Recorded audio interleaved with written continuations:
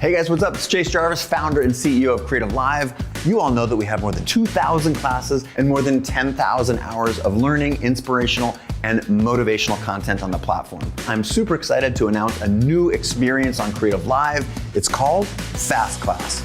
You've told us that you're busy and sometimes it's hard to dive into a full class from start to finish. So essentially, we're now giving you a shortened highlight version of our top Creative Live classes. You can always dive into the full class with 5, 10, or 15 hours of great content. But now, if you're just looking to focus on a few of the highlights or want to be able to skip quickly to something that really interests you, you can now get a shortened fast class version of that class. We're also thinking this might be able to help you explore a new craft and save time while doing it. This is a great tool to curate your learning experience to help create the life that you seek. So you're probably thinking, great, how do I access this new experience on Creative Live? That's easy. All you have to do is be a subscriber to the Creator Pass, and then all this is yours.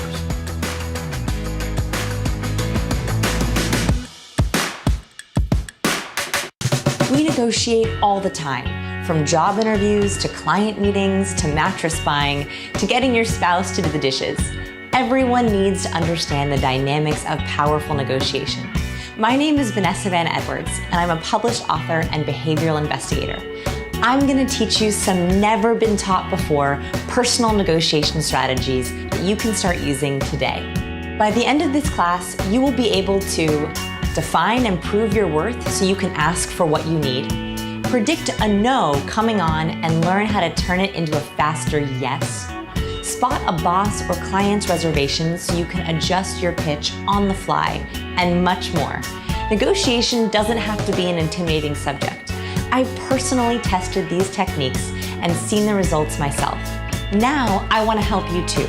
Join my class, The Power of Negotiation, and start getting the things you deserve today.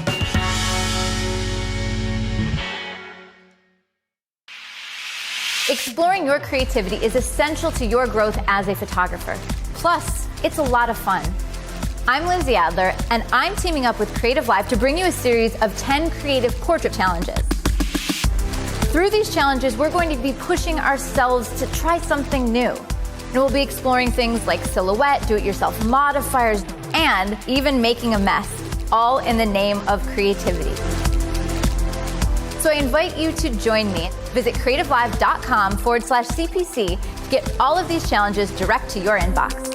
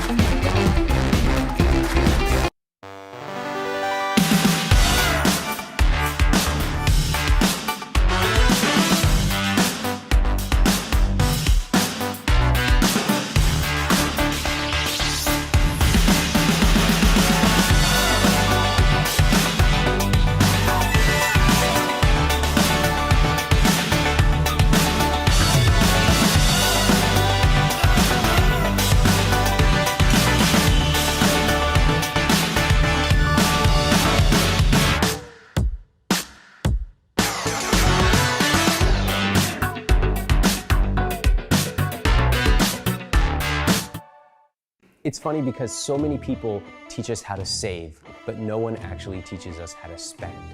I get it. We've all bought a book on money. It sits on the shelf. We bought a course. We didn't do anything with it. I built psychology into this material so people would take action. You'll find that, wow, if you have debt, you're gonna know the exact month and year that your debt will be paid off. Done. If you have money that's just sitting around in a savings account or a checking account, you're gonna put it to work. In fact, if you wanna project the day that you're gonna have $100,000 or $1 million in the bank, you can actually project that. You're gonna say, you know what? I never really thought about money like this, but this is what I love spending money on. And now I get to do it guilt-free. That is the I will teach you to be rich life.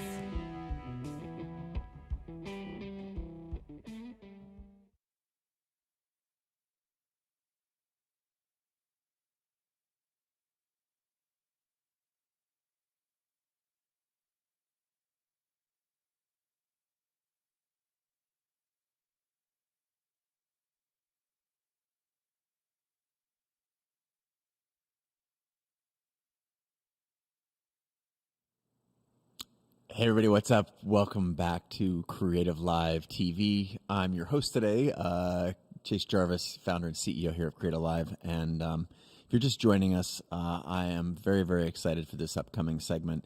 I'll tell you a little bit more about that in a second, but just want to recap where we all are culturally and then get to the point of what Creative Live is trying to do to add value. Obviously, these are crazy times, and you hear it 50 times a day. Even if you are able to, wave at your neighbors or talk amongst yourselves in your household, if you're on lockdown or wherever you might be in the world, you are certainly aware that it's an unprecedented time, and I think we can both simultaneously hold the space of how scary and frustrating and how there are people really in harm's way, and simultaneously able to hold that this is a time for us to come together and bond. And truly, I don't think we have ever, or certainly in generations, experienced something where the whole world has to come together and in a way that we have not before. We want to be able to acknowledge the first point and safety and health and wellness of everyone in our immediate and extended worlds, and try and do something disproportionately outside of ourselves and help where we all can help make the world a better place. And so we at Creative Live realized early on in this pandemic that we were potentially in a place to add disproportionate value, given we've been working for 10 years on live streaming broadcasts from all over the world, whether it's in people's homes to the tops of mountains, bringing you the world's top creators and entrepreneurs, or the catalog we've been building for 10 years. We've got thousands of classes from many of those, the world's top experts, people like Sir Richard Branson, Tim Ferriss, Brene Brown, and many of the world's top photographers, designers, crafters, musicians, and otherwise. So we've tried to do a handful of things in this time, starting with making sure that people in our world are safe, and then beyond that to our community. We wanted to do the first thing we rushed to was to provide health and wellness classes for free. Many of our top classes are available right now. If you went to creativelive.com/wellness classes, all one word, we have made those free for you. We know how important mental health and physical health is in this strange time, and so we want you to know that those are there for you, streaming live 24 hours a day, 7 days a week. And what you'll see there is classes on meditation, mindfulness, yoga, strength training, and others. So for those of you who are healthy and not able to participate, this is a great way to do what you can to take care of yourself. You've heard the adage, put your own oxygen mask on before assisting other passengers. So that is the goal of that particular initiative. We also are very proud today to go live. We've been in beta behind the scenes for the past couple of weeks on working on what we've been calling Creative Live TV. That's anything at creativelive.com/TV, which is hopefully where you're watching right now, or if you're on Facebook or YouTube or any one of the other channels that we're streaming to. this place, creativelive.com/TV, is a home for 24/7 live broadcasts. We've been doing this for, again, more than 10 years. We've got thousands and thousands of broadcasts under our belt. So we became uniquely positioned to be able to unify some of these streams that you're seeing from the homes and kitchen counters and living rooms and studios of the top creators around the world. And so what you're witnessing right now is the first day really live and public with this new endeavor. And we expect to keep it up 24/7 forever, with some new content being here every day, and it just being a stream where, if there are 3,000 SKUs at Creative Live where you can learn from these experts, we wanted to provide inspiration and entertainment at the same time, and in a sense just bring connection. There's a live chat window up in the upper right hand side. If you see the little live chat, I'm on the other side of that chat, as are a couple of other moderators here in the Creative Live universe, all working from the comforts of their own homes.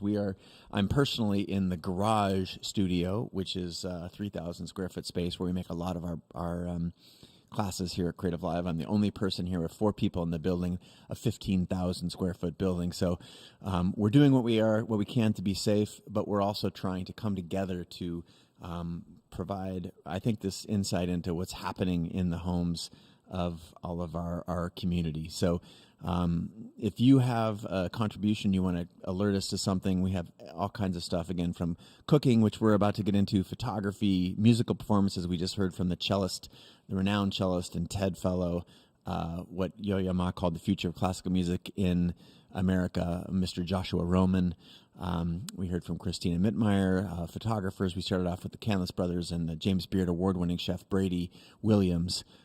So we're trying to go all over the map and literally all over the globe to bring what's happening in individual homes live to you in one place. So let us know if there's some people we should be paying attention to. There's a little below the live broadcast here on creativelive.com/TV. There's a place for you to click and suggest feeds that we should tap into, or people we should reach out to feature them here. If you can think of this as, if you think of all of our Creative Live content that we built from the ground up as a curated, this is also curated, but it's really meant to be an opportunity to inspire, connect, and entertain us. And my goal over the next hour is to just usher in one of the fine people in our community that we have been excited to bring to you since we started this concept in our beady little brains about 10 days ago now. We immediately said we have to have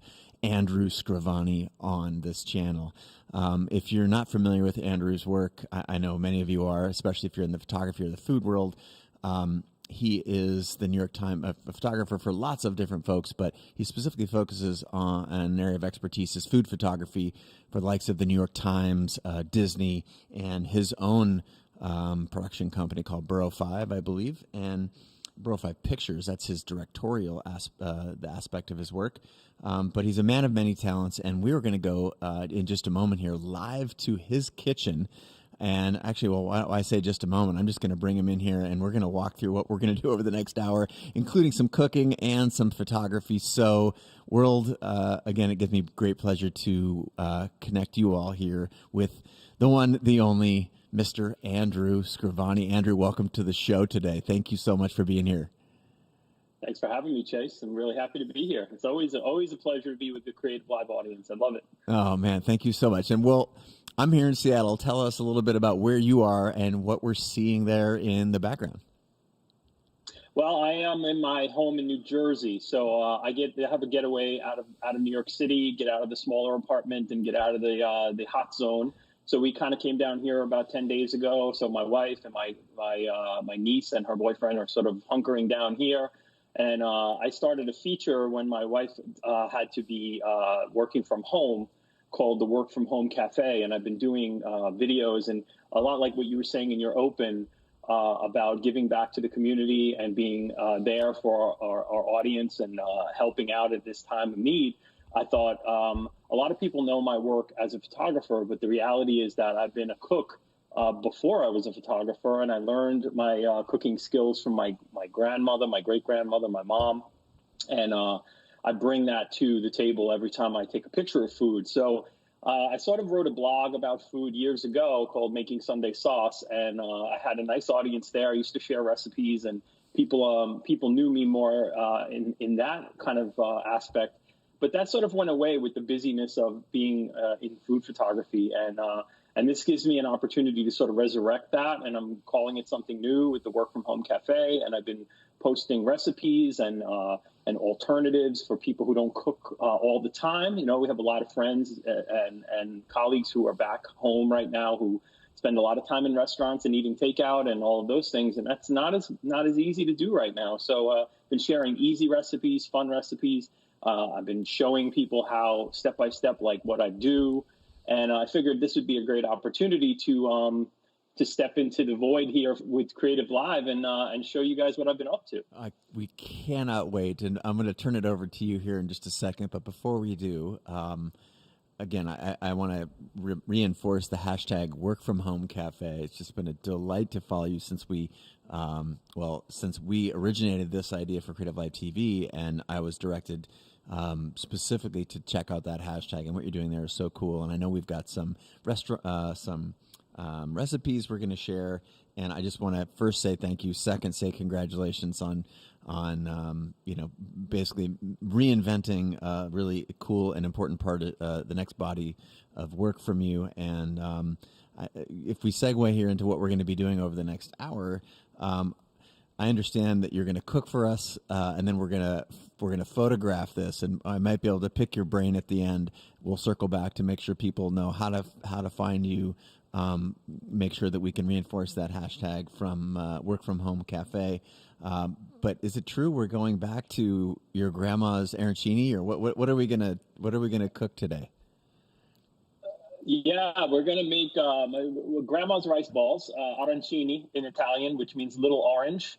But they're basically called little orange because that's exactly what they look like when they're done. They look like little oranges. But they are rice balls, and this is my grandmother's recipe that I grew up eating. It's super simple. It's not very complicated. I'll talk you through it. I'm going to show you the last process of it, because part of it has to be done ahead of time because it needs to cool down. So I did that this morning. It's been cooling on the counter, the rice mixture. I'm going to show you how to form them, roll them up, get them in the fry pan, and then we'll go over and shoot them over near the window. So I'm going to take you with me for a second because I realized that when we run video full time here, the phone has the opportunity to run down the battery. So yeah. I'm going to plug you in. I'm going to plug you in so that when I'm working with you here, I don't end up losing my battery. Yeah. While you're doing that, I'm happy to talk to the folks. I know if you're interested in food photography, I mean, you can't sit down at a restaurant without seeing someone next to you in a pre-COVID world, of course, taking a picture of their food. And, you've taught some incredible classes for us in the past, and we've got some new ones launching. Mobile food photography, for example, you're here in Seattle. I think it was about 8 weeks ago or so. No, it was only 3.5 weeks ago. God. It was right as COVID was kind of coming in, and I was in Seattle at we were at a film festival. We were at the Seattle Children's Film Festival at the Northwest Film Forum. With Team Marco, my film that is out in festivals now. And we were there doing that, and then I was doing Creative Live, and I was teaching a workshop up near Kirkland. And the day that I was in Kirkland was when the whole thing happened up there. And I was afraid I wasn't going to be able to get home. And, and then the streets in Seattle were already a ghost town.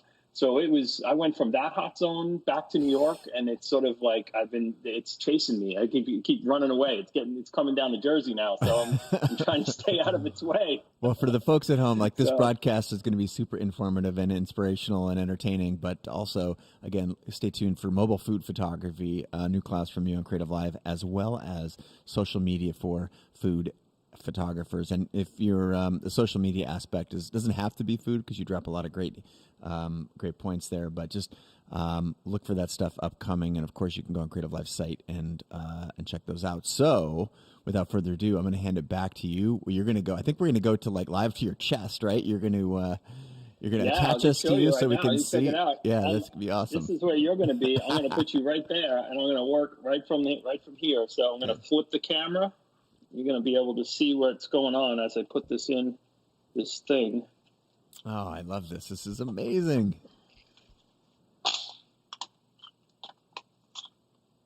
Okay, so let's lock it down. Oh, hold on. What happened?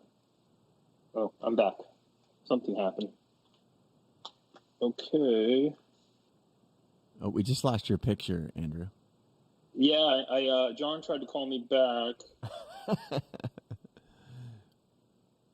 Sorry, John. I'll get you later.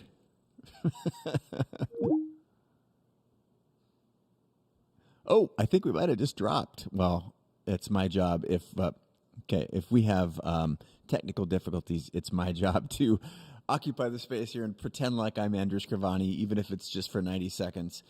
Again, for those of you just joining, my name is Chase Jarvis. I'm the founder and CEO of Creative Live, and we are jumping into a segment now live from the kitchen of the renowned food photographer from the New York Times, Andrew Scrivani, where he's going to be cooking his grandma's arancini, which are rice balls. He's going to be walking us through a live demonstration. Oh, there we are. We're seeing Andrew back in the feed now, and I'm gonna hand it back to you and let you kick off from your chesty cam there, where we get to see what you're seeing in your kitchen there in New Jersey. There it is. So here's my kitchen. I'm working with, this is the rice mixture that I made. So this was, it's very simple. It's milk, water, arborio rice, which is the rice you use for risotto, and a little pinch of salt. So if I bring you over to the computer, I can show you the actual recipe card that I'm going to share with the audience later. But this is the recipe card that was in my grandmother's kitchen that somebody rescued from me, and I photographed it. So I have the actual recipe card that was typed out on a typewriter, and then there's some handwritten remarks here that basically shows you how to double the recipe if you want to make twice as much, because exactly that's what you really want to do. I did the original recipe, which is the single recipe. So I made the rice mixture here by adding 2 cups of water, 2 cups of milk, a pinch of salt, and the risotto while everything is cold. You cook it up to a boil, and you let it simmer for about 30 minutes until basically all of the moisture is out. So it looks like kind of dry at the bottom of the pan. And when that happens, you put it on. You then take 2 eggs. You put what is it? We got it here. 2 eggs, and then 4 tablespoons of cheese and 2 tablespoons of butter, and you mix them all together until you get this sort of yellowy rice mixture, which is sort of really. I did wash my hands, people. Wash them good. So I'm going to take you over to the kitchen, I'm going to take you over to the stove. I'm going to heat this up. I'm going to get the flame going so that starts getting hot. We're going to go over to the fridge, grab an egg for the egg wash. You can see my surfboard in the background. Check it out.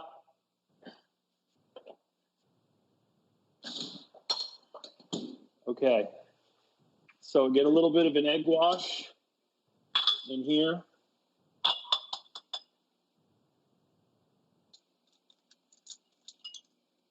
That's not good.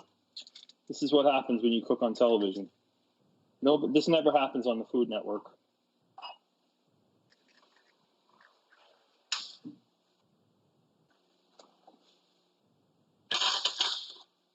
So just mix up the egg wash.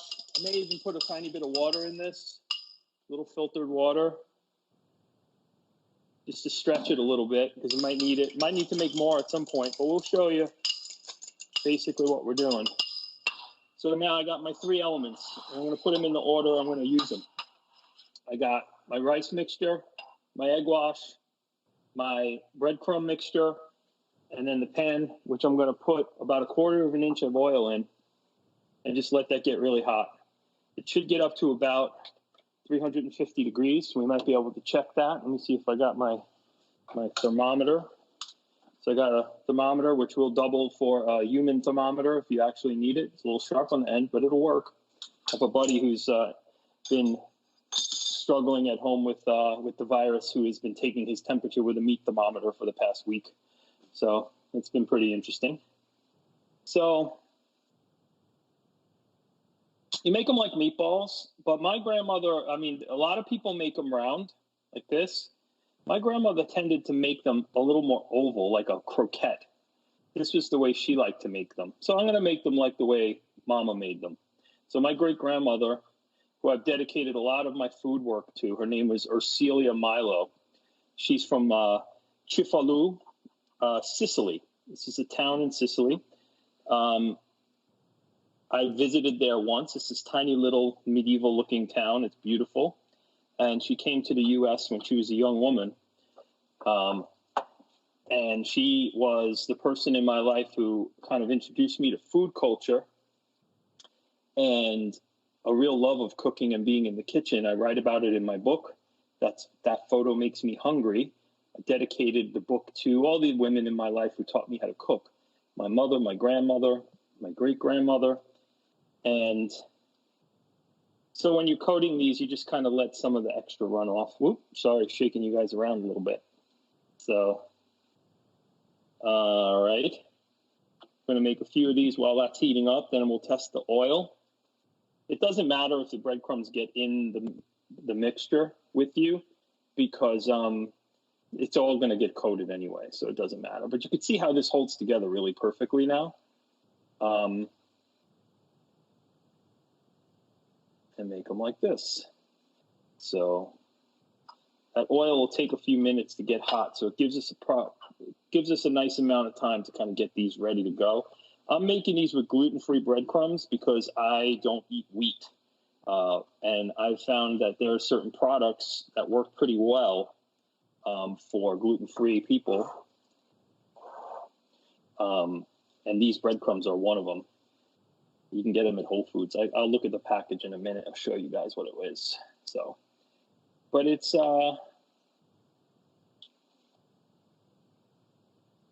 like you say, I think you can make them as big or small as you like. I mean, some people make these now with a chunk of mozzarella cheese in the middle. Some people put peas in them or chopped meat. So it's a real staple for Italian cooking. And it's definitely something that you could improvise and use different types of cheeses.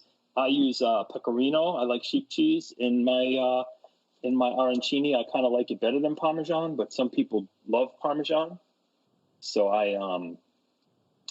I will tell you, you can go with whatever you like. I try to write recipes, and I have been for the Work From Home Cafe. I've been trying to write recipes that are really flexible, because I know that, particularly now, it's hard to get ingredients, number one. If you're trying to order online, that's become a little bit of a hassle. And if you're going to the grocery store, there are certain things that are really not available. I know that I've been struggling to find yeast, which is interesting, oatmeal, like rolled oats, so you can make cookies. So I guess a lot of people are making oatmeal raisin cookies with their kids, and you cannot find it. So I just had a timer go off, and we're going to take a second to take a look at something pretty cool while this heats up. I'm going to show you that I have had a brisket in the oven for about 7 or 8 hours. I bought a small brisket and I wanted to work on it. So we're going to go over to the sink, wash your hands a little bit. This will be a good public service announcement. Wash your hands as often as you can. Get some oven mittens on. Check out what's going on in the oven. So this has been a brisket that I marinated last night. So this is bonus coverage here. I marinated this. Sorry about the sound. I marinated this last night, and then I put it in the oven this morning. It's a very simple marinade. It's a small brisket, and there it is. So that's been in my oven since about 10 o'clock this morning. I'm going to leave it in a little longer so that it builds a little bit more of a crust on it. It's been at a low temperature, about 300 degrees. So that's going to go back in. and we'll check on that again later. But back to the arancini. So let me talk about the brisket just for a second while I'm doing this. The brisket is mustard, garlic powder, salt, pepper, and mustard, and you just smear that all over the meat, and then cover it up and put it in the refrigerator overnight. So like 12 hours like that. And then you just put it in the oven the next morning, let it come to room temperature, put it in the oven the next morning, and let it cook all day. It warmed up the house really nice because it was a chilly day down here today. And we were able to kind of make some really nice brisket. So I'm going to get some more breadcrumbs. And I'm going to make about half of this. And then, because I think that oil is just about ready, I'll make the rest later. So it's interesting to make these recipes for me, because culturally, a lot of these kind of recipes, we see them online and we see them in other places. And everybody's family has a little bit of a different sort of take on it. And mine is simplicity. And I think that kind of speaks really well to how I like to cook in general, but also at the moment, I think it's really good that we are trying to do things a little more simply. So let's check this out and see where we're at. Oh yeah, we're about there. Absolutely. Actually a little hot. So I'm going to turn that down just a bit now that we're at temp. Okay. Uh-oh, I went sideways. There we are. Okay. So I'm going to get the tongs, and I'm going to get some stuff to kind of roll these things around in the hot oil. I'm going to put them in. And then not try to crowd the pan too much. I think 5 is probably good. And then I'm going to roll them around as they cook, because they're already fully cooked inside.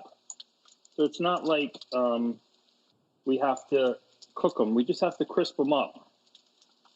So you'll see as I start to turn them, they crisp up pretty quick.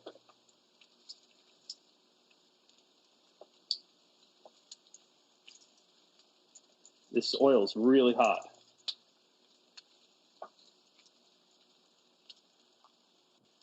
It'll only take a minute or two.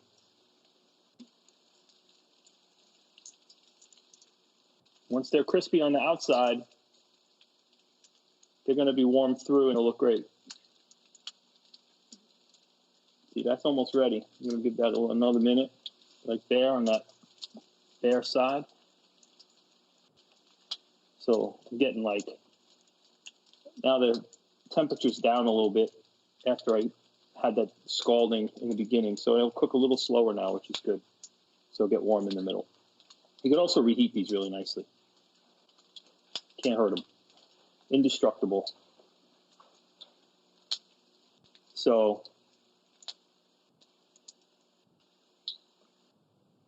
this is the most interesting camera work I've ever done, because I'm cooking through the phone. I'm actually looking at the phone and trying to keep the frame in place. All right, so I'm going to take these off and drain them to a paper towel lined plate. I think these look really nice color-wise. They could a little dark on one side, but they kind of made a comeback on the other side. So I'll make a few more now.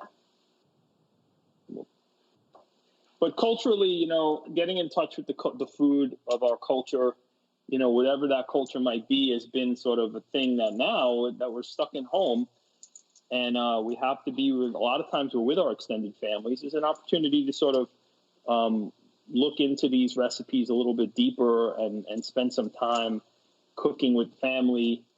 I know that my mom and dad are working on a video for me right now of them making pizza dough. So they're going to make some pizza dough, and then I'm going to publish that on my work from home cafe. And then I know my daughter's working on some stuff. She's in Tennessee, and she's working on some cooking, and she's going to shoot some videos too. And I know my niece and her boyfriend who are staying here with us, they cooked, and I published a recipe by them this morning. They did a Thai chicken curry, Thai shrimp curry, which was really delicious. And, we had an opportunity now to do these things. When was the last time you got to cook with your kids? Or when was the last time you got to cook with your grandma? This is a great time. We got to make lemonade. So a buddy of mine is, he's doing a kids quiz show on Facebook. It's called Uncle Julie TV. He's all over Facebook and he's on YouTube. And he's doing a kids quiz show every night at 6:00 on Facebook during this special time, he calls it. And it's been a really nice way to gather with friends and people needing a break from doing their homeschooling with their kids. And it's been pretty terrific opportunity for him to just kind of, he's by himself is in his apartment. So he's producing a video show on his own, like by himself, just like this, with Facebook and with YouTube. And it's pretty cool.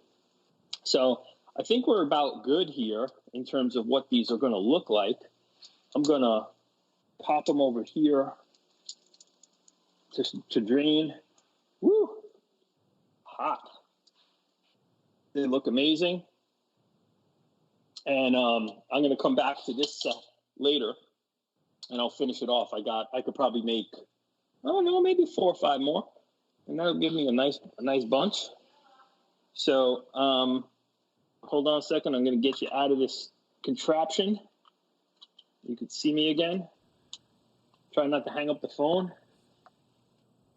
And here we go. And I'm back.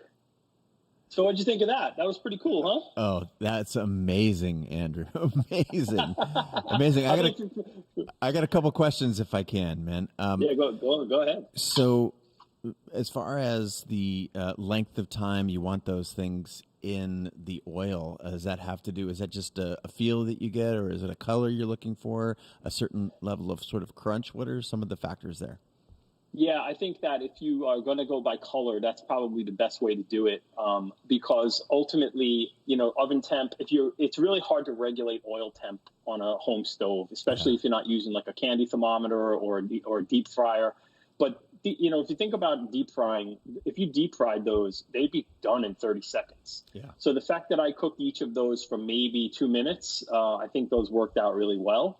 So in terms of doing it that way, I would say go by color and feel. And, once you start to see like it's the right consistency of color and crunch, then they're ready, and then the fun part of those is if you do put that little nugget of mozzarella cheese in the middle, when you break it open, you get that big cheese stretch. And that's delicious. Oh, so so I'll show you. I got I'm not going to show you. I got a big container. I'm not going to go back over there.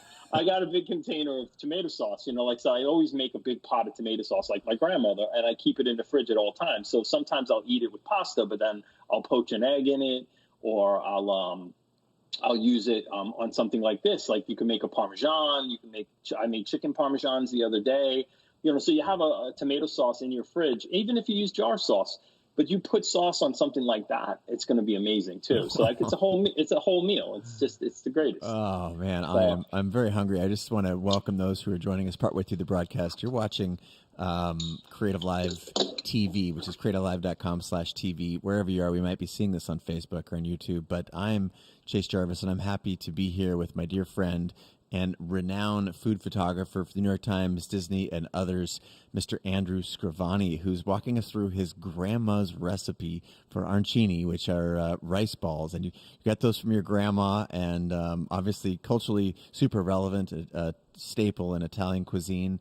And if you're curious, you've got classes available here at Creative Live, mobile food photography coming up, social media for food photographers, and a couple of other classes. Just search Andrew and your name will pop up there and you can click on those. But if we go back to where you are right now in New Jersey, and the hashtag WFH stands for Work From Home Cafe, which is a hashtag that you've been operating under since the COVID-19 really started, dominating the landscape. We're in your kitchen in New Jersey, and I don't know, maybe you can bring the camera back to what you just prepared for us. And I know I was begging you early on, right before we went live, if you wouldn't mind taking a few pictures for us so the people at home can see that side of your art as well. It would be amazing. But I just wanted to hand it back to you and say thank you so much for this. Has just been extraordinary. Oh, that's great. I mean, it's the work from home cafe has been sort of a way for me to keep sane as well. It's been something that has been great for me to sort of be able to feel like I'm giving back to an audience, especially on Instagram, that has supported me so greatly, and a Creative Live audience has supported me so greatly over the years. So I know that it's a tough time, and that some familiar faces who are giving you some helpful information could be something that helps you get through the day. So I'm happy and proud to be here doing this with you. In this recipe, I've already photographed the components, some of them. I'm going to finish photographing the components with you right now, but I'm going to post them on my story on Instagram so you can get the full recipe. I know that you guys have my recipe card because I sent it over to you, so you can share that with the audience. So if you want to make these or any of the other recipes, you can find any of them that in the highlight section of my Instagram feed. So let's check that out. Amazing. And what's a great place? Give us your Instagram handle while we're here talking about this stuff. Yeah, sure. My Instagram handle is @AndrewScrivani, one word. So I basically tell people if you could spell my name, you can find me, because it's pretty much everything that I do on social is just my name. So my website, my Instagram, my Facebook, any of that stuff, YouTube, I'm all just my name. All right. Well, I'm going to let you go back into create mode here. I know we were pleading with you to do some photography for us, so take us over by the window there. You got some nice natural light pouring in, and let's see that aspect of it. Cool. Yeah, I'm going to take you over and plug this in and see if I can get some kind of a decent look on this camera that I'm with now. So let me flip for you. Okay, so I'm going to stand you up right here, and this should give me, if I give you a little bit more width, it should be pretty good. Okay, I'm going to go over and get the, hold on. Oh, there you are. Hi. Hey. I'm gonna go over and get the arancini, and I'm gonna bring it back to the spot, and I'll be back in 1 second. But great. I can hear you. All right, I'll just remind our viewers at home. I love it. This is one of my favorite things, and one of the reasons that we actually did Creative Live TV is because you get to see so much of our highly produced stuff, and what we're getting to see now is behind the scenes where phones are falling over, and heaven forbid Andrew cooked one arancini 11 seconds too long, and it got a little brown. But this is the world we're living in, right? And I think it's a world that we can all identify with a little bit more. And now I'm going to hand it back to you as you're already just gone into food styling mode here. I'm in full. Look at the close up on those things. That is just so beautiful. Thank you so much. This is great. I can't even see it. Oh, looks so good. I got that one right in the foreground there on the right hand side. So I know if I'm down here, you could probably see my face, right? How's that? Can't quite see your face. We cut you off at the top of the cannon right there. There you go. Now I got you. All right, cool. So I have some nice window light here. We're northeast facing. So I have some nice window light throughout the day. And even though it's the end of the day, I have plenty of light to shoot by right now. So I got my trusty Canon 5D Mark IV and my famous little 50 macro lens, that compact macro that Canon doesn't even make anymore, but I've been a big fan of for many years. So I got those two items right here, and I'm going to shoot some. And when I'm done with these, I'm going to process them. I'm going to post them on that Instagram feed, but I'm also going to send a couple over to you guys. So amazing. Hang in there for a second. Amazing, yeah. Well, and keep talking to us while you're what are you thinking about, and what's your objective? Are you shooting straight down, or If you can tilt the camera back a little bit, that'd be ideal. If not, don't sweat it. I don't think I can because I think you're going to fall over. Okay, we don't want that to happen. Hold on. Let me try something else. Hold on. So how does that feel? Even better. Okay, good. That's easy. All right. So I'm going to basically try to get like a nice corner shot here of this arancini from the top. And that's looking already really nice.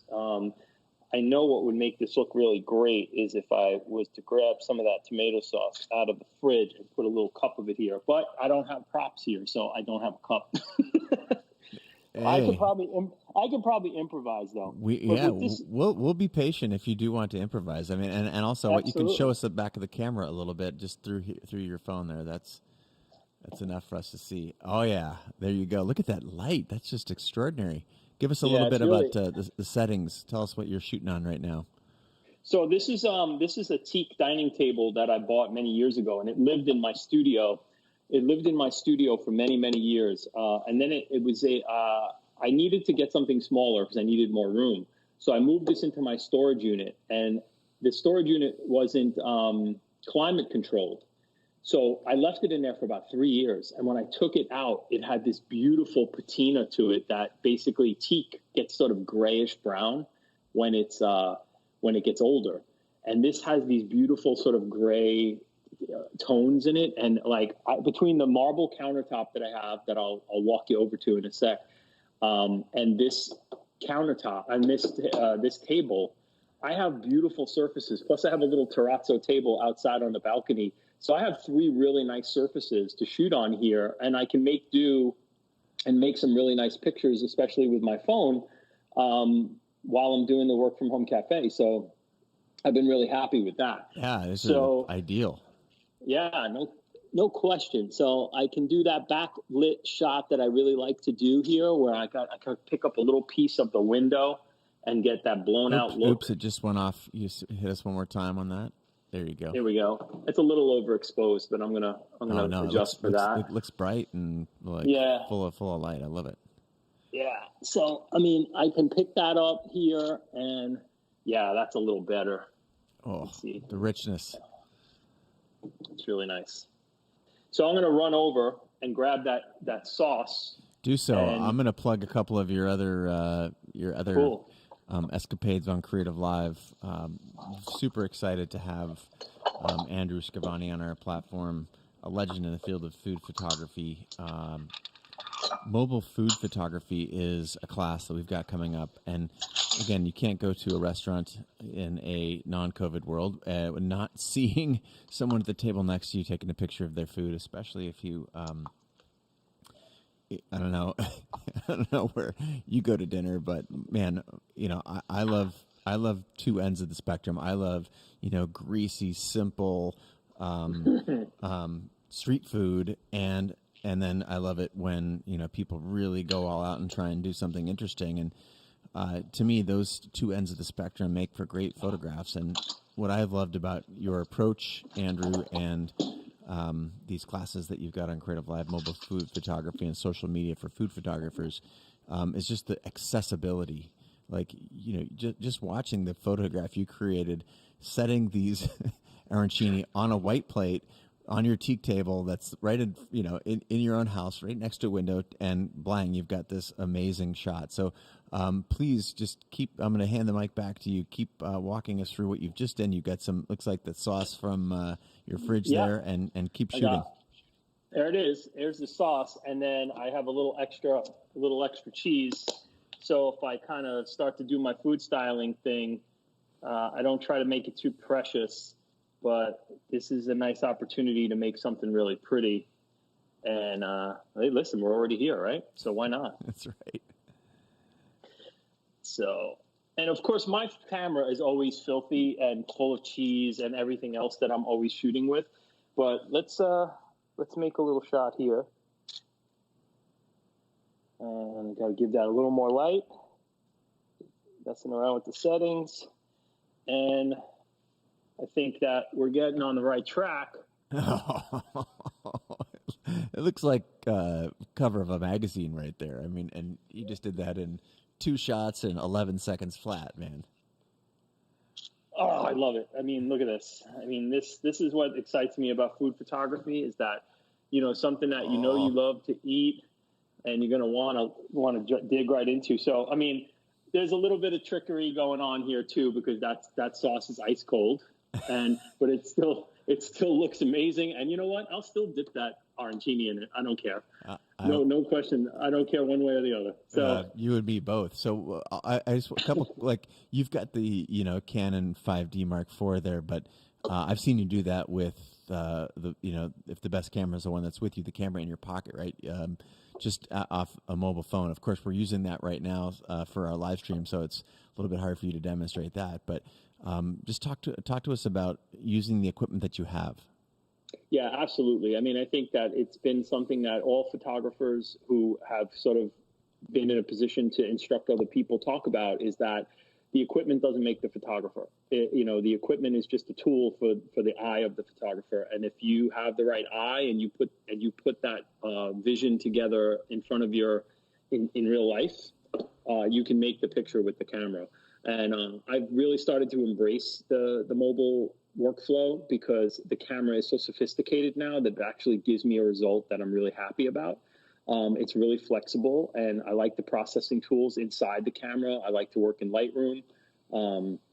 And I think it gives you this opportunity to do things spontaneously, where this is an amazing tool and has been my lifeblood, but it's not a spontaneous instrument. It's not an instrument that I could use at a moment's notice when I see something with my eyes. And I know that some of the work that I admire of yours, Chase, is that spontaneity that you're able to bring to it with a mobile phone.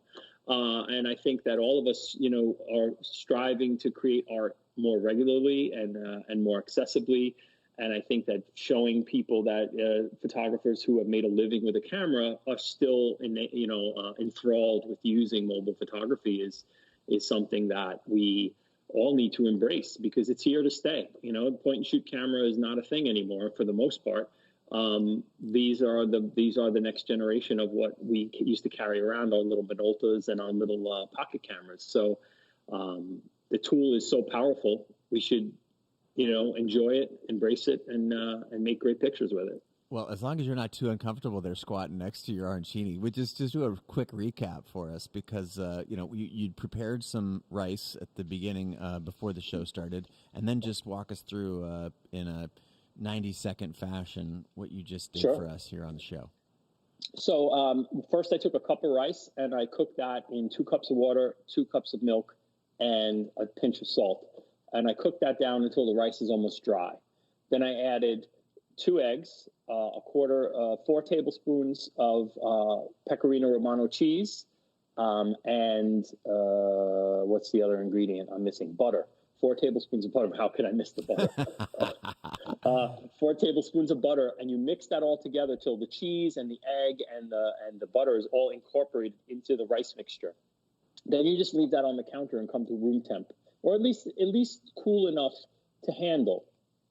But I like to let it come completely to room temp, because then it's really sticky and will hold form really nicely.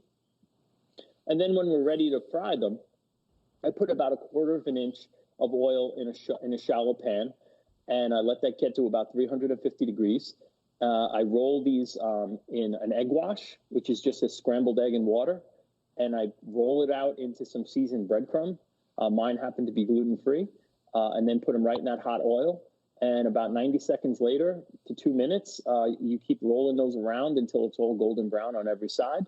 And this is what you end up with. And they freeze really well. You can put them in the freezer. You can eat them room temp. I tend to like that. My grandmother would do that. When I was a kid, she would make food like this and leave it out on the counter all day. And you just kind of walking by in the afternoon, and there's an arancini sitting there, and you grab it and throw it in your face, and you're happy. So this is not the kind of food that has to be piping hot to be enjoyable.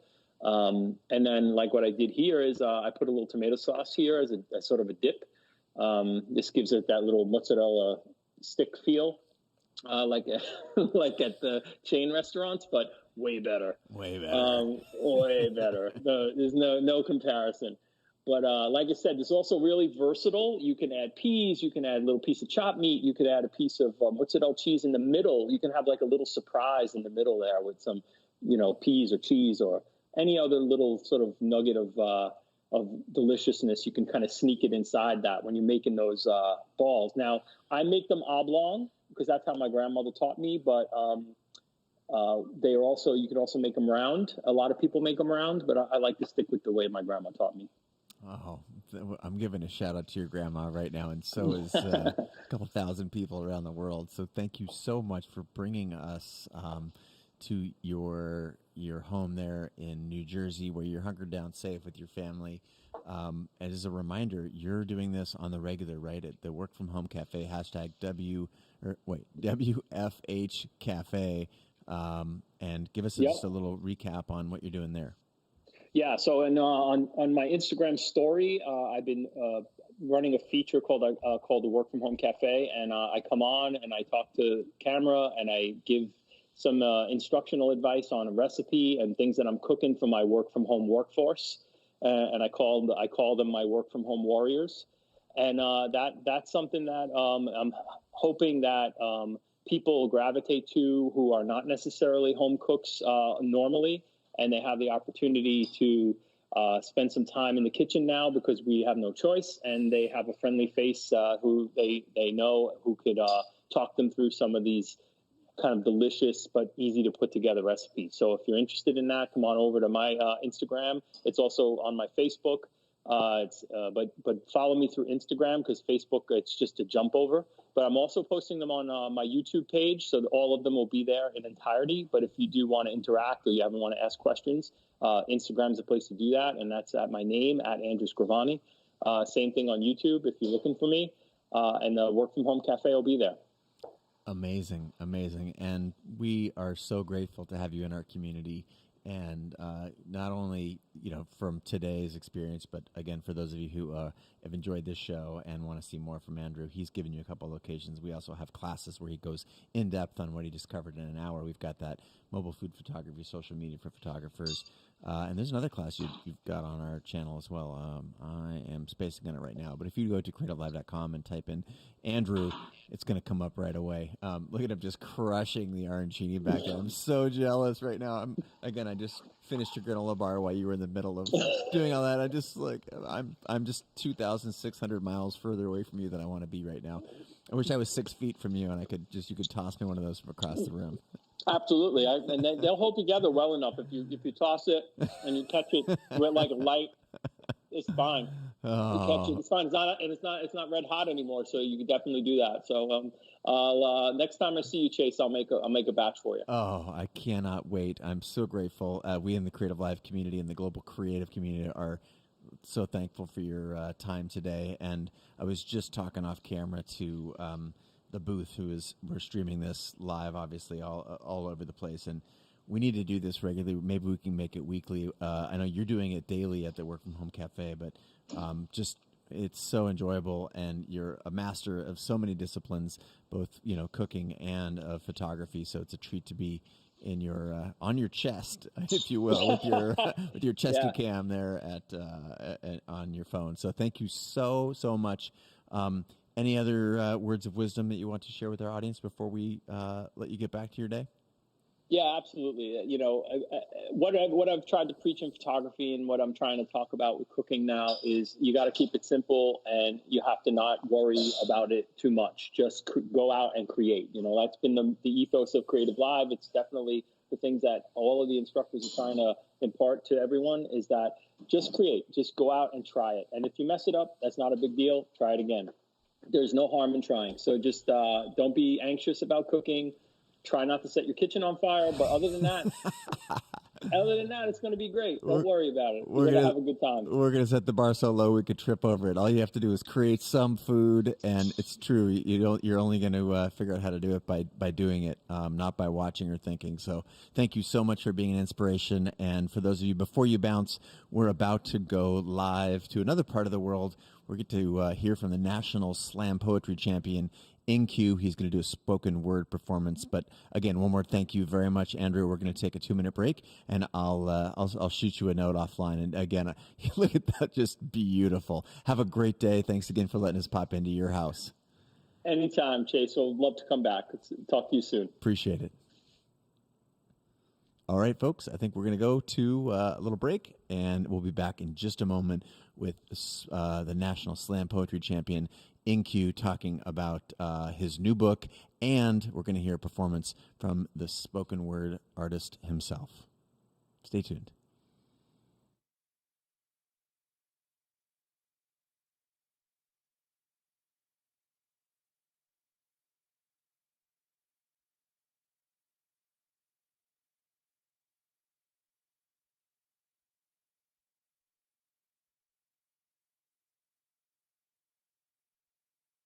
Hey guys, what's up? It's Chase Jarvis, founder and CEO of Creative Live. You all know that we have more than 2,000 classes and more than 10,000 hours of learning, inspirational, and motivational content on the platform. I'm super excited to announce a new experience on Creative Live. It's called Fast Class. You've told us that you're busy and sometimes it's hard to dive into a full class from start to finish. So essentially, we're now giving you a shortened highlight version of our top Creative Live classes. You can always dive into the full class with 5, 10, or 15 hours of great content. But now, if you're just looking to focus on a few of the highlights or want to be able to skip quickly to something that really interests you, you can now get a shortened fast class version of that class. We're also thinking this might be able to help you explore a new craft and save time while doing it. This is a great tool to curate your learning experience to help create the life that you seek. So you're probably thinking, great, how do I access this new experience on Creative Live? That's easy. All you have to do is be a subscriber to the Creator Pass, and then all this is yours.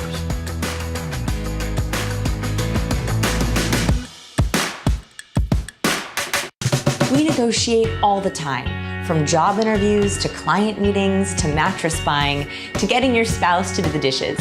Everyone needs to understand the dynamics of powerful negotiation. My name is Vanessa Van Edwards, and I'm a published author and behavioral investigator. I'm going to teach you some never been taught before personal negotiation strategies that you can start using today. By the end of this class, you will be able to define and prove your worth so you can ask for what you need, predict a no coming on and learn how to turn it into a faster yes, spot a boss or client's reservations so you can adjust your pitch on the fly, and much more. Negotiation doesn't have to be an intimidating subject. I've personally tested these techniques and seen the results myself. Now I want to help you too. Join my class, The Power of Negotiation, and start getting the things you deserve today.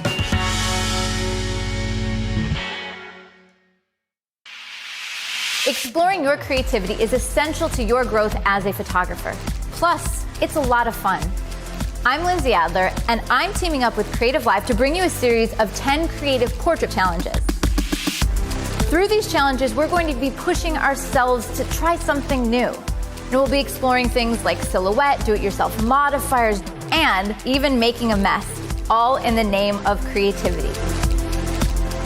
So I invite you to join me. Visit creativelive.com/CPC to get all of these challenges direct to your inbox.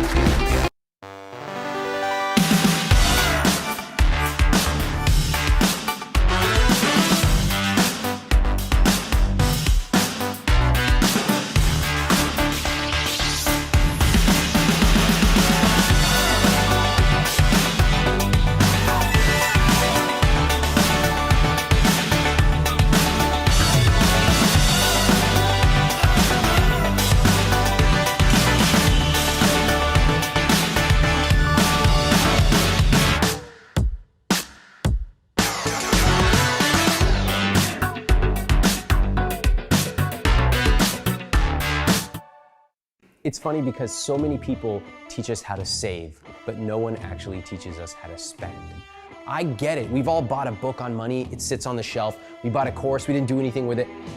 I built psychology into this material so people would take action. You'll find that, wow, if you have debt, you're gonna know the exact month and year that your debt will be paid off. Done. If you have money that's just sitting around in a savings account or a checking account, you're gonna put it to work. In fact, if you wanna project the day that you're gonna have $100,000 or $1 million in the bank, you can actually project that. You're gonna say, you know what? I never really thought about money like this, but this is what I love spending money on. And now I get to do it guilt-free. That is the I will teach you to be rich life.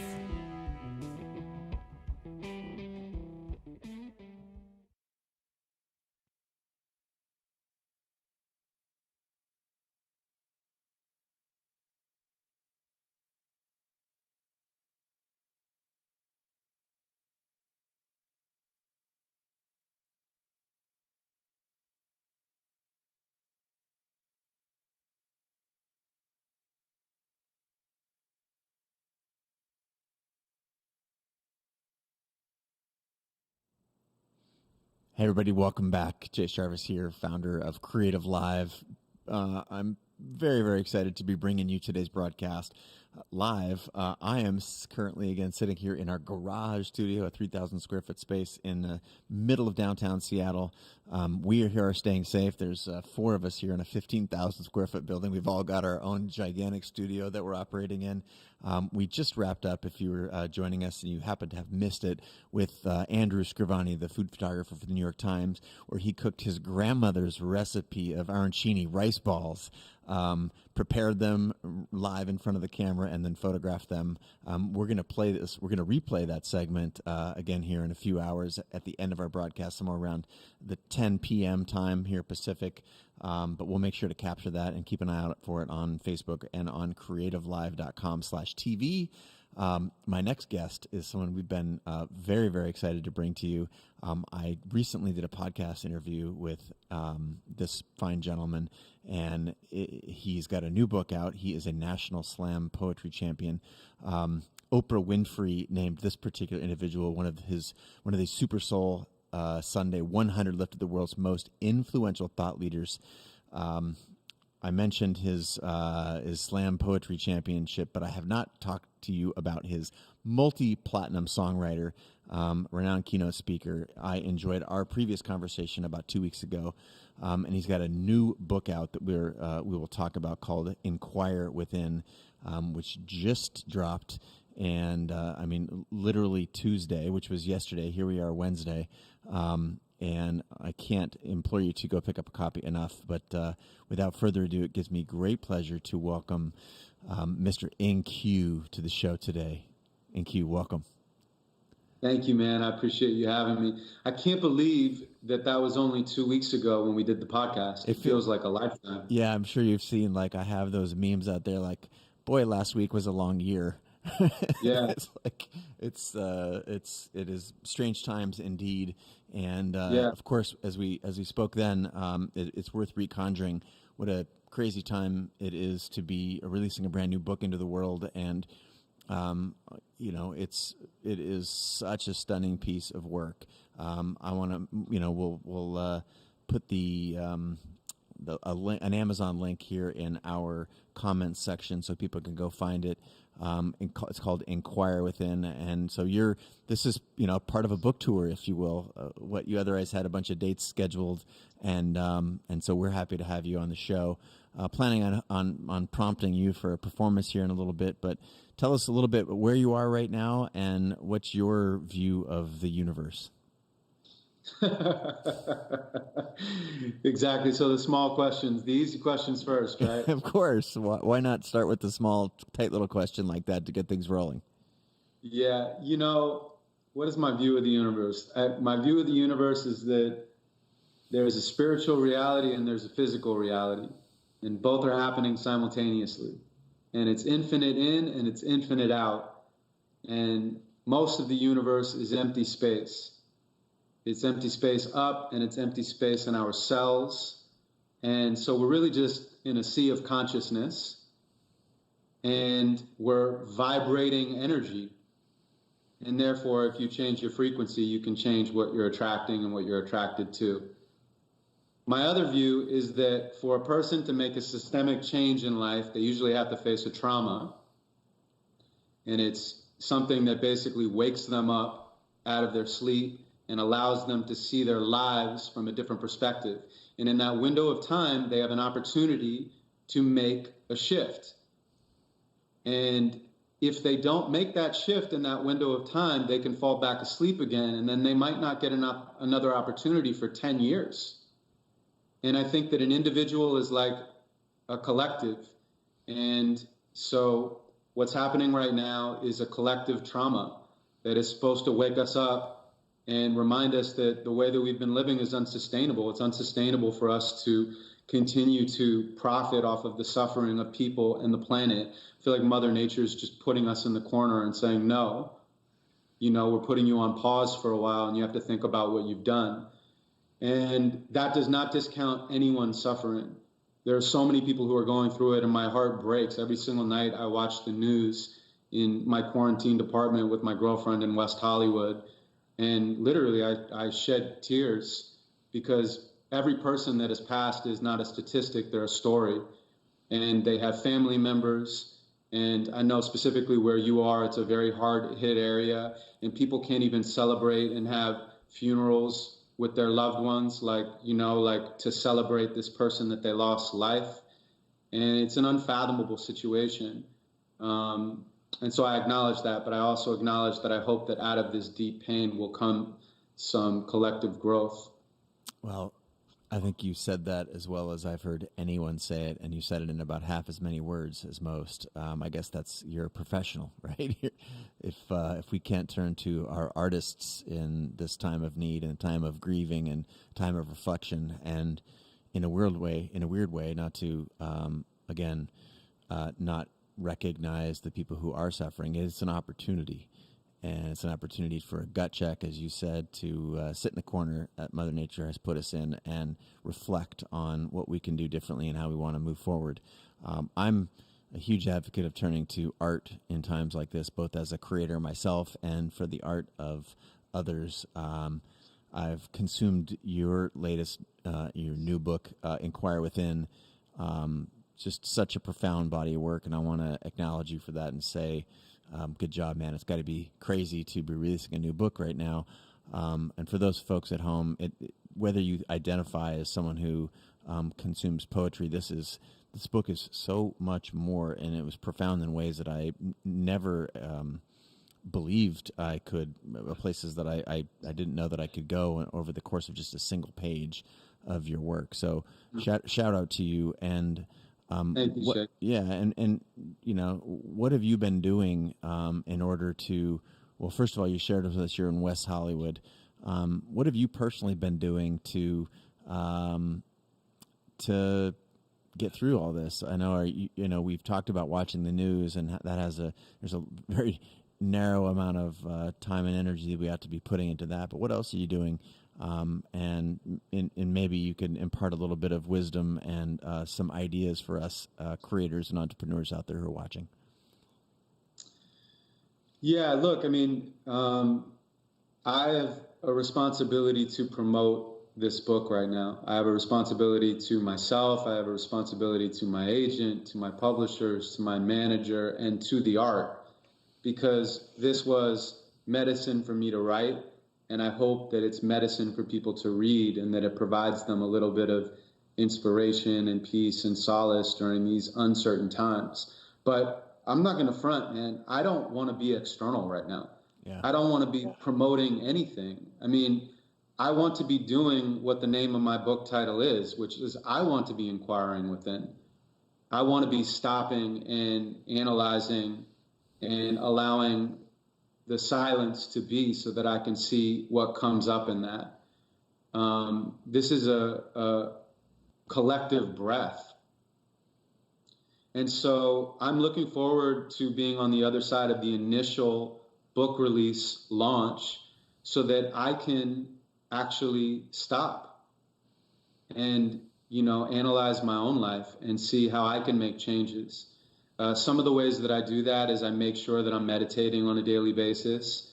I consistently am doing body work and yoga, and I'm trying to read other authors that are inspiring to me, and I'm trying to consume art that will leave me sparked, and I'm trying to create art that will spark others, because I think art is alchemy. And to your point, the reason why we turn to artists is because art changes culture, and culture can change policy. And we need some real changes right now in the world. And so I hope that people use this time to go within and to create rather than destroy.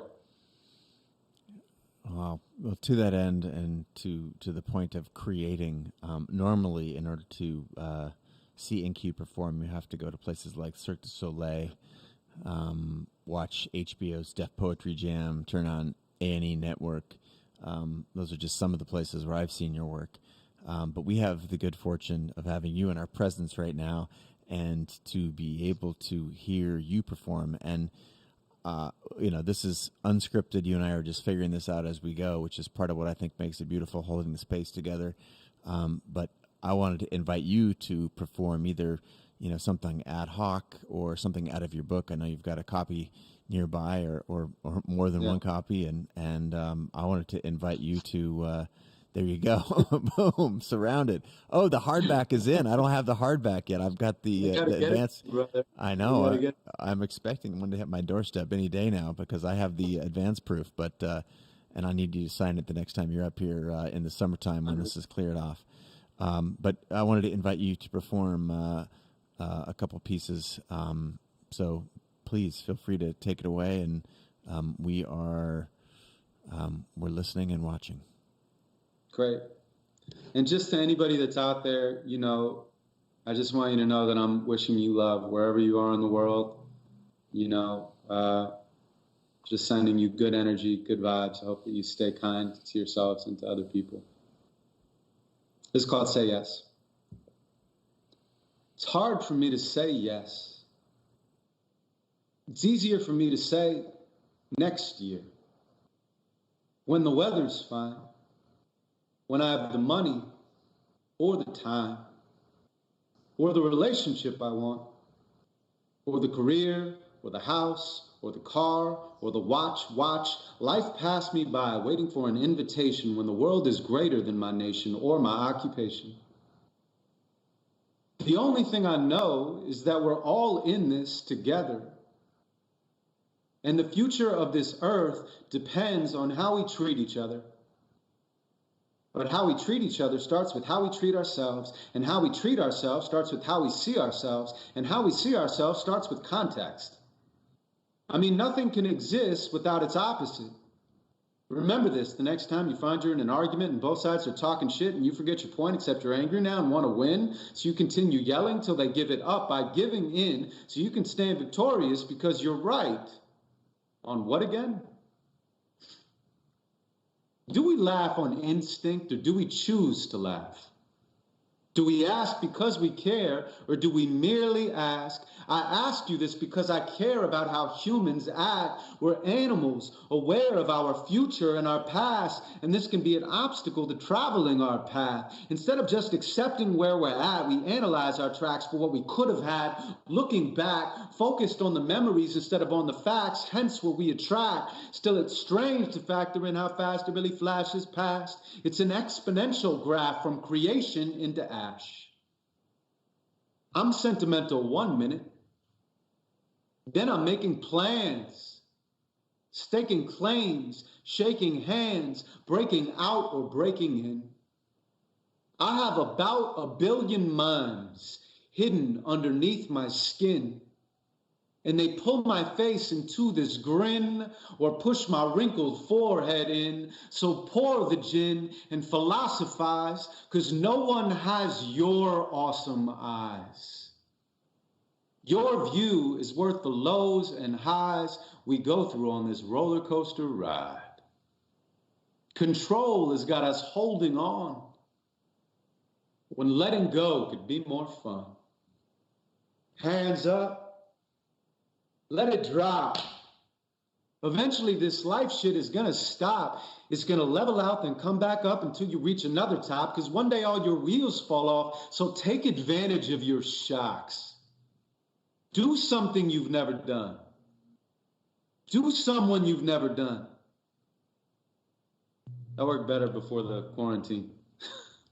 Oh man, like Then the line says, go someplace you've never gone, someplace that will scare you some. You can't do that. But you can be someone you've never been.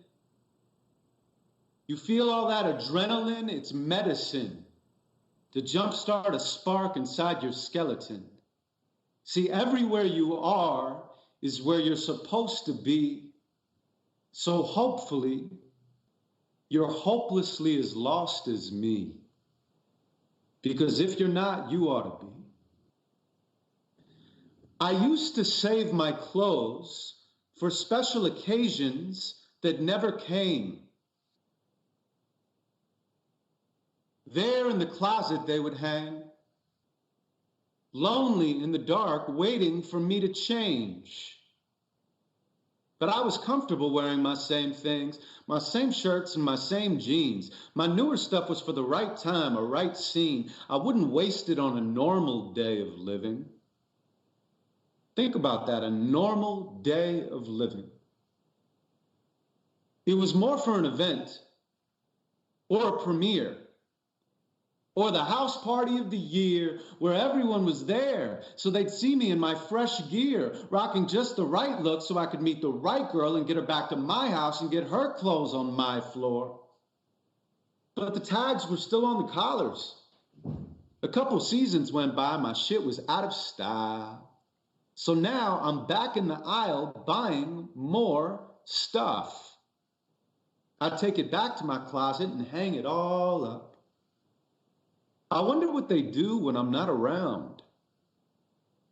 What if they come alive, climb down, make believe they're me and run around, acting like they own the town, mixing outfits and floating like ghosts off of the ground? I mean, they probably want to be used.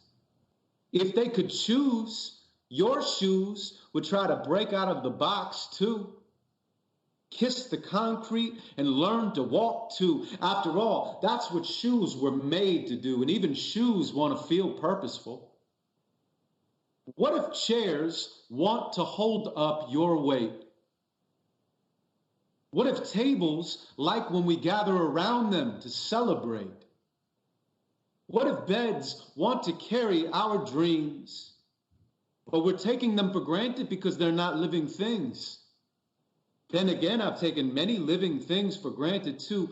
I could pass you on the street and I would barely notice you, because if I noticed you, I'd see how beautiful you truly are. And yet the closer that we get, the more I feel our distance from afar. Late night, lying in the grass, counting shooting stars. One day, we'll all buy our vacation homes on Mars with Nike gravity boots and Tom Ford spacesuits that come in camouflage.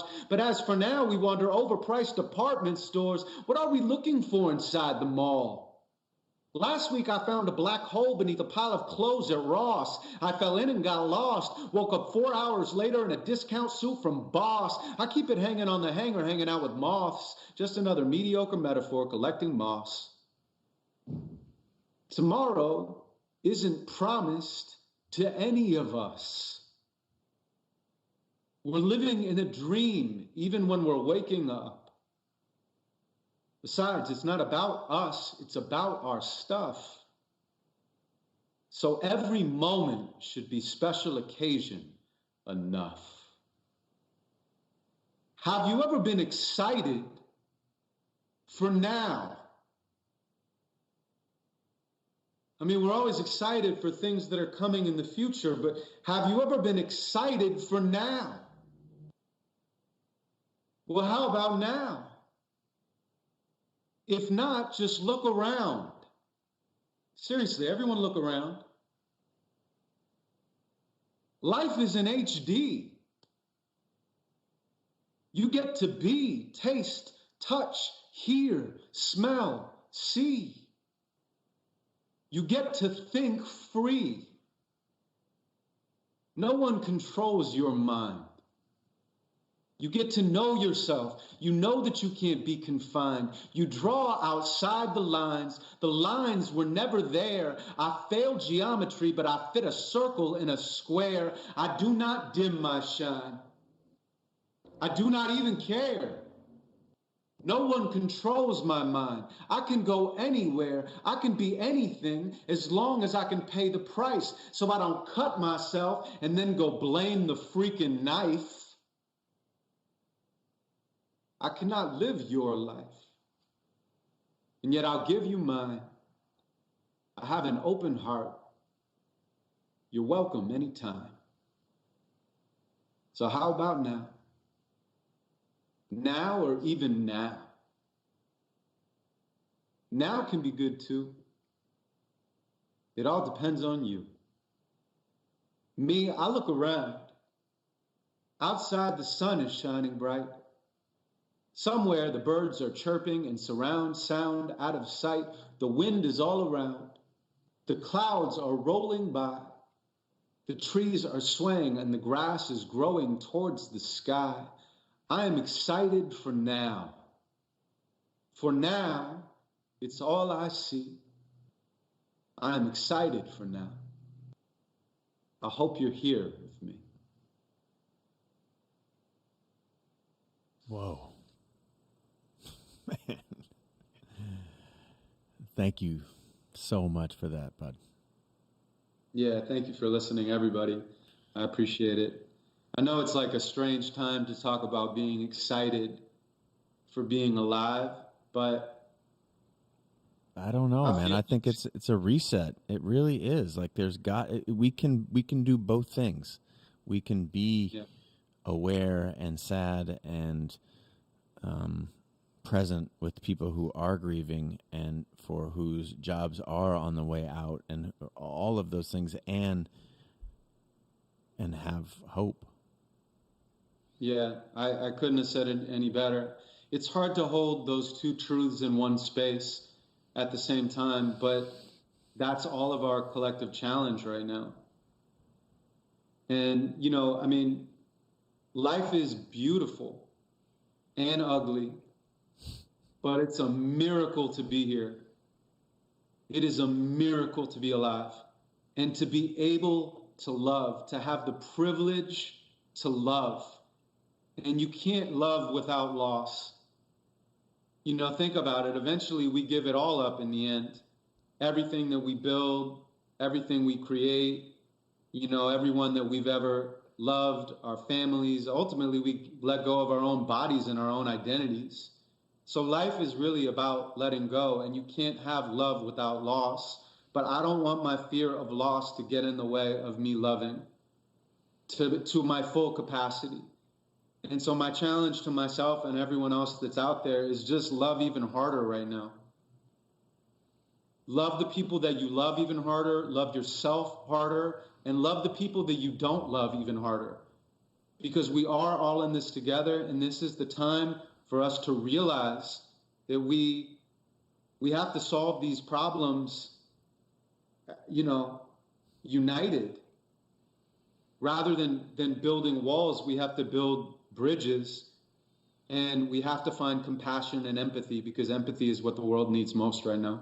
Absolutely most. And never has there been something, I think, in generations that has affected so many of us so broadly. Like there's been, you know, we talk about 9/11 or financial crisis, and it could be argued that those were a subset of our global population. And this is truly something that the pandemic is bringing us together in a way that we haven't seen in generations. And I love your core message of love. That's a really core message of your book. And as is, I think, where the answers lie. And, you know, so much of us, we either through achievement or through the messages that we see in the media are very, very external. But both your personal, your name, your spoken word name, your street name, the name of the book, and the message in the book about, you know, answers being inside you. Can you talk to us a little bit about that for a second? Where what role that plays in your ethos, and how we have to think about it? Yeah, I mean, I don't have any of the answers. So I didn't put my answers in this book. I put my questions in this book, and I put my experiences in this book. Because, I have found some momentary answers from my experiences. But there are no forever answers, and every answer is personal, and it just leads to another question. So I think that we're trained to externalize our validation in this society. We look outside of ourselves for our self-worth, and there's nothing out there. Yeah. There's just nothing out there, man. You have to be willing not to be liked in order to be loved. Wait, say that again. Say that again. You have to be willing not to be liked in order to truly be loved. Because otherwise you're just showing up the way you think other people want you to be. And that's not really truly yourself. So even if they love you for that, it's not fully real. That's why unconditional love is also not liking what somebody that you love has done. But then when you love them, it's real. The love doesn't go away when you don't like them. It's a real relationship, It's two authentic people showing up. And so I think in a weird way, this is like, another hidden opportunity from what's going on. And by the way, when I say hidden opportunity, I do not disregard the pain. As we talked about, I hold both truths in the same space at the same time. And I feel both truths in the same space at the same time. But, look at how we're communicating even right now. Like everyone's doing Instagram lives, and they're just like, nothing's perfect anymore. This like perfection, idealism, celebrity-driven, hero worship culture. I mean, everyone's fucking in their pajamas, man. The technology isn't working perfectly. Everyone's glitching. Oh, I have to plug in my phone in the middle of a live session. It's just no one's walking around pretending they're perfect anymore. And I think that is a hidden opportunity, because it's our humanity that connects us. It's the fact that we're all struggling on a moment-to-moment basis to be the best versions of ourselves that we can be. And we're messing up and we're succeeding. And that's the beauty of the human experience. It's both. It's the highs and lows. It's the joy and it's the pain. And so I hope that people find that from this book. They find all of what's inside of them and allow kind of the noise of the modern world to drop away so they can hear their own true internal voice. Because that voice is going to be the voice that tells you where you need to go next. It's going to tell you what your passion is. It's going to tell you what your purpose is. It's going to tell you if you're making the wrong decisions and you want to make a pivot. But trying to figure those things out by other people's opinions or anything that is outside of yourself is a recipe for disaster. Tell me, when you were setting out to write the book, and I'm guessing there was a collection of work that you had already had. There was some work that you had to make. What was your process for pulling the book together? First we just gathered all of my material and started to go through it. And we wanted to make sure there was a conceptual through line so that we were telling a poetic story. I wanted people to be able to open up the book to a random page and read that poem and get an enormous amount from it. But I also wanted people to start from the beginning and to go through the two sections and to take a ride with me that would lead them through the process of alchemy. I wanted to lead people through my pain, my anger, into hope and infinite possibility and empowerment. And the two sections of the book are inhale and exhale. It's just 2 sections. It's the only thing we do from the beginning of our lives to the end. And on the cover of the book, you'll see that it's the tree, and the roots mirror the branches.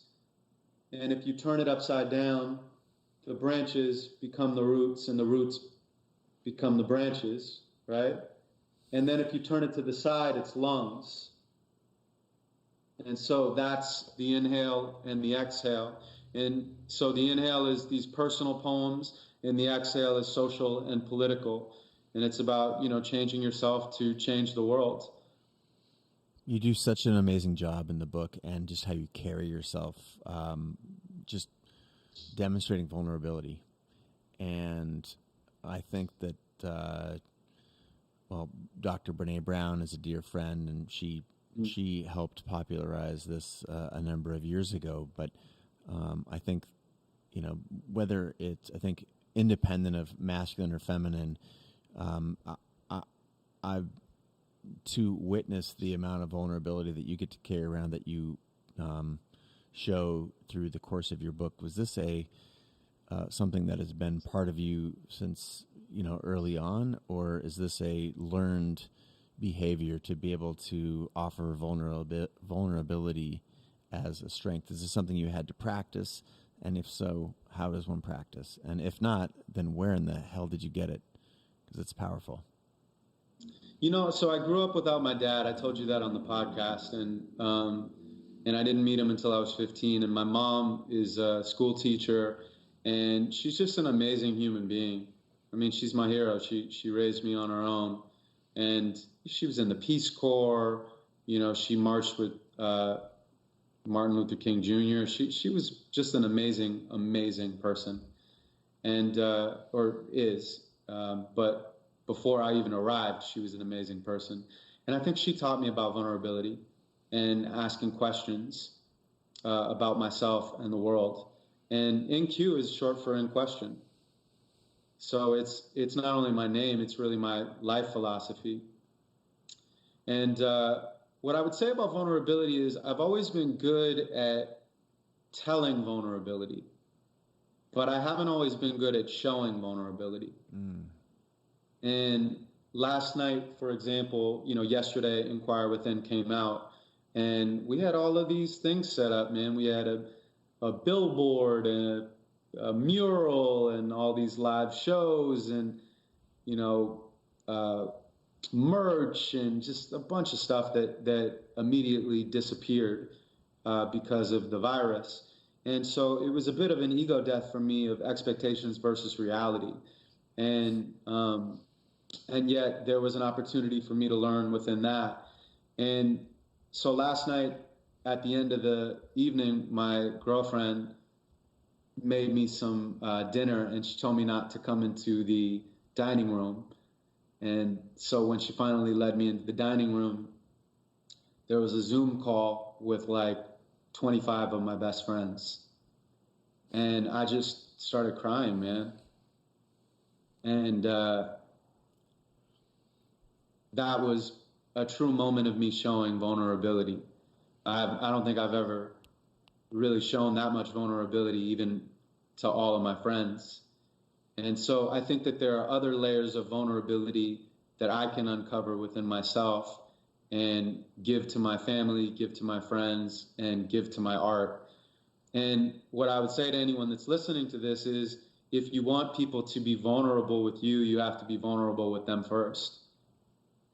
And even though there are layers of vulnerability, whatever step you can take to be vulnerable is a great first step. And if you're vulnerable with someone and they don't respond well, they're probably an asshole.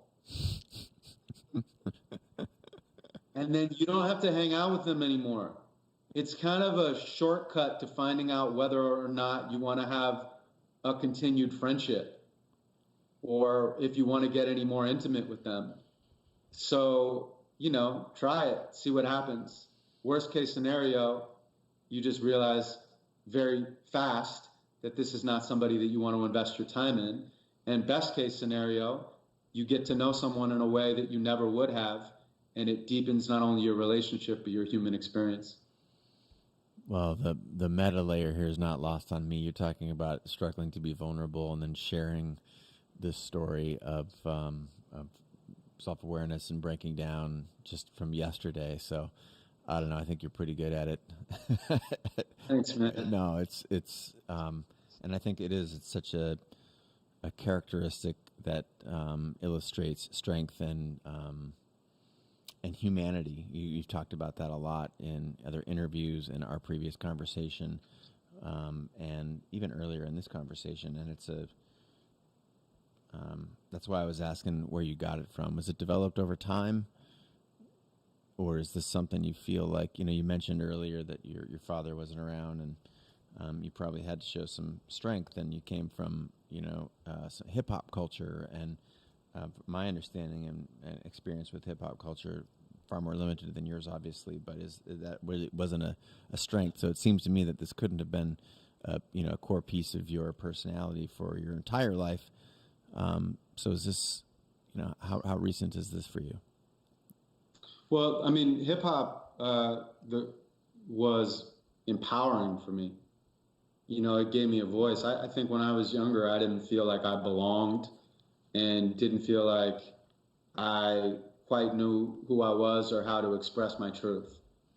And that was a huge gift that hip hop showed me as a fan and as somebody that was freestyling and, making songs and albums. So I'm forever grateful to hip hop for showing me the light, so to speak, at that time in my life. And then when I moved into the poetry community, spoken word was more vulnerable. I mean, it has every shade of emotion, from sadness to rage to joy. But people are often very willing to tell their truth. And the truth just sounds different. When you hear someone say the truth, you feel someone say the truth.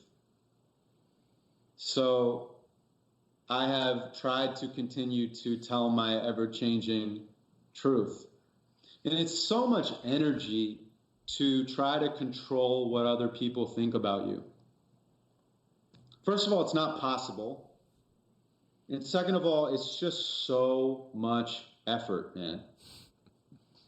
And you basically strangle whatever you're trying to hold on to.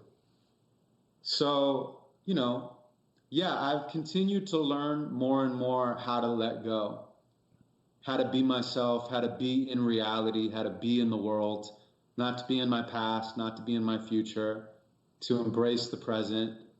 And I do this with various degrees of success and failure.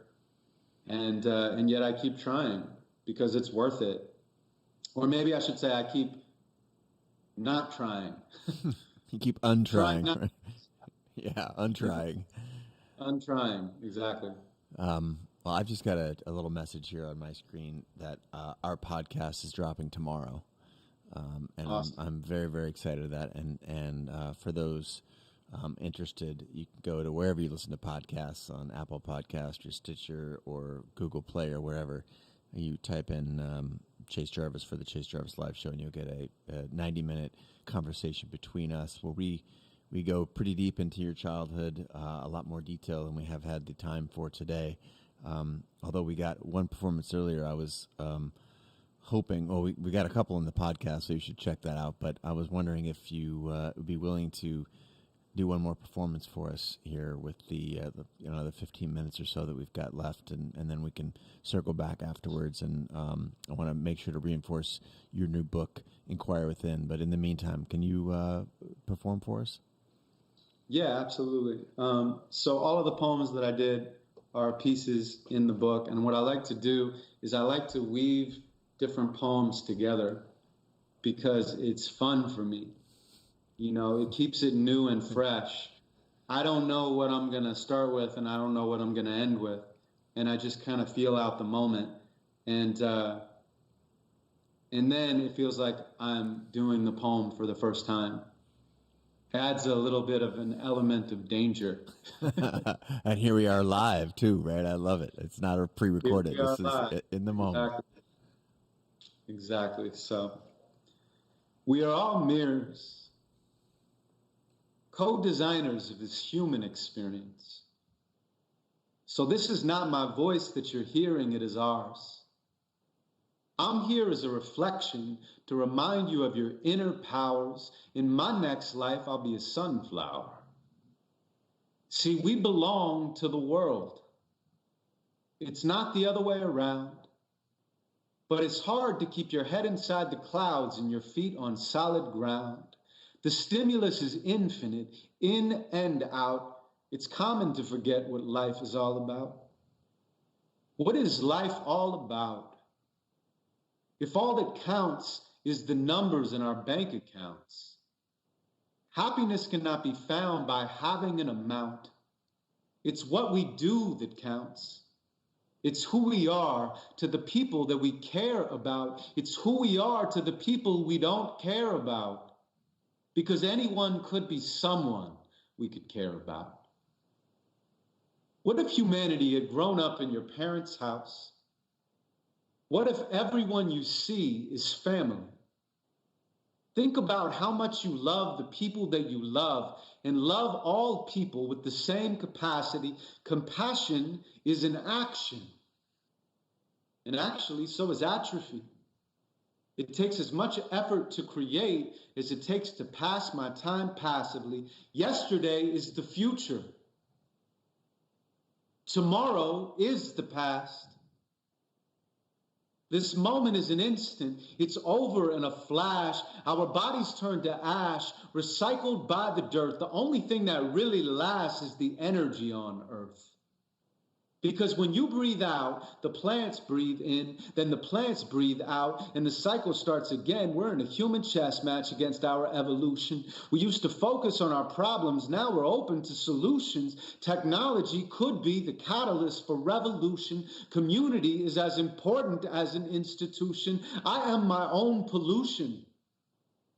These lines are an illusion. We could be anywhere, and anywhere would still be here. Do you hear? Are you here? The people aren't over there, over where? There is only here. Have I made my message clear? I see myself through my words like I wrote this on a mirror. What we are doing now is the next 100 years. What we are doing now is the next 1,000 years. I dare you to be beautiful, but first be aware. However you perceive is the way that you appear. When I think of superheroes, I think of superhuman. I think of Superman, Black Panther, and Wonder Woman. Usually they have a cape or a mask to hide their face. They have X-ray vision and superhuman strength. Some can even breathe in outer space. They fly around a while, but always come back to keep our cities safe. They're here to save humanity from itself. It's a metaphor for how we look outside ourselves for help. And while the fantasies are fun, I choose to look to me and you. Yeah, we love superheroes, but we have superpowers too. Woo! It starts with being open to this moment. I mean, if you do, then you can own it. Besides, it'll be gone before you know it, so don't blow it. You owe it to this second of eternity to show up, embrace the possibilities and slow up. Take a breath, look around, see the sights, hear the sounds, feel the ground. Notice how the gravity is holding you down. You could be anywhere in the world, and yet you're here. When you embrace it as your own, you can overcome any fear. And real courage is looking into the mirror. It's deciding what you want to do, then making it appear. It's creating out of thin air. You must be doing something right if you got scared. Otherwise, you wouldn't care. It's a process to get here to there. We're on the journey and we're learning. But building muscle means you're going to feel some burning. So don't deny it. Simplify it. Try it. See if it can work for you. Change perspective to get a different view. And don't forget, you got to laugh at the truth. Because sometimes a sense of humor is the only thing that pulls us through. It's medicine if you can let it in. An attitude of gratitude will bubble up from within, so even when the storm clouds block the blue from your sky, you'll remember that the sun is waiting for you on the other side. And having fun is something we must decide. From the lows to the highs, it's all a part of the ride. I mean, I could throw my hands up or hold on for dear life, but I'd rather live once than have to go to hell twice. Compassion is my passion. Empathy is my gift. But my growth is incremental as my consciousness shifts. So I create from the abyss, turning pain into gold. I'm an alchemist, an optimist, and an authentic soul. I believe that life is good, even when it hurts to see. I believe in superpowers, and I believe in you and me.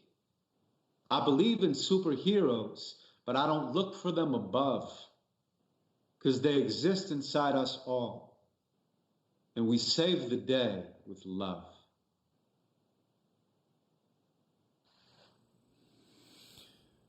Whoa. Man. I could listen to you for hours. Thanks, Oh my man. God. And I know Well, you can now that you have the audiobook. That's right. Just on loop, man. It's so powerful. I'm hearing from Scandinavia right now. I got a New York City. I got a Uruguay. People, all kinds of. I don't know what time it is right now in Scandinavia. I don't know if you fast forward 9 hours. It's 1 a.m. there.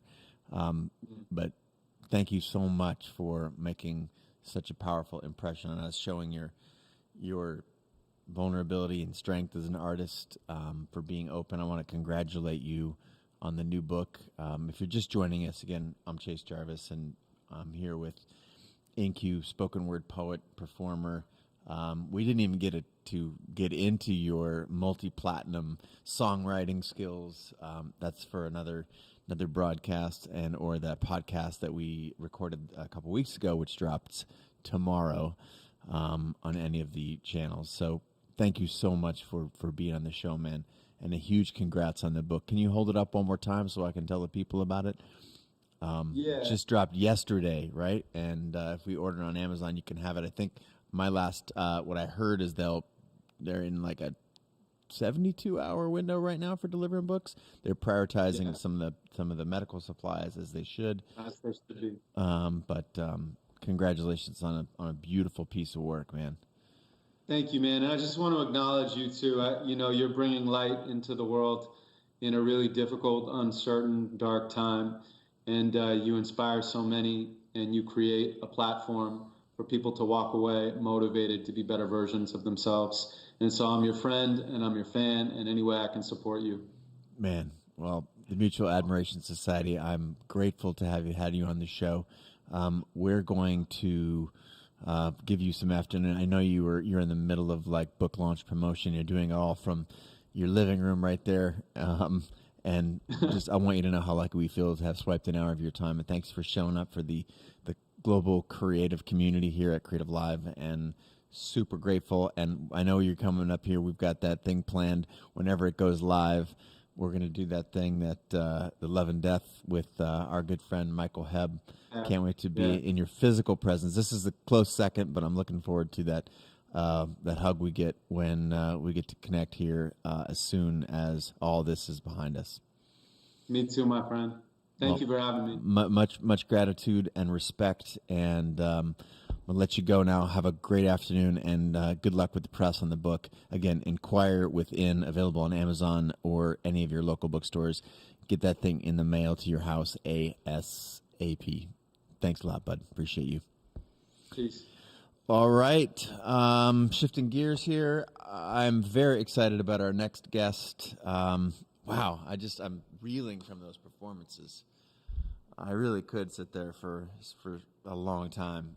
And the book on audio is stunning. It's incredible. You know, a handful of people do their own stunts, as in like read their own book for the audio book, and obviously it's a no-brainer for him to read his own. Just so powerful if you can get that. That's the best way to get it. Obviously, it's probably on Audible right now because you can get it like that. But shifting gears now away from InQ and spoken word poetry, just to reorient us for a moment. Again, I'm Chase, the founder and CEO here at Creative Live. Our team has been working nonstop around the clock to not just to make sure that the thousands of classes for creativity and entrepreneurship in photo, video, art design, music and audio, craft and maker, and the Money and Life channel are available to you.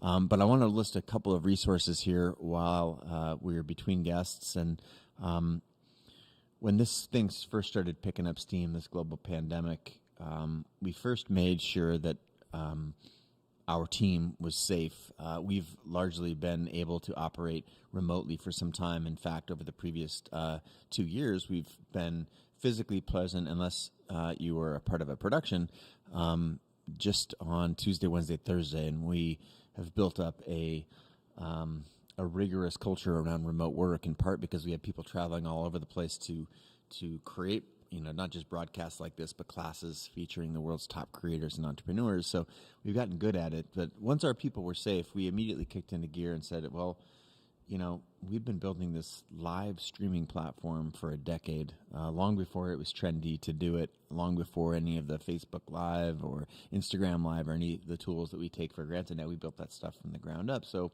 what's a way that we could, you know, leverage our new our long-standing live streaming platform and also this catalog of classes that we have been building over the course of the last decade? And so we immediately got together around the idea of health and wellness, meditation, mindfulness, being able to move your body, and just cultivating health. And so we kicked that into gear and made many of our top classes under the health and wellness category available for free. So right now, for example, if you went to creativelive.com/wellness classes, all one word, then you will see there a number of classes that you can take. And again, you can share this with anybody far and wide on social.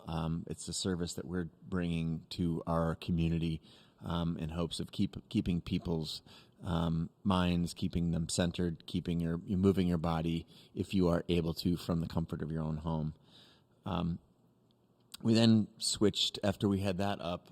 We realized that, you know, our heritage around live broadcasts and being able to broadcast from wherever, not just our studio here in Seattle, but, you know, we've collaborated with Red Bull and done, you know, live photography shoots on the summit of, say, North Star and Tahoe, and we've been studios in New York and LA and like literally all over the world. We said, how could we put that to use? And it was clear that a lot of the live streams were emerging using some of the existing platforms and technology. Now that we all have a phone with us, we can literally point at whatever we're seeing in broadcast. And as we saw some of the creators in our community starting to do that, and again, these are people that you normally would have to buy a ticket or stand in line or wait for their next book. And, you know, when we realized that we could go live right from their living rooms, their kitchen tables, we immediately started reaching out, and we've been beta testing what you're looking at right now here on the creativelive.com/TV page.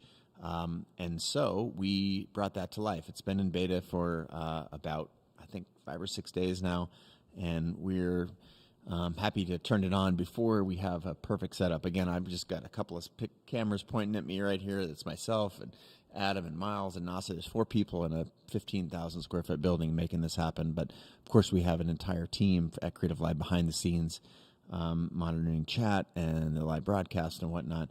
But we realized that, man, let's help amplify the work that the people in our community are doing. So that's why, for example, today we brought you James Beard award-winning chefs, Brian and Mark Canlis from Canlis Restaurant here in Seattle, as they pivoted a fine dining restaurant with 70 years of history into a takeout burger joint and delivery service. We were with Joshua Rome and Ted Fellow and renowned cellist who performed for us. Christina Mittermeier, renowned photographer, focused specifically on outdoor and areas of conversation or of of conservation and taking care of our oceans.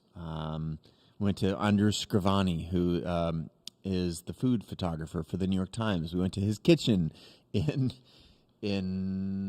where was that? That was New Jersey, and he made recipes from his grandma, arancini, rice balls, and fried them and then photographed them for us.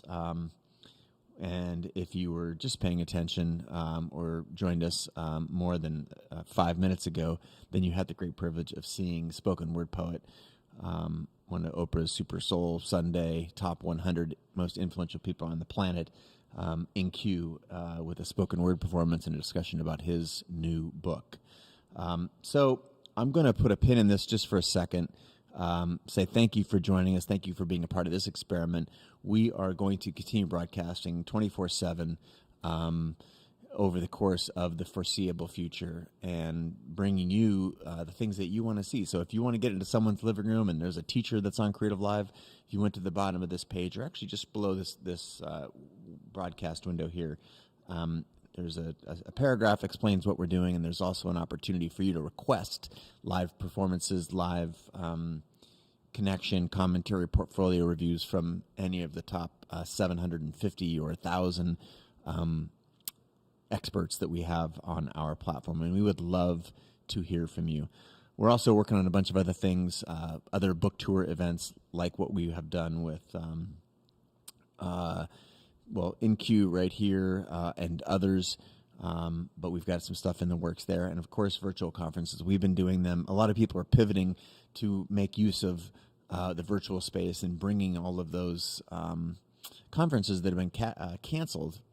And I'm proud to say that we've been doing online conferences live into the comfort of your own home for a decade now, with as many as 150,000 people in attendance. So we are going to keep delivering these aspects, and we've got others, these programs rather, and we have others in the works. And I just wanted to say thank you for being a part of our community and supporting us. And there's more in store for you, not just in the days and weeks to come, but today.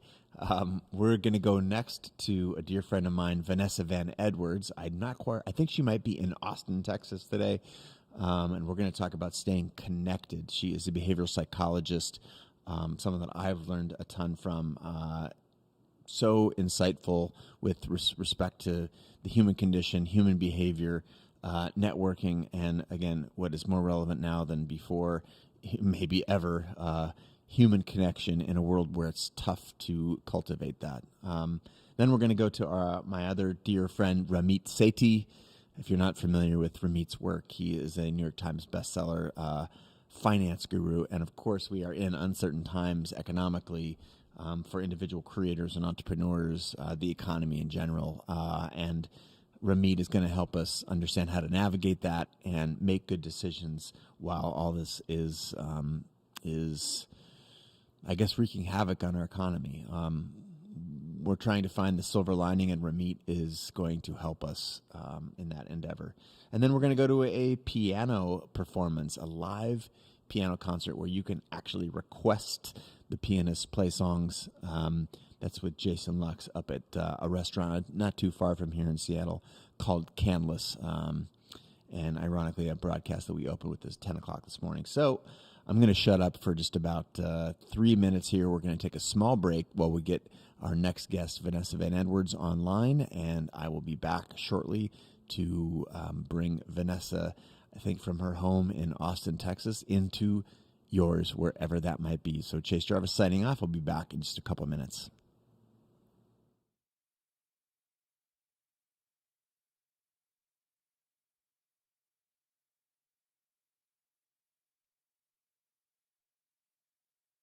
Hey guys, what's up? It's Chase Jarvis, founder and CEO of Creative Live. You all know that we have more than 2,000 classes and more than 10,000 hours of learning, inspirational, and motivational content on the platform. I'm super excited to announce a new experience on Creative Live. It's called Fast Class. You've told us that you're busy and sometimes it's hard to dive into a full class from start to finish. So essentially, we're now giving you a shortened highlight version of our top Creative Live classes. You can always dive into the full class with 5, 10, or 15 hours of great content, but now if you're just looking to focus on a few of the highlights or want to be able to skip quickly to something that really interests you, you can now get a shortened fast class version of that class. We're also thinking this might be able to help you explore a new craft and save time while doing it. This is a great tool to curate your learning experience to help create the life that you seek. So you're probably thinking, great, how do I access this new experience on Creative Live? That's easy. All you have to do is be a subscriber to the Creator Pass, and then all this is yours.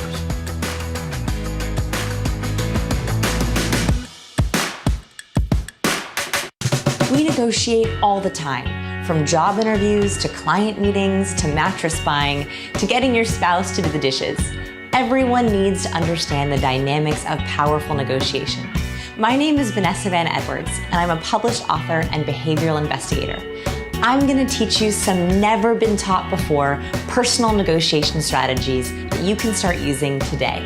By the end of this class, you will be able to define and prove your worth so you can ask for what you need, predict a no coming on and learn how to turn it into a faster yes, spot a boss or client's reservations so you can adjust your pitch on the fly, and much more. Negotiation doesn't have to be an intimidating subject. I've personally tested these techniques and seen the results myself. Now I want to help you too. Join my class, The Power of Negotiation, and start getting the things you deserve today.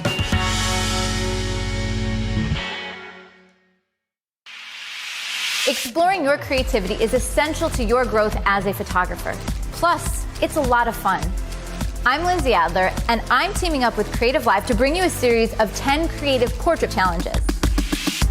Through these challenges, we're going to be pushing ourselves to try something new. And we'll be exploring things like silhouette, do-it-yourself modifiers, and even making a mess, all in the name of creativity.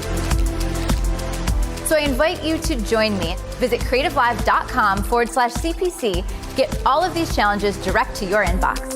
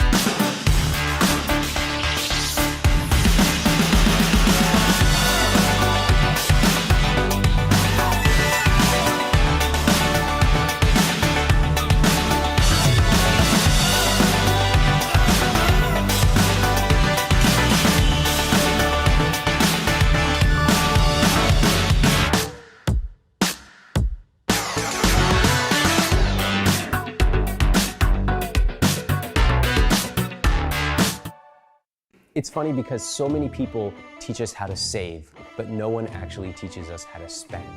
I get it. We've all bought a book on money. It sits on the shelf. We bought a course. We didn't do anything with it.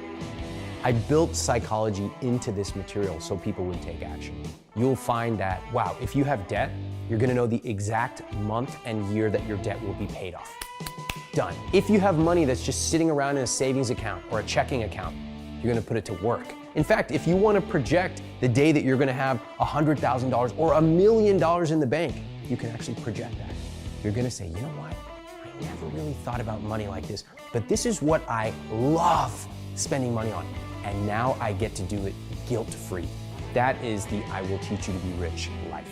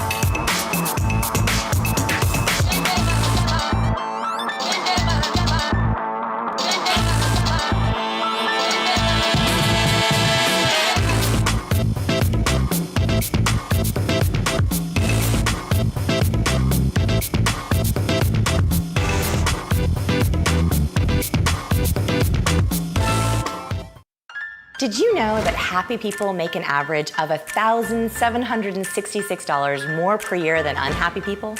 Or that happy employees take 15 less sick days per year than unhappy employees? People who have higher levels of happiness have more career success, higher income, better romantic relationships, stronger social support, are better able to cope with stress, and even have a better immune system. Here's the best part. We can change our happiness levels. Research has found that about 50% of our happiness is genetic, 10% is due to the environment, and 40% is caused by our behavior and mindset. That means you and I have 40% of our happiness to work with. So let's make the most of it. My name is Vanessa and I'm coming back to Creative Live to teach an all-new class. I am so excited to talk about the science of happiness. Everything I'm going to teach you is based on a review of over 246 happiness studies, 4 years of research in my lab, The Science of People, and happiness data we've collected from over 12,000 people. I was really surprised at some of the happy patterns we found, and I want to teach them to you. I've taken everything we have learned and turned it into a happiness framework. These are 10 days worth of step-by-step lessons that will help you transform, and let's be real, a kind of wooey, fluffy, intangible subject into something real that we can quantify, measure, and improve. You'll learn how to increase daily joy, contentment, and excitement, lessen anxiety, worry, and dread, prevent funks, moodiness, and dips in energy before they start, and know how to snap out of it when they do. I've taught over 42,000 students how to change their lives by making happiness a daily practice. Now I want to help you too. RSVP for my class, The Power of Happiness, and start taking control of your own happiness today.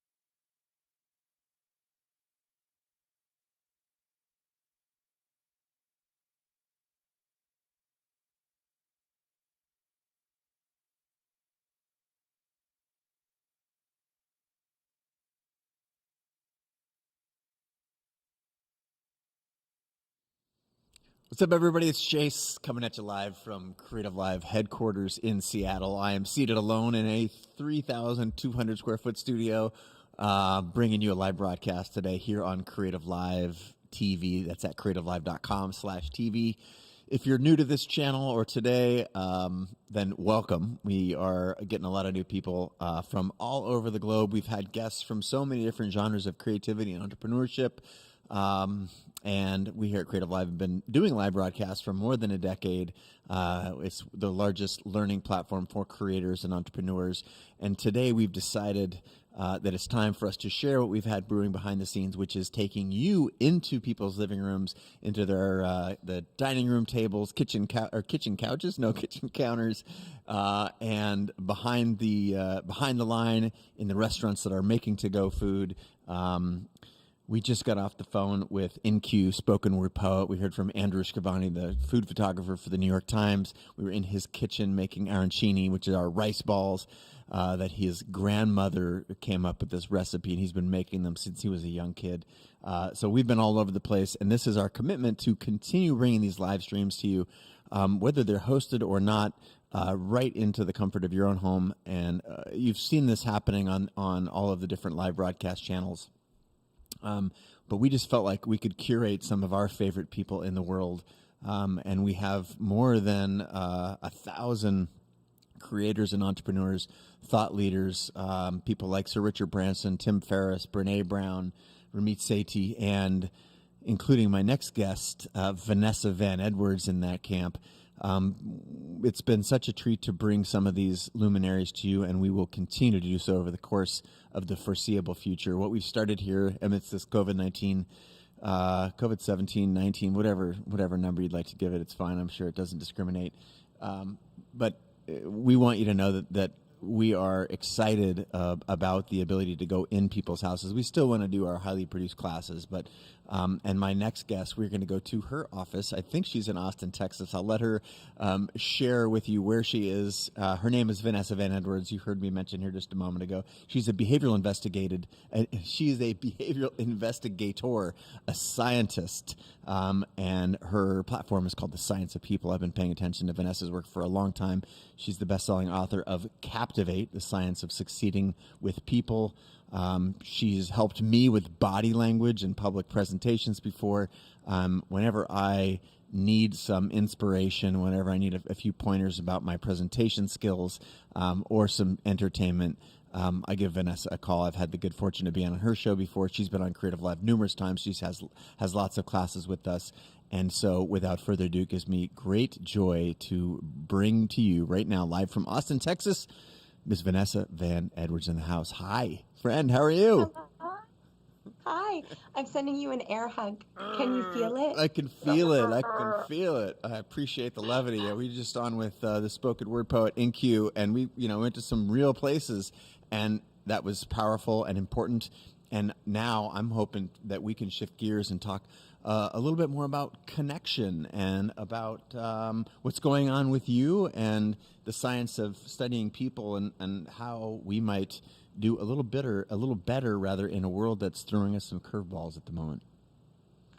Yeah, well, here's the good news is once we all went remote, I was like, can we actually have connection?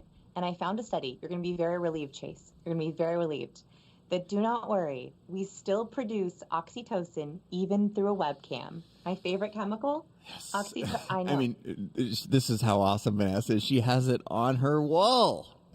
Yes, my favorite chemicals have to surround me, right? We have Sarah. By the way, we should totally talk about all three of these today. Yes, we can't leave any of them out. Of course, because one will be upset if the others get airtime and they don't.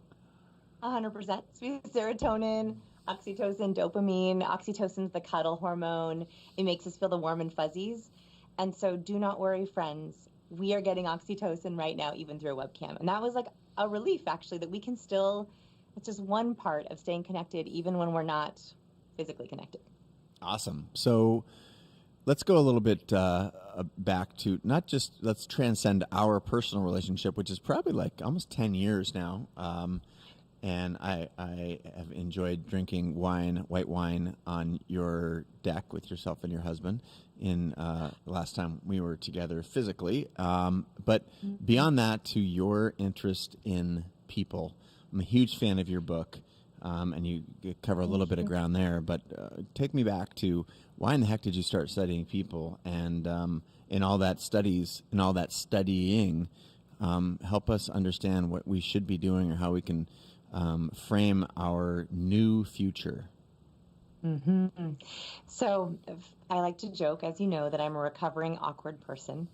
And I always felt like I would walk into rooms, or I'd go to parties or barbecues, and it was like everyone had these unspoken rules down except me.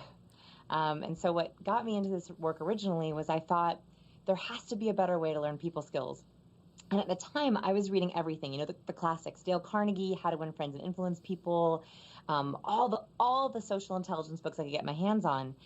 And I noticed this pattern, and I wonder, Chase, if you're going to resonate with this, because you're an extrovert, or maybe an ambivert. So all these books are written by extroverts. And if you're not an extrovert, so I'm an ambivert, I'm like somewhere in between, I realized that it's hard for an extrovert to teach something they're natural at. And so I thought, where is the book for the people who have to learn it the slow way, the hard way? And so I started learning connection that way. What is the way that we can, if you're an introvert or an awkward person, if you have social anxiety, stage fright, all those good things, what do you do with people? How do you connect with people? And that science led you to write that amazing book that's over your right shoulder there, Captivate, which I'm a huge fan of. I have gifted it many, many times. I have two copies sitting on the shelf across the room here. And among other things, though, there's the science part, which you got into early on as a little bit of a tease. I think we should go there, too. But the makeup, the biochemical makeup that we have, and how that translates into feelings and performance, if you will, because whether we know it or not, we're at a cocktail party, we're on stage, or we're on a first date, we're presenting, and we want to obviously present a certain way, but honestly an authentic and natural way. So across all the stuff you've been studying, help us navigate all this stuff that these words I'm just saying right now. I'm just saying words. You're right. Your words are right. Actually, it brings me to something interesting I've been thinking about a lot now. So one thing that I like to think about is, what are the chemicals behind our interactions? Literally behind our interactions. And I like my sound effects. So what we have to think about is that right now, in a time like this, which is very challenging, which produces a lot of anxiety, the emotions, the chemicals that are running through our body on a daily basis are adrenaline and cortisol, right? We're getting up every morning and we don't know what the world has in store for us. And that immediately sets us up on a different kind of chemistry than a normal workday. So we have adrenaline, we have cortisol. And so what we have to do, and what I've been thinking about a lot, is how do we cultivate calm and connection during a time that's very filled with anxiety, when we cannot control what's coming in. And I think what it comes down to is something called a locus of control. So I found this concept really helpful, and I'll share it with you. Maybe you'll find it helpful too. There is this concept that the more control we have over our lives, the happier and more satisfied we feel. And there are two different kinds of people. So as you're listening, try to think which one you are. The first group of people have an external locus of control. So their feelings of satisfaction, happiness, connectedness come from outside factors like the news, their bank account numbers, how many people text them that day, how many people smile at them that day, if they get positive emails, positive feedback from their boss.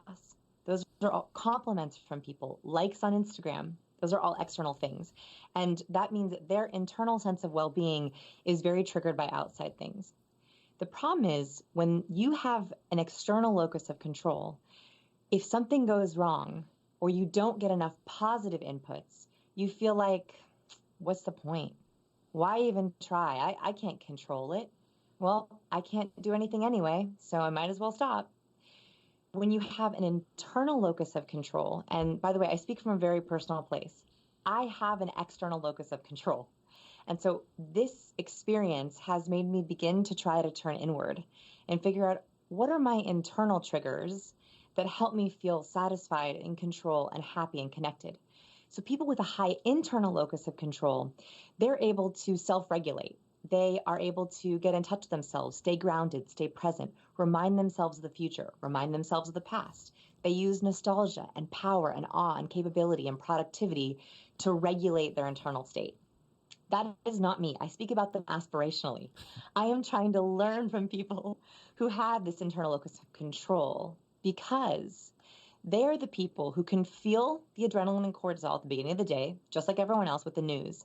But then it's like they have these internal gears that they literally counterbalance with my three favorite chemicals: serotonin, dopamine, and oxytocin. And the way they do this is serotonin is the sense of belonging. And by the way, this is a little simplified, but it gets the idea. Serotonin is a sense of belonging. It literally is the feeling of calm. Dopamine is the experience of pleasure and excitement and thrill, which is very hard to get at a time like this, but you can get it. And the last one is oxytocin, our sense of connectedness, our sense of being accepted. And so my goal today, Chase, if you're willing to go there, is to talk about how do we all develop our internal locus of control so that we can put our emotions and our happiness back in our hands in a very uncontrollable world.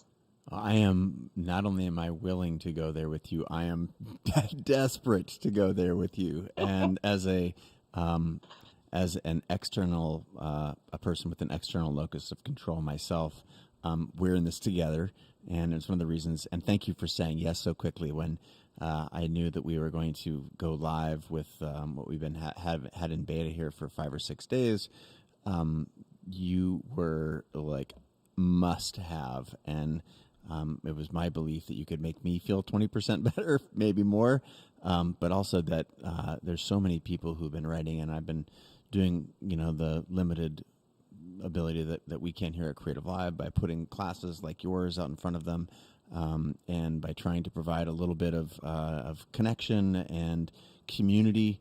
But I know that there's deeper personal work that's required in a time like this, and so again, not only am I willing to go there, but I'm begging you to take me there with you now. Okay, so full disclosure, by the way, Sure. This is relatively new science to me, even. So, as you know, I talk about body language and relationships and reading people and communication and happiness. I have a happiness course in Creative Live. But this experience that we're all going through now is brand new. I've never really talked about it on a podcast before, so I'm super excited. But it's also, I think, a learning process. And actually, that's the first thing, which is there's this incredible research that, so when this all began to happen a couple weeks ago, I, of course, went to the research and I started looking through my database of studies of like, what does it say about, not pandemic necessarily, but about anxiety and dread and fear and sudden changes of environment. And the very, very first thing I came upon, and it was like a light bulb moment, was the really powerful research around shared rituals. So shared rituals are a really important part of our connection, which I've actually never taught before, and I'm excited to teach it now. So the research says that shared rituals are one of the fastest ways to have group identity, to have calm and predictability in an uncertain time, and to have lots of oxytocin and serotonin, where everyone in a group does something together. And so the first thing that I wanted to talk about, something that I'm doing a lot in my life, is how can you add just a few shared rituals to your life?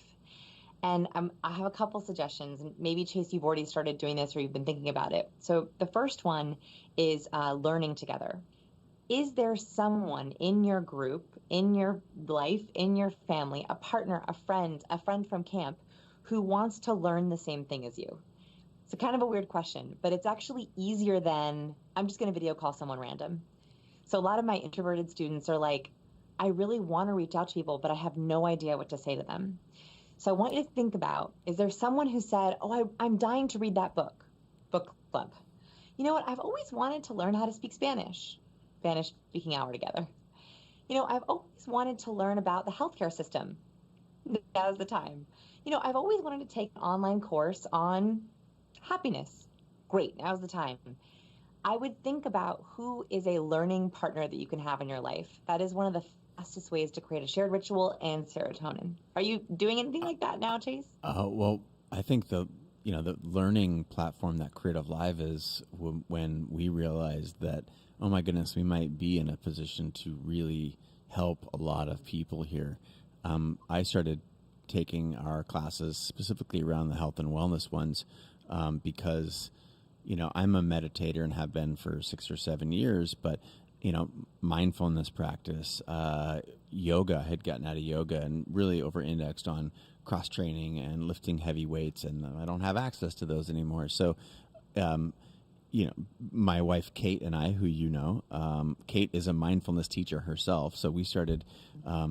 I started asking her to teach me in real time, as she's teaching these classes as well online, but how to teach that stuff to me. The same is true with exercise. We started doing, I have a trainer, Beth, that I see a couple times a week when I'm in Seattle, and we started taking those classes together, Kate and I, through virtual interface with Beth, our trainer. And even those two things, just learning those sort of a little bit more about the internal stuff and training together, was a huge lift, and it provided just a base level of connection, awareness, honestly a little bit of routine too.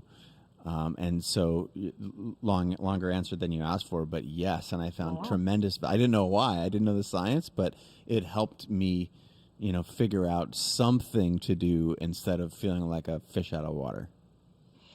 So this is exactly it. So here's my first challenge for anyone who's watching is, one, create a ritual for yourself. And we can talk about a couple different rituals that you can do. Create some kind of ritual for yourself. And you should ritualize it as much as possible. So if it's Monday, Wednesday, Friday, you're doing yoga, and Tuesday, Thursday, you're doing meditation. That's for you. That actually is a very, very small way that we create an internal locus of control. It's not just like a nice thing to do. It's actually imperative for turning up that dial. The second challenge, and this is harder for my introverts and ambiverts, is to pick one person or a small group of people, if you're brave enough, and create a shared ritual. A couple of crazy ideas. Learning together, Netflix party, virtual happy hour, virtual cooking party, which I just learned from John, who I was just on talking to, virtual cooking party, reading a book together. And then the second portion of this, the bonus challenge, is can you create a shared ritual or a ritual for yourself that you do for others? So not just with others, but for others. And this is the second piece here. And I try not to get emotional when I talk about it, but it's been really hard the last few weeks. Very, very stressful. I'm having a really hard time sleeping, a hard time quieting my mind. And I think that the only thing that's gotten me through it is seeing how kind people have been, seeing the amazing courage of our healthcare workers, seeing people who are sewing masks in their home and dropping off care packages to the elderly.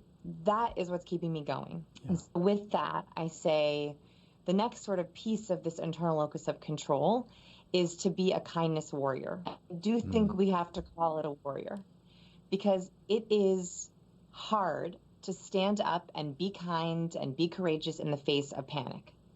You have to fight for it. You have to dig deep to be like, I'm not going to succumb to hoarding. I'm not going to succumb to being scared and staying in my bed all day. I'm actually going to be kind. We have to fight for it. And so that's the next piece. Is there was a research study done by Dr. Martin Seligman, and he is like one of my favorite researchers. And what he did is he took a group of students, and one part of this group had to do one nice thing for themselves. So a nice treat for themselves. The other part of the group was asked to do something nice for someone else. Both groups had a momentary burst of dopamine. They had a momentary burst of pleasure and happiness and excitement. But the altruistic group had pleasure all day long. They actually were happier the entire day.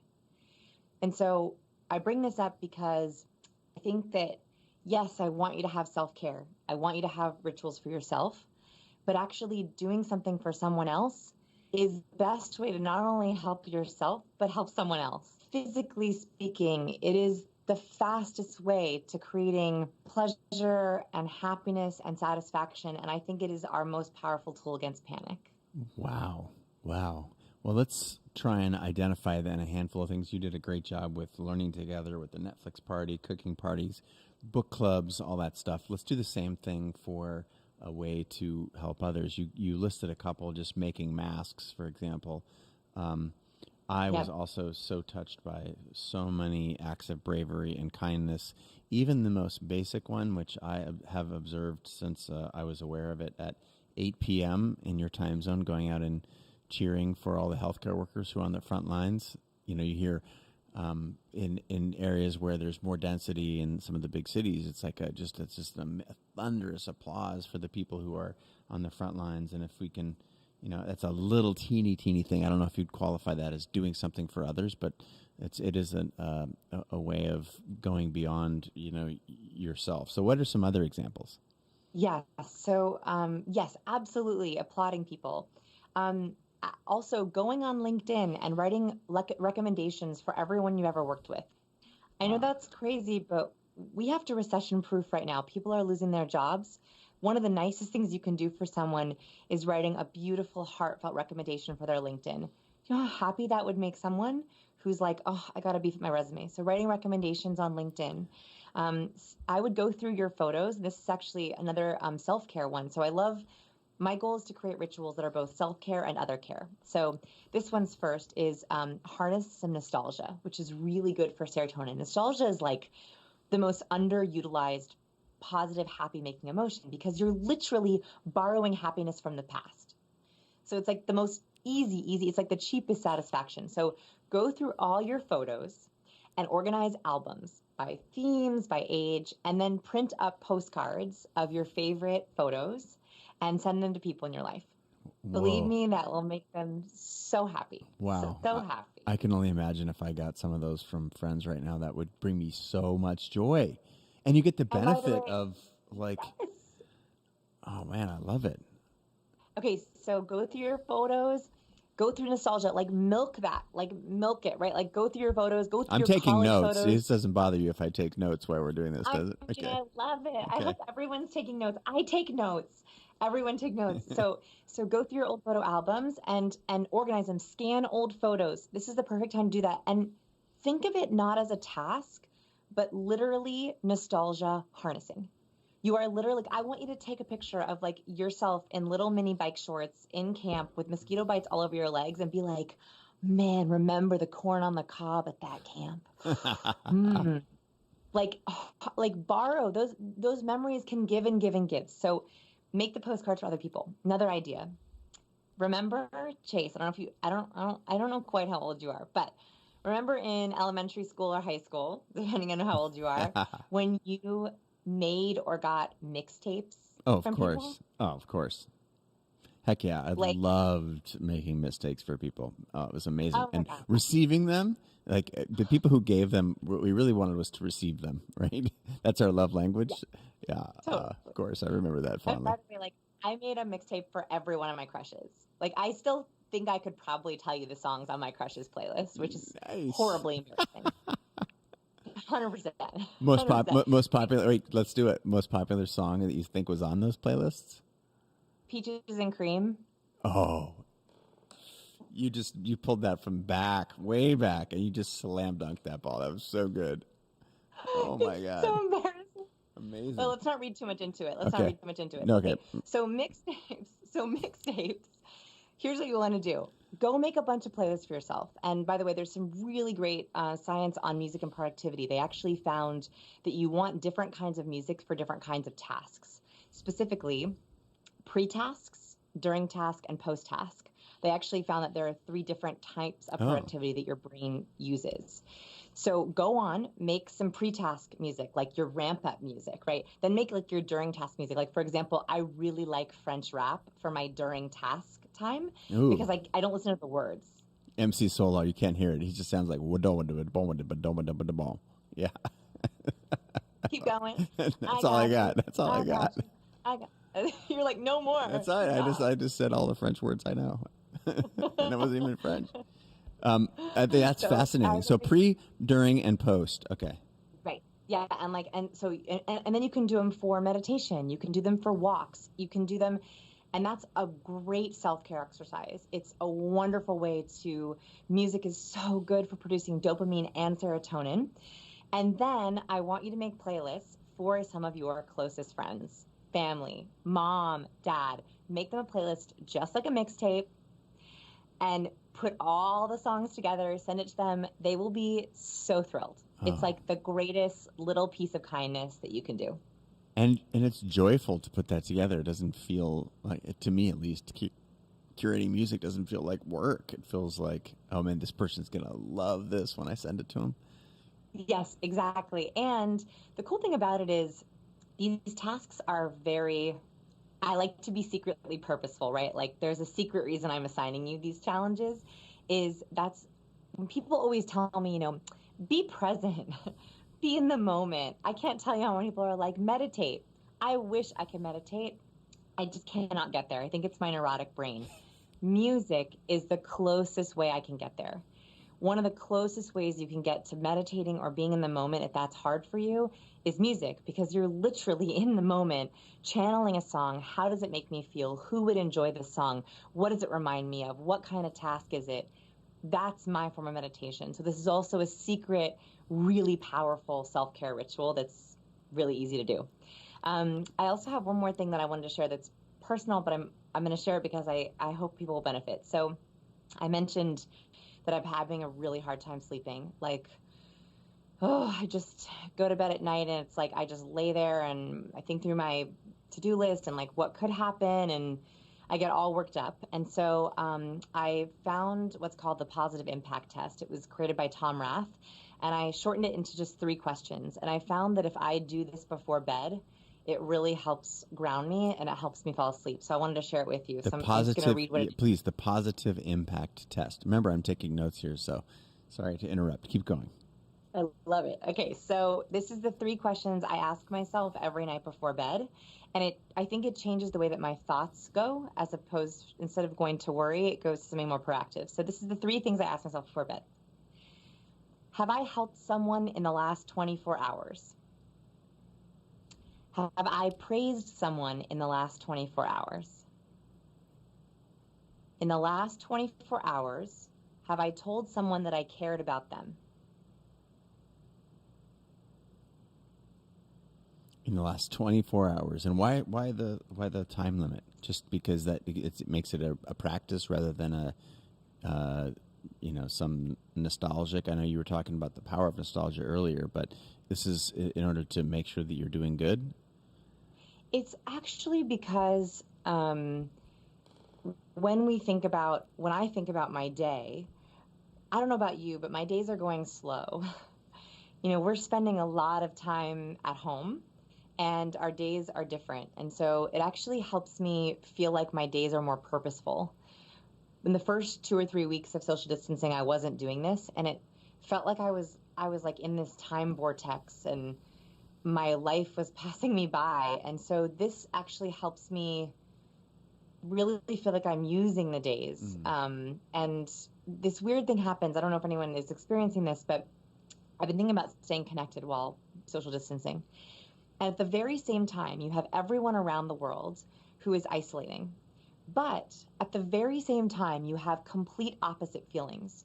You have some people who live alone who are forced into incredible amounts of loneliness without any kind of human connection or physical touch, extreme loneliness.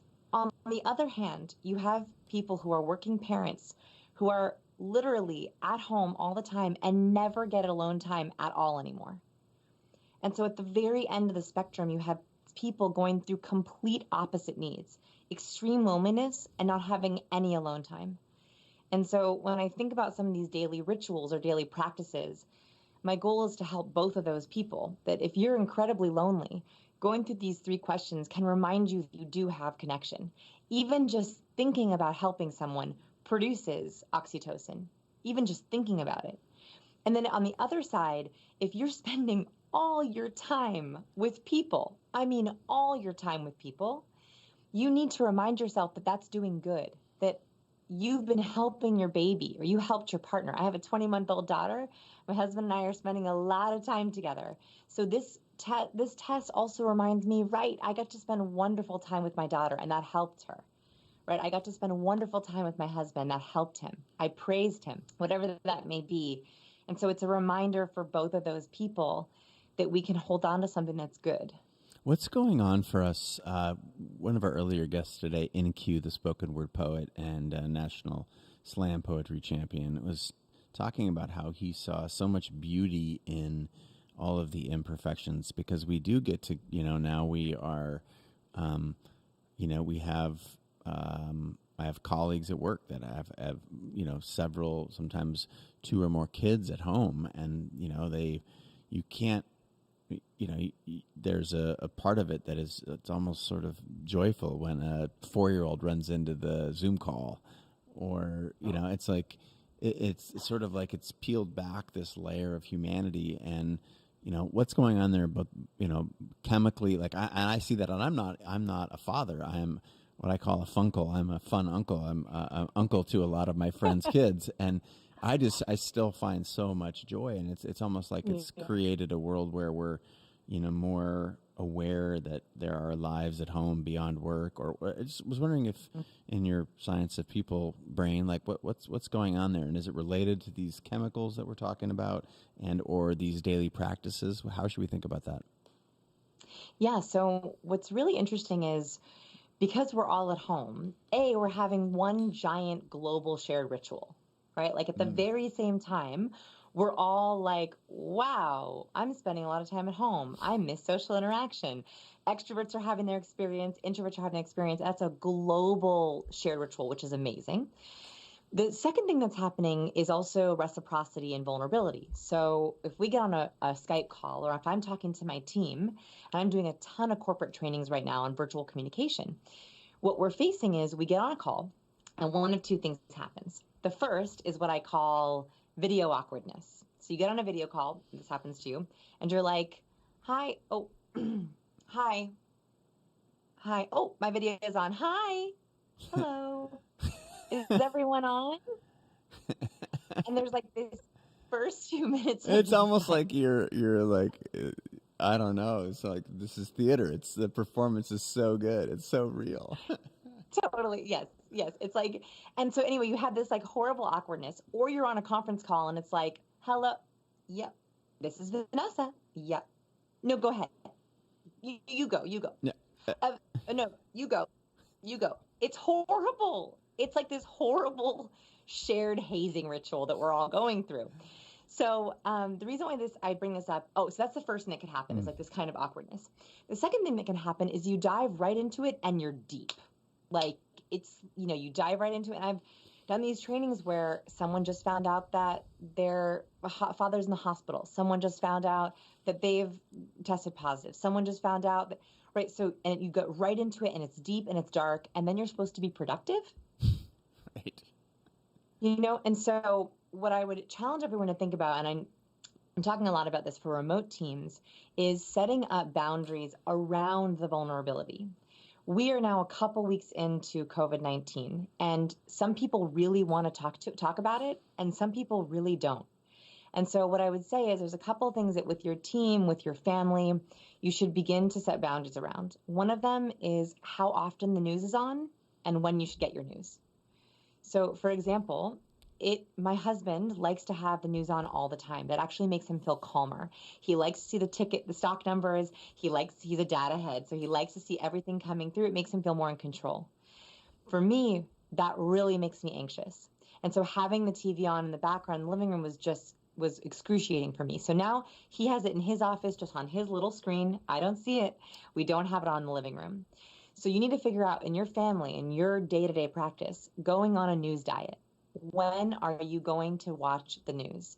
Is it in the morning once? Is it during your lunchtime? Is it checking it once at the end of the day first? And then second, when do you want to talk about that with your family or your team? Do you want to open calls with it? I've decided on my team calls that we don't want to open up with that. So we've decided that we're opening all of our team calls with a shared ritual. I highly encourage you to do it. It's called Tell Me Something Good. So basically at the beginning of every call, we share something good. It can be anything. It can be small, like the sun is out. It can be big, like I finished a project. My daughter just learned how to ride a bike, whatever it is. It changes the nature of the conversation. So what I would say is, I love the vulnerability. I love that we're all opening our homes and sharing really hard things. However, we are eventually going to get vulnerable, burned out. We're going to get burnt out on vulnerability. And so now, while we can, let's set up rituals around the news that is coming in and when we can have those discussions.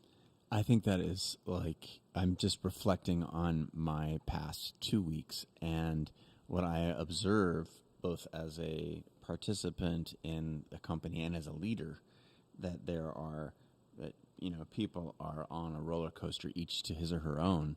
And sometimes those roller coasters are going in different directions for different people on the calls, and it's understandable. I mean, you can argue the same thing is true in the a physical space. Is this shared ritual, if you're getting together on Skype or Zoom or whatever with your coworkers, is this something like? Seems like in order for it to be successful, you'd need to make it really overt, as like this is how we're going to start every meeting. How do you balance those things how do you hold the space to both acknowledge the crazy time and feel like you can move forward without being disrespectful to the fact that, whether it's the flag at half-mast or the people who are in your community who are suffering right now? Yeah, absolutely. So I think that the very first thing is to formalize it. So most of the time at the beginning of a video call or a meeting, you lose on average the first 4 minutes to niceties, logistics, people getting on the call, everyone logging in. And that's a really big waste of time. If you're doing video calls all day, every day, that can add up to an hour. So the first thing is, instead of making that time half vulnerability, like this has happening all the time. The first 4 minutes of the call, if someone's talking about something really difficult and bad, and then you have someone pop in, doo-doo, oh, what did I miss? Oh, Sarah's dad's in the hospital. Oh, no, boo-boo, what'd I miss? Oh, we were just saying that Sarah's dad it's actually the worst way to make someone who's on the down part feel better. So take that 4 minutes and formalize that our warm-up, whoever's on the call first, you pop into chat or you talk about something good. It's just a very easy way to not waste those 4 minutes. And then you set aside, and I really do encourage this, especially on virtual teams or families, totally separate time around a shared ritual that is just about bonding and connecting. That's actually where I want you to do your learning. And this works really well for professional teams. So you have one lunch every Friday where you all watch a TED Talk together, or you all talk about an article that you sent out, or you just all bond, or it's kids lunch, or it's partners lunch, it's catch-up lunch. So my team does it on Monday. So Monday we talk about anything that we did this weekend and anything personal happening in our lives. It's kind of a catch-up day. I found a lot of success with that just because it takes back time that was taken from us. And then the other thing I would encourage you to ritualize is there are 10 amazing conversation starters that I highly recommend you use with your teams, with your family. Do these 10 conversation starters once a day for the next 10 days or 10 work days if they're with your team. They're really, really good ways to get to know each other in a more formal way. Introverts are going to have a really hard time with, how's it going? How's your weekend? So we have to honor them by giving them something to talk about in a little bit more way that they can prepare. So I just, I put it on my blog. I can also read them to us now if you want. Yeah, please. I was just going to say, I'm taking notes, so. Okay, I'm going to pull them up. Okay, so here are my favorite 10. By the way, I have 36 deep conversation starters on my blog that were created by researcher Arthur Aaron. Have you ever heard of that study, Chase? No, I haven't. But I'm here to take notes and learn. This is valuable stuff here. Okay, so researcher Arthur Aaron wanted to know if you could develop conversation starters to fall in love. Specifically, there are 3 different levels of intimacy. And I talk about this, I think, in my Master Your People Skills course. So when you're with someone, you're trying to climb up these levels of intimacy, whether they're a romantic partner or a best friend or a longtime business partner. The higher you are on the intimacy level, the more trust, the more camaraderie, the more oxytocin that's flowing. So he developed these 36 questions to go through all levels of intimacy. If you have a very personal team, sure, do them with your personal team. But I also really I picked my favorite 10 that I think are a good place to start. So here are my favorite 10, which by the way, I'm encouraging all my students, all my readers, to ask one of these every day and let me know how it goes. So please ask these. Okay, with someone, you can do these over text too. Going for it. I'm in. Sign me up. You gotta do these with Kate, okay? You promised, Chase, Yes. you're gonna do them with Kate? No, I'm in. I'll probably take a picture of my notes and send it to her. Okay. Number 1, what's one thing you've always wanted to try but never have? Why haven't you done it yet? I love this question because it taps at hidden desires, secret wishes, things that we don't always get the opportunity to talk about. Every single time I discover something new about people when I ask this question. Every single time. Whoa. Yeah, I can see that as just like a pathway to personal secrets right there. Do you feel like it's funny? Yeah. Do you feel like that? Yeah. Oh, that's a good one. Okay. These are good. So it's funny, by the way. People answer that 2 ways. I've asked that to a couple different people. People either get really deep and you have a great conversation, or very personal and like X-rated, and you're like, oops, like I don't know why we went there. So that either happens, or someone does something super silly like skydiving or bungee jumping or something like that, or cliff diving or something like that. So you'll learn a lot about a person which way they go. Okay, great. Next one is, what has been the highlight of your year so far? Now I picked this one on purpose, and that is because at a time like this, we need to harness the good. I know we're only in April, but we have to harness what was good. And so it's a way to sort of gather a gratitude and appreciation. That's what that one's for. That's a good one. Okay, you ready for the next one? Yep. What book, TV, or movie character do you most relate to? Now this is a really, you have to do this one right, because what makes this one powerful is you're actually getting at someone's self-narrative. Self-narrative is a really powerful way that we think about ourselves. Our self-narrative is the story we tell ourselves about ourselves. So I'm obsessed with this. I talk about it in Captivate. What are people? I was just going to say, this is very familiar. I love it. Yes. And I just love it because sometimes you have people who are like, I'm a fighter, or I'm a victim, or I'm a savior, or I'm an empath. I'm a teacher. You have all different kinds of self-narratives, and it tells you a lot about the person. So when they pick a character, you'll be shocked at what you learn about the person. Like, for example, I was so surprised. I asked this recently of one of my closest friends, and she said Katniss Everdeen from the Hunger Games. And like, I was floored because she's a stay-at-home mom. She crafts. And I was like, really, Katniss Everdeen? Why? And she said, I think I'm a fighter. I think, every day is about survival. For me, and this was, by the way, before the pandemic, and it made me realize that her life is very different than I thought it was. And so I had a lot of really deep, amazing conversation with her about it. So that one's really great because you hear people's story about themselves. Okay, let's do 2 more, and then you can start with these. Because if I give you too many, I know you won't do any of them. So No. More. Okay. 4th is, what is your biggest regret? So this is the deepest one on this list, and it's really important because it's also a self-narrative question, and a lot of the times it's about learning. You'd be surprised how many people say, I wish I had learned this. I wish I had done this. And there is still time, friends. Yeah. Like, you could actually do it right now. For example, I've asked this recently of a friend, and she said, I always wish that I kept in touch with my camp friends. I was like, you know what time is a good time to call your camp friends? Right now, friend. Right now, friend. Right now. That's right. Here's the phone. Right now. FaceTime. Yes, FaceTime, video call them. And so my hope with that question is that maybe you could do something together to remedy it. Okay, last one, and you can look at they're all on the websites, you can just look at them, is Chase, you'll remember this one because I asked this one at a group dinner we were at. And I don't know if you remember when I asked this question, but the whole table got really silent, and then everyone was like super excited. I remember. It was, you remember? I do. What do you daydream about? Oof. I know, so good.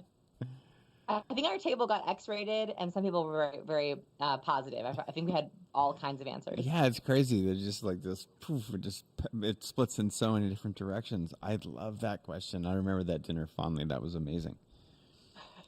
So So those are 5 questions. Hopefully you can do all 10. Yeah, you've got 10. One. What's the best way for people to find the others? Because I want to direct them to many of your vast resources and also remind them of your classes, Mastering People Skills, which is a phenomenal course on Creative Live, and I'm constantly recommending it. You've also got one on happiness, but with respect to this list of 10, you've given us 5. Where would we send people? So all of them are at sciencepeople.com, and you'll see that the last 5 blog posts that I've written are all for social distancing. So it's like 15 ideas to stay sane, how to have remote culture. They're all up there for you. Basically, I threw away my entire content calendar, and my team and I have just been like pedal the metal, writing only articles that we think are really helping people right now. So all of them are up there, and this one I think is the 4th or 5th one on there.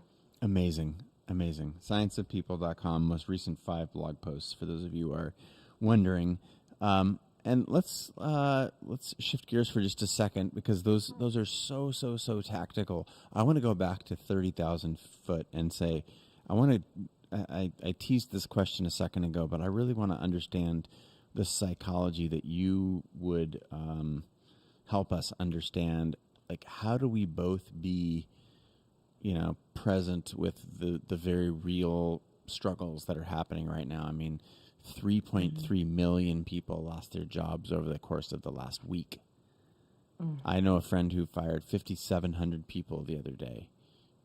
Like, these are real things, and yet we need optimism and positivity and connection, and we need these things now more than ever before. And I'm as a leader and as a very public person, I'm struggling to keep these like, I feel like I have to put everything in a bubble and qualify everything. Like, first, the most important thing is you're safe, and if you're safe, then we can celebrate. This is a great opportunity to learn. But I feel like I'm just using my words. So, what's the psychology behind this, and is it okay for us to be confused? And then, what would you recommend for those of us who want to be able to acknowledge this and stay positive and be a beacon of light for those who might be less fortunate? Yeah, I think the very first thing is we have to acknowledge how confusing, complicated, and challenging it is. So researcher Michael Lieberman at UCLA researches how emotions are in the brain, and he has found that the moment you label an emotion, it actually helps deactivate it. So if someone is feeling pain or regret or fear or anxiety, the best thing that you can do, the way that we can simplify confusion or get any kind of clarity in confusion, is to actually name the emotion. And this means not always being a perpetual cheerleader, right? So I'm a very optimistic person. I like to cheerlead my team. As a leader, right, I want to make everyone feel okay. I want to make all my readers feel okay. But sometimes cheerleading is actually the opposite of naming the emotion. If someone comes on a call or someone talks to you or someone texts you and you can see that the emotion is dread or worry or fear, the best thing you can do is actually be very present and help them find the exact word for that emotion, right? So I'm so sorry. This must be so challenging, so difficult. Tell me about it. Tell me what's happening. Tell me what's going through your head. Tell me what you're feeling. And you'll know when someone hits the word. Like, it sounds like this. It's been so hard, and I'm so scared, and I'm really worried about, making ends meet. I'm worried about the mortgage payment. I think I just feel hopeless. Yeah, just hopeless. That's when they hit the word. So usually they repeat the word. Usually it comes with a deep breath. And usually that's when you can literally see their brain be like, okay, I got it. I got the emotion. And then you have a choice, and this depends on your relationship with the person. Like, as a boss, my reaction to my employees when they feel that is different than my husband or my sisters or my mom or my best friend. And so you can go into that emotion and be as proactive as possible. What can I do? Can I do anything to fix it? Can I make you feel better? Do you want to talk about it? Do you not want to talk about it? That's great. You can go into proactive, depending on your relationship with them and what you think that they need. The other thing that you can do is give them space. And for some people, that is how they process difficult emotions. Some people, especially introverts, they like to process alone. They do not want to talk about it. They do not want to go into it farther, right? And so that's when you can say, listen, I'm here for you. If you want to reschedule this call, reschedule this meeting, if you want to go take some time to yourself, I got the kids, I got the baby, you go take some me time. I'll be here for you when you're ready.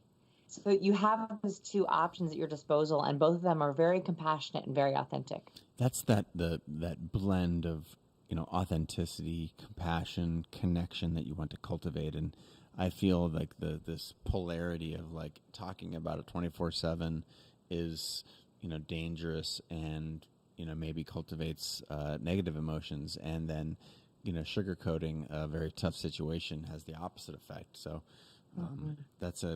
thank you very much for helping us navigate that. Now, you mentioned finding the word. It seems like that would be helpful, not just in the negative side of the human, psychology and body chemistry. Am I just projecting that, or what's a good way to capture the positive? You're so right. Yeah, help me understand that too. Well, you might, I don't know, you might actually remember this from my happiness course. So one of the pillars here is actually exactly what you just said. It's called capitalization. So capitalization is this yes, I remember. Tate, Okay. virtual There's high a five. thing. There's a thing. Yes. So this is called capitalization. It's a beautiful psychological phenomenon that happens. So what it is that when someone has a positive emotion, they share the emotion. And you can either be neutral, you can lowercase it. By the way, these two pieces are my extra framework. You can lowercase it, which is like, oh, that's not a big deal, or that's nice, right? That's like putting like a wet blanket on top of the good emotion, or you can capitalize it.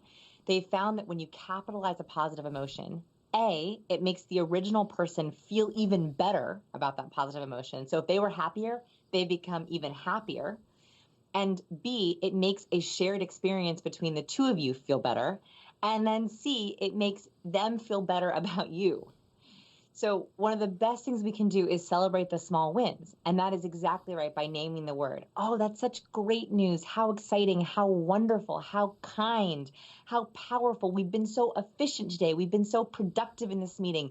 Thank you, everyone, for showing up full force. Those are all great capitalization words. And what a powerful vehicle that can be as a leader without, it's sort of like, I'm struck by the, what is it? Not stand-up comedy, improv, where it's yes and.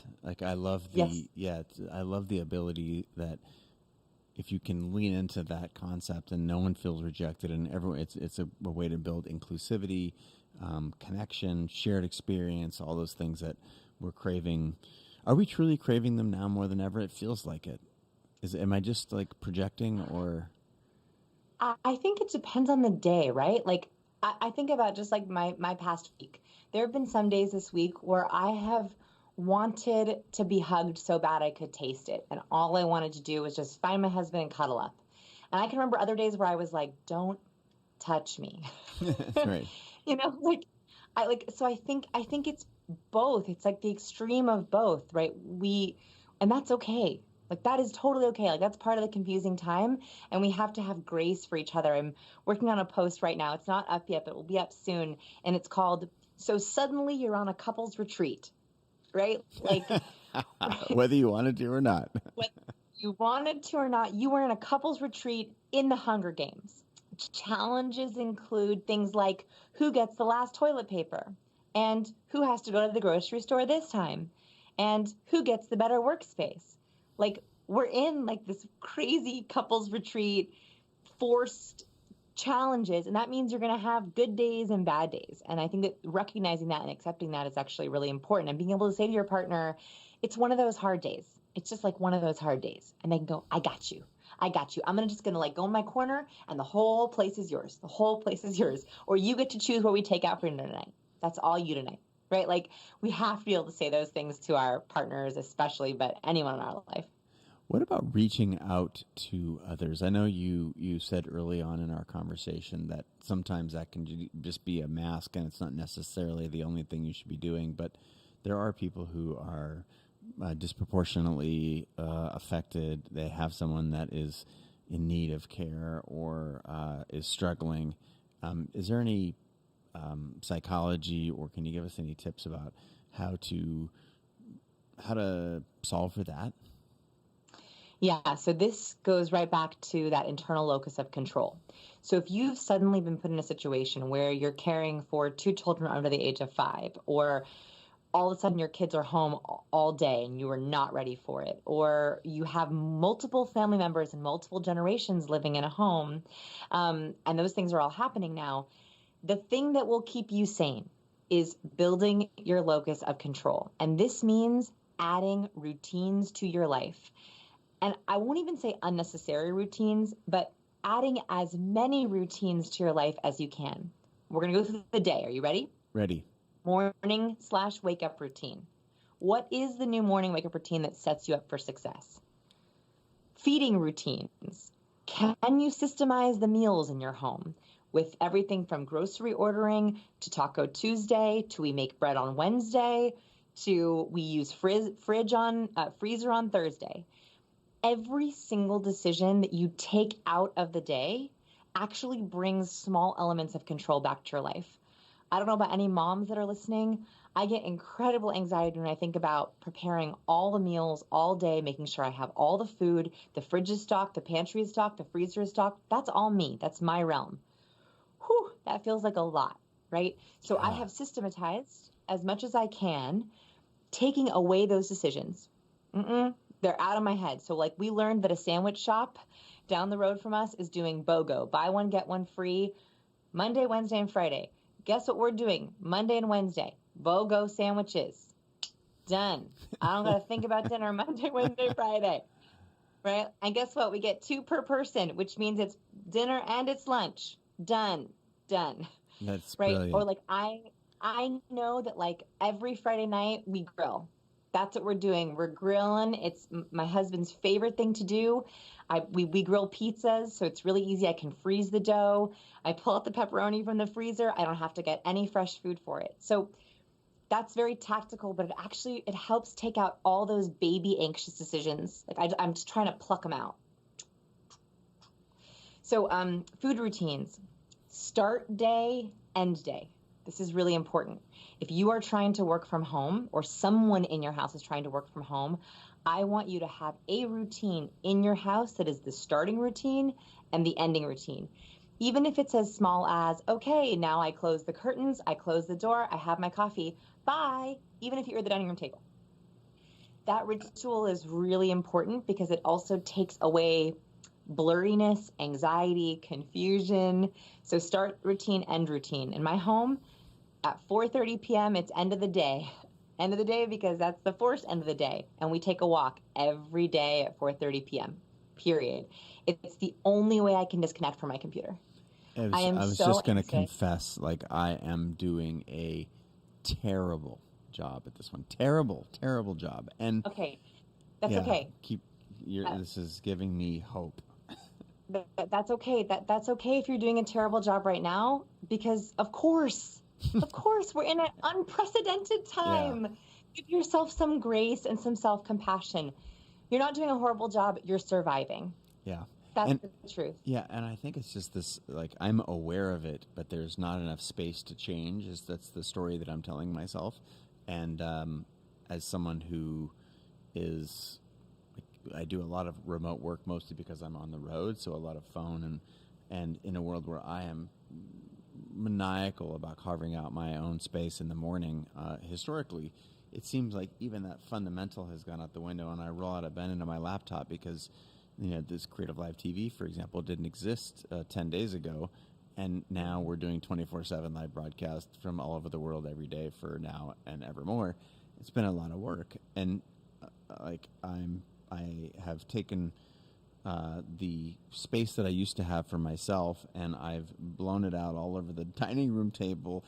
My mind, I've got notes I'm like literally writing stuff down as I'm brushing my teeth when I'm going to bed, and I don't have a start or end ritual, and it's crushing me. Thank you for sharing that, because that is exactly, I think, the experience we're all having. And it's panic, right? If you've lost your job or you're really scared, we're scared in our business. I had all of my speaking events canceled for the entire year. We had to cancel our first live event, refunded everyone.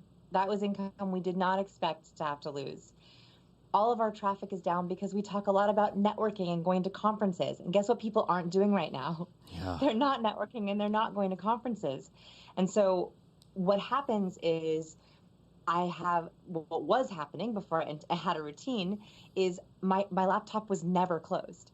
Just like you just said, I was writing down notes as I brushed my teeth, right? Like and by the way, I am working nights and weekends right now, but I know that structured time is there. And so it's like I do a walk with my family every day at 4:30, every day, no matter what. And I have that separation until my daughter goes to bed. My daughter goes to bed at 7:35. I sing her Tomorrow from Annie. And after that is done, it's back to the computer. And I have 2 hours of work from 7:30 to 9:30. And then I have a shutdown routine. Adding that in made me feel less scared, less worried, and made me feel like, my night work is special work. I do different kinds of work. I do all my student success at night, and I actually look forward to it. And so adding that in has really helped add structure. Oh, here's notes. I'm just confessing, and as a person who knows that there's value there and has been telling myself the story that there's not enough space to create the system. I think if I just set the ball down for a second and created the system, I'd probably be on a better path in 24 hours. So this is my commitment to you, friend, and to all you out there on the internet, that I'm going to get my SHIT together tomorrow. Tomorrow's my day. I'm going to start and stop. Doesn't help being on a broadcast for 12 hours straight today, but I'll figure it out. Starting tomorrow. This is like, sounds like The Addict, right? I'll start tomorrow. I'm going to kick that habit tomorrow. Tomorrow, you better text me, Chase. You I better will. text me. You've done it. Here, Siri, set an alarm for 10 a.m. tomorrow to call Vanessa. I'll be ready. I set your call Vanessa alarm for 10 a.m. Okay, cool. I'm free tomorrow. I'll talk to you then. I'll call you at 10. And I mean, I don't know how long I promised to I don't know, capture you here on this screen and beg you to share all of your wisdom with our audience. But I think I'm over time, and I wanted to say thank you so much. I know a lot of this research is emerging rapidly, and you were always someone that we at Creative Live can count on. My community knows you well and respects and trusts all your work. I think so highly of you, the team at Science of People. Your classes on Creative Live around people skills and happiness are always ones that I recommend.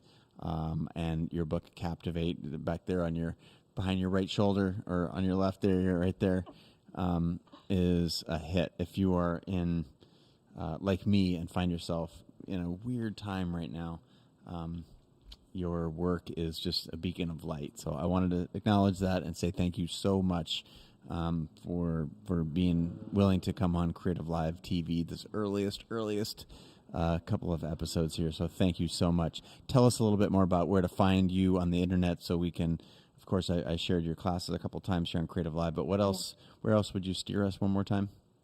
Yeah, scienceofpeople.com is where everything is. I'm trying really hard to, every video on YouTube that's going up, every article that's going on the blog is hopefully super relevant for right now. So any suggestions you have for me, we're happy to take them. Literally, my team is amazing, working around the clock on that. Captivate is wherever books are sold. Actually, that's been wonderful because We actually have things that you can do in there virtually. So if you want to read it with someone, I would be so grateful for the read. And I just want to thank you so much for having me on. Creative Live is such a dear friend of mine. So are you. And hopefully we can do more of these. If people have questions, I'm always happy to come back on and answer. Amazing. Say hi to Scott and your lovely family. And we're grateful that you could take the time out of your busy day when you're saving the world and your business to help be a part of ours and our community. Always grateful. Thank you so much. And are you still in Austin right now? Is that where you were? Are you in Austin, Texas? I'm in Austin, Texas. Okay, cool. I knew you Come were. visit. I was like, I'm pretty sure. I think the transition happened the last time we talked. I think you Come were get in a process. taco. Awesome. Come visit. Thank you so much.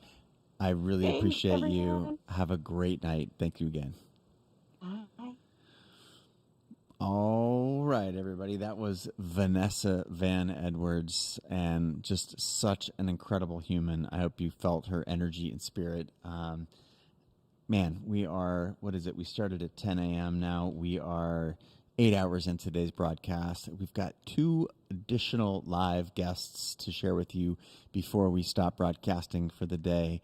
But again, if you're just joining us or you stepped in and had to step out a couple of times throughout the day, just to get you back to where we are right now. We are in day 1 of a beta program where we are sharing live streams from the homes, the kitchen counters, the couches, and the studios of so many people in our community, specifically the teachers of classes, the inspirators, and some of the world's top creators and entrepreneurs. Already today, we've had spoken word poets, James Beard Award-winning chefs, New York Times best-selling authors, photographers. We've had a sample across the spectrum that Creative Live likes to stand behind, and we're just getting started. My next guest, who will be joining us in 8 minutes, is a finance guru. His name is Ramit Sethi. He's a New York Times bestseller.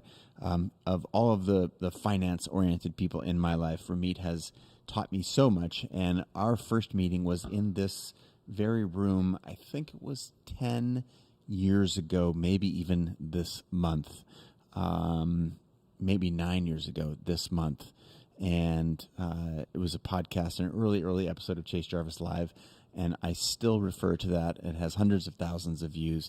And obviously our conversation today is going to be a little bit different. It's not going to be about how to negotiate rates as a creator or a freelancer, although that's always super valuable. Today we're going to be talking a little bit more about how to manage personal finance in a world that is constantly changing and is specifically looking scary for so many creators and entrepreneurs. The future is uncertain, and we have to figure a way for that, A, to be okay, because we're not going to answer any of these questions anytime soon, but B, what's the best that we can do with what we have with respect to our finances. Now, the cool thing about Ramit is not dissimilar to Vanessa, who was our last guest. Ramit is a Stanford-trained psychologist, so he just chose to focus on money and finance, but he's obviously his wisdom runs deep. He's an amazing business person, a friend, and just a great all-around guy. And we're going to go to him in 7 minutes here. I'm going to get some more throat coat tea. We're going to give you a short little break here. We've got a couple of videos I wanted to show you about Creative Live TV, about I think the Fast Class, and a couple of other hits that my friend Adam, who's running the live broadcast booth, is going to turn you on to those right now. I will be back momentarily with my dear friend Ramit Sethi.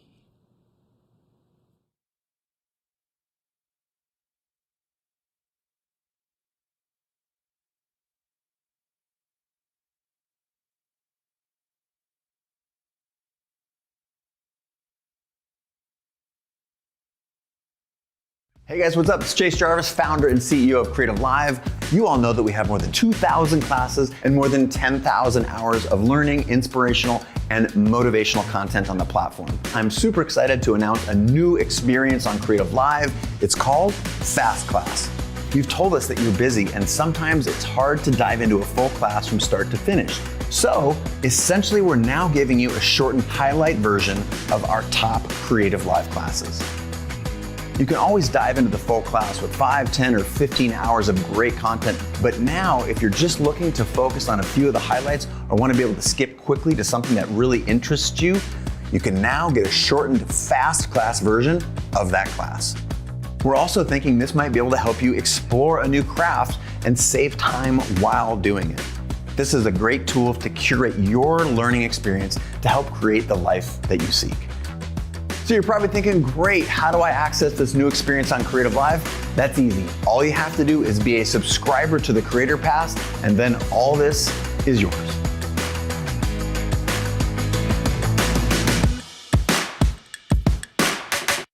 We negotiate all the time, from job interviews to client meetings to mattress buying to getting your spouse to do the dishes. Everyone needs to understand the dynamics of powerful negotiation. My name is Vanessa Van Edwards, and I'm a published author and behavioral investigator. I'm going to teach you some never been taught before personal negotiation strategies that you can start using today.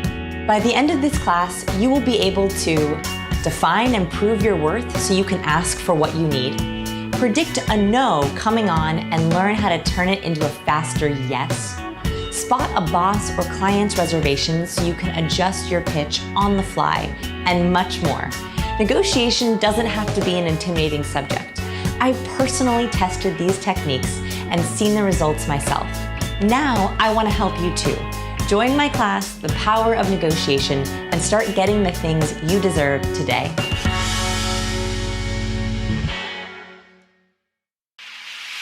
Exploring your creativity is essential to your growth as a photographer. Plus, it's a lot of fun. I'm Lindsay Adler, and I'm teaming up with Creative Live to bring you a series of 10 creative portrait challenges. Through these challenges, we're going to be pushing ourselves to try something new. And we'll be exploring things like silhouette, do-it-yourself modifiers, and even making a mess, all in the name of creativity. So I invite you to join me. Visit creativelive.com/CPC to get all of these challenges direct to your inbox.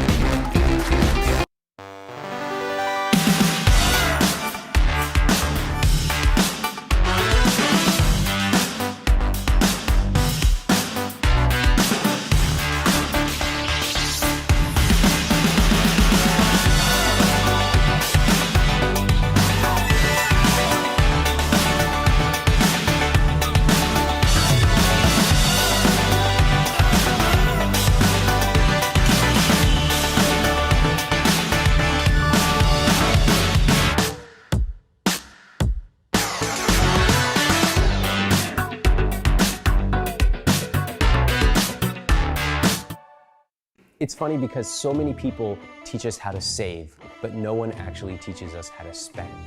I get it. We've all bought a book on money. It sits on the shelf. We bought a course. We didn't do anything with it. I built psychology into this material so people would take action. You'll find that, wow, if you have debt, you're gonna know the exact month and year that your debt will be paid off. Done. If you have money that's just sitting around in a savings account or a checking account, you're gonna put it to work. In fact, if you want to project the day that you're going to have $100,000 or $1 million in the bank, you can actually project that. You're going to say, you know what? I never really thought about money like this, but this is what I love spending money on. And now I get to do it guilt-free. That is the I will teach you to be rich life.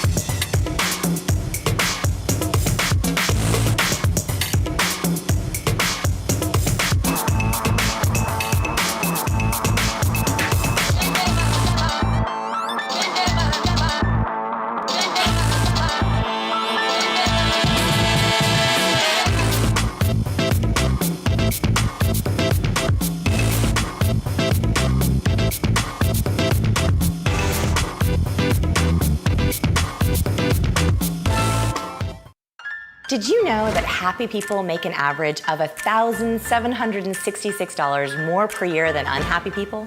Or that happy employees take 15 less sick days per year than unhappy employees?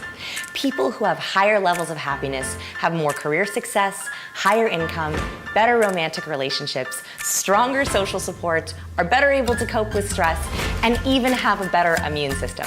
Here's the best part. We can change our happiness levels. Research has found that about 50% of our happiness is genetic, 10% is due to the environment, and 40% is caused by our behavior and mindset. That means you and I have 40% of our happiness to work with. So let's make the most of it. My name is Vanessa and I'm coming back to Creative Live to teach an all-new class. I am so excited to talk about the science of happiness. Everything I'm going to teach you is based on a review of over 246 happiness studies, 4 years of research in my lab, The Science of People, and happiness data we've collected from over 12,000 people. I was really surprised at some of the happy patterns we found, and I want to teach them to you.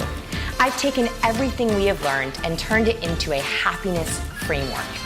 These are 10 days worth of step-by-step lessons that will help you transform, and let's be real, a kind of wooey, fluffy, intangible subject into something real that we can quantify, measure, and improve.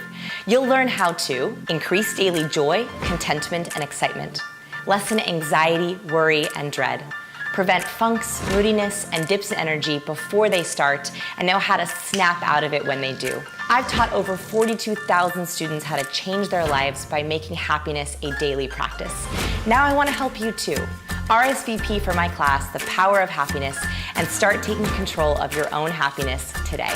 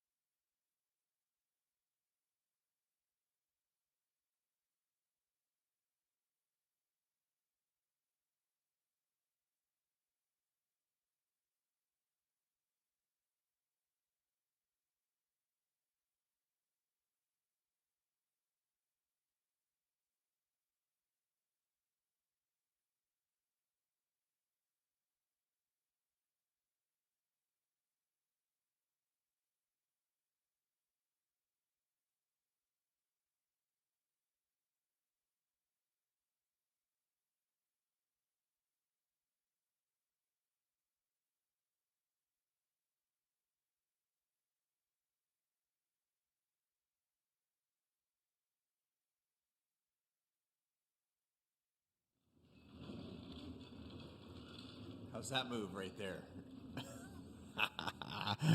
What's up, everybody? Welcome. It's Chase. Happy to have you back here on Creative Live TV. If you are just dropping in because you have seen the schedule and you want to hear from Mr. Ramit Sethi, he is indisposed here. He won't be able to show up tonight. No, I'm just kidding. He'll be here in just he's here. I'm looking at him on the screen, but I wanted to take 32 and a half seconds to say I hope you're doing well. I'm thinking about you. We at Creative Live are doing everything in our power to add some disproportionate value to your life in this weird time that we're in. I want to acknowledge that it's a time of uncertainty, but also on the other side of the coin, it's a time where there's opportunity for kindness, opportunity for connection, and opportunity to think differently. And it's very possible for us to both be holding time and space for tough stuff and to be seeing this opportunity and the hunger and the ability to connect in ways we haven't before for innovation, not productivity in the classic sense of it, but in the ability to go inside of us and find some answers that might not have been there with the regular, amidst the regular world. And we've been, we're 10 hours into our broadcast today. We've been all over the country, bringing in guests from different industries. It's been such a treat and a privilege to be with you today. And we've got two guests left, and my next one is, I think we've been friends for a decade. I lost count. When you get past like 5 or 6 years, it all gets blurry in the best way. And you've probably seen he and I together a couple places on the internet if you've been in either of our tribes. His name is Ramit Sethi. He is a personal finance advisor. I call him a guru. And he's also an amazing entrepreneur. He's built an incredible business, and he is a fantastic author of the New York Times bestselling book, I Will Teach You to Be Rich. A new edition just came out. We had the great privilege of hosting him for that global, the virtual book tour right here in this room. Probably that was maybe 6 months ago or so now. I consider him a friend, and we all know that in this uncertain time, like paying attention to money is very important. So we at Creative Live, we thought about having a segment around money. There was one person, and we immediately went, we need to reach out to Ramit. Thankfully for all of us, he said yes. And so without further ado, it gives me great pleasure to bring to the virtual stage here my dear friend, the one and only Mr. Ramit Sethi. Ramit, what's up, bud? Good to have you. How you doing? Thanks for having me. This is going to be fun. It's going to be great, man. It's nice to see your face. I know we've been FaceTiming a little bit more recently than normal, and we got to figure your fire in the background. It's down to a little flicker. What's happening? So this is the problem. First of all, I live in Manhattan, so I don't have a normal fireplace, but we left the city a few weeks ago, and so there's a fireplace here, and I'm like, you know what? I'm going to be Mr. Rustic Countryman. And so I've been doing this every night. I do a fireside chat on my Instagram live, and I talk about money or starting a business or growing your income. And so every night I'm literally doing a fireside chat. This is sad because we're just starting. We're 60 seconds into today, and this fire is almost dead. So I think I need to go back to my high-rise living as soon as I can.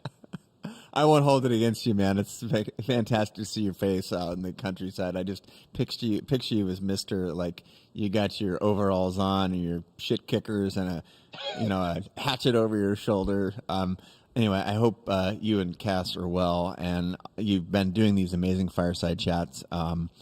That's part of what inspired me to reach out to you. And so many creators and entrepreneurs, when the most dynamic people, business people in our culture are entrepreneurs, right? And they're trying to find the silver lining in every tough situation. And many of us have businesses, and what can we do to connect and keep our dreams alive or find new opportunities in the face of adversity? So as someone who I deeply respect and admire, and to watch you just snap into action, I think it's fair to say that you're taking your own medicine. If not, because I've heard you talk about, like, one of the most important things is to react quickly in the face of adversity. So maybe I thought that would be a softball for us to start on, because you've been talking about it a lot on your channels, but it might be new to the audience here at creativelive.com/TV. Yeah. Well, I'll tell you that in times like this, I think that panic is bad, but overreaction is good. And I really mean that, overreaction. So when I first started following what was going on about 3 weeks ago, you start to see the exponential math. And if you've ever studied exponential math, including compound interest, which isn't even exponential, you start to realize those numbers add up fast. And so I told my wife, we got to get out of the city because the only possible outcome is a quarantine. And we don't want to be here when that happens. So I started texting a few of my friends who live in New York. And this was the first they had heard anybody say that. And, you know, they were like, this guy seems like he's overreacting. And I was, but I would rather look stupid and come back sheepishly 2 weeks later than to be in a situation I don't want. I think that's true for all of us. One of the things, as I've been talking to the entrepreneurs that I work with, the people who want to know how to manage their money, I think the most important thing is to take a look around, accept reality. You have to accept it. Things are going to get worse, much worse, before they get better. Let's just acknowledge that. Make a plan and then move. And that is the first thing to avoid being paralyzed, which I know is normal. It's our normal reaction, but in this situation, that's the last thing you want to do. So what are some examples of move? Because you like physically moved, right? You went to the deep into the woods of New Jersey, but you also moved with your business. You know, I've seen the way that you're talking about some of your amazing courses that you've got on I Will Teach You to Be Rich. And so I've seen you move in lots of different capacities. So, you know, walk me through how you thought about all the different areas of your life that you are sort of reacting and moving, and maybe, to quote you, overreacting in a lot of those areas. But did you think about it like in like segment of your life by segment, or how did you approach it? Because I've seen you take a lot of action in a short amount of time. Yeah, I think that I'll tell you what I did with my business, and then I'll tell you what some other business owners I know have done, because I think it is very inspiring in the face of a lot of fear. So first off, what we did was the same day that we were leaving, we called an all-team meeting for our company. And the first thing people want to know is, do I still have a job? That's the first thing anybody wants to know. So if you are a boss, some of you watching have already had to make some really tough decisions, layoffs, furloughs. I told the company, first of all, your health comes first. So most of our company, very healthy, but you might have kids, you might have a partner, you might have elderly parents who get sick. That comes first. So if you need to take time off, go. Just let us know. The second thing is we immediately issued a $1,000 stipend for anything relating to coronavirus. You want to buy extra food? You want to send something for your mom and dad in a different city? Just send us the bill. And we wanted to reassure them that we're here to take care of them as much as we can as an employer. And then the third thing we told them was, we also expect that things are going to get worse. So we're going to ask you to fill out this contingency plan. It's just a template. If you get sick, God forbid, let us know where we can pick up your work so that the company can still continue going on. And so everybody actually felt reassured when there was a plan. So that's what we did first. That was with our team, and they always come first. The next thing we did was with our customers. So we went to them and we told them, this is what's going on. If you need to take a 2-month grace period on your payments, let us know. We're happy to extend that to you. And just email us, and we will happily do it. Most of them did not take us up on that, but some of them did. And no matter what, think about a company that proactively does this. That's the kind of company you want to be a customer of for life. So we're trying to do everything we can step by step, personal, staff, employees. You do those things, you think proactively, you show people you care, and I think people remember that in a time like this. Oh, clearly. And, you know, I think we at Creative Live realized very rapidly we are in a position to add even more value. Everyone's moving to virtual conferences and meetings like this, and we've literally been doing this for 10 years. We invented it for learning companies, and we've also been not just the live stream part, but we've built this this catalog of amazing classes from the likes of you and Tim Ferriss and Lewis and Brene Brown and Richard Branson and yada yada. And oh my gosh, we have relatively zero, marginal costs going forward on a lot of the content that we've created. So we want to make things as available as possible. We want to add value in a world where some other businesses might not. And for so many people affected who are in our community, creators, entrepreneurs, gig economy workers, side hustlers who may be experiencing disproportionate pain right now, we want to do what we can. And, I just penned an email to our, the couple of million people that are subscribers or in our community, and the response was overwhelmingly positive. I mean, I jotted this email down and just sat down and wrote it from my heart and the heart of the company, and I was shocked at it didn't change the economic relationship we have with 99% of our community, but for the 1% that it did, we made our health and wellness classes free and our top classes so that we could provide that. And I was shocked at how positive the response was. And I think your point about being proactive and maybe overreacting is super prudent in the business side. What about in the personal finance world? Or I don't know if you want to comment on that. I just was sharing my own experience with doing exactly what you prescribed, and I found it powerful.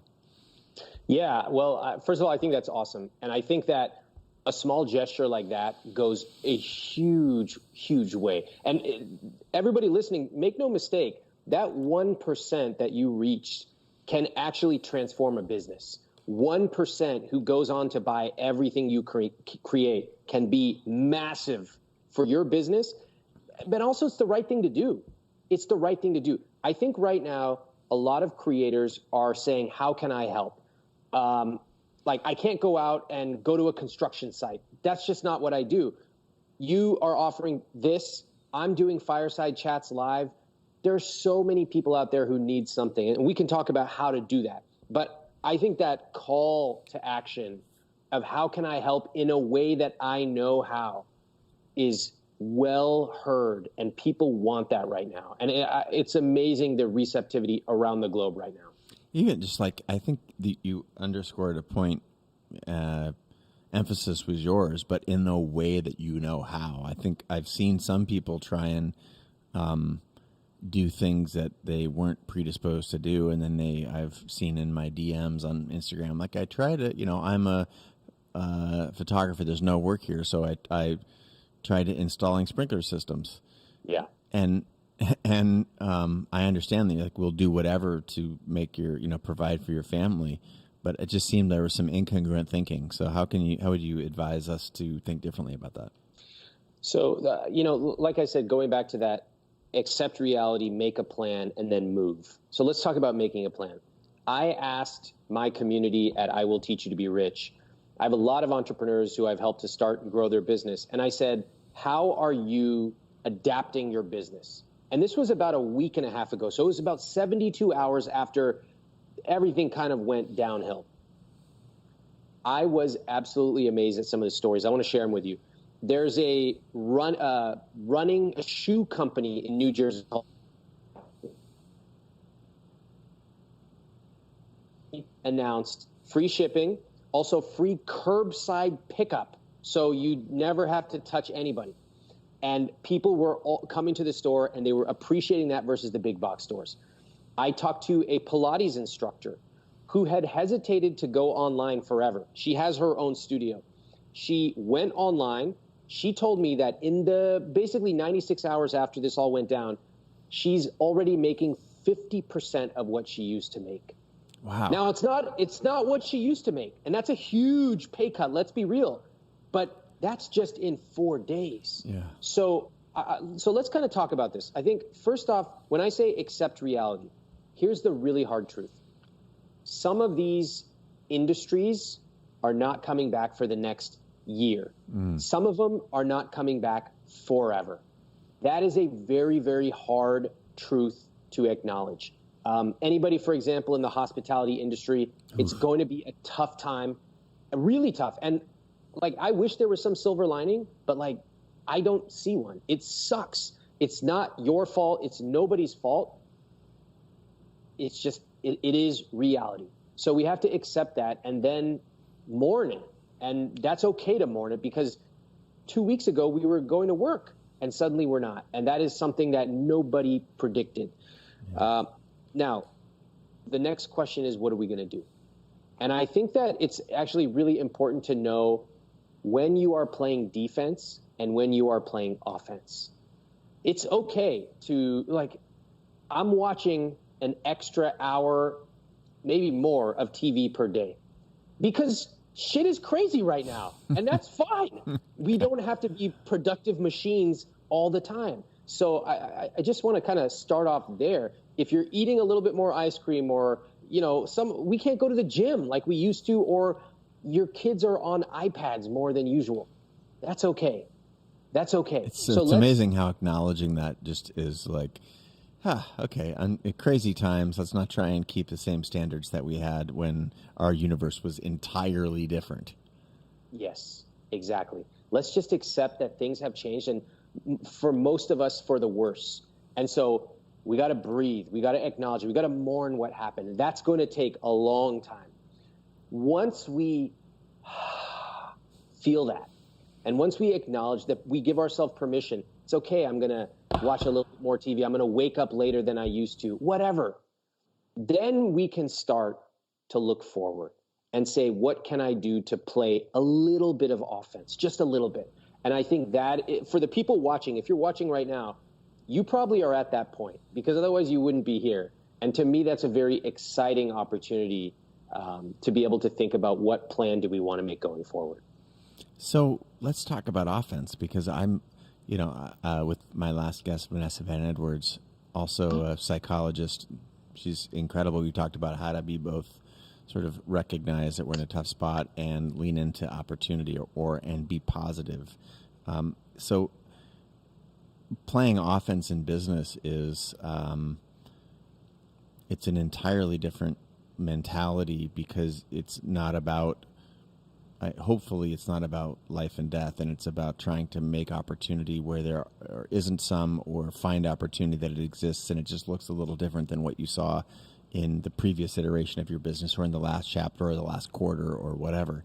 So I believe, and part of what I wanted to cover in our podcast today, and part of what Creative Life TV is all about, is like, how can we look at the positive? What, the fact that we have more space now, we can be more creative at home. We have, sure, we've got our, 1-year-old bouncing on our knee, but what is it that we can do to shift gears, emotionally, psychologically?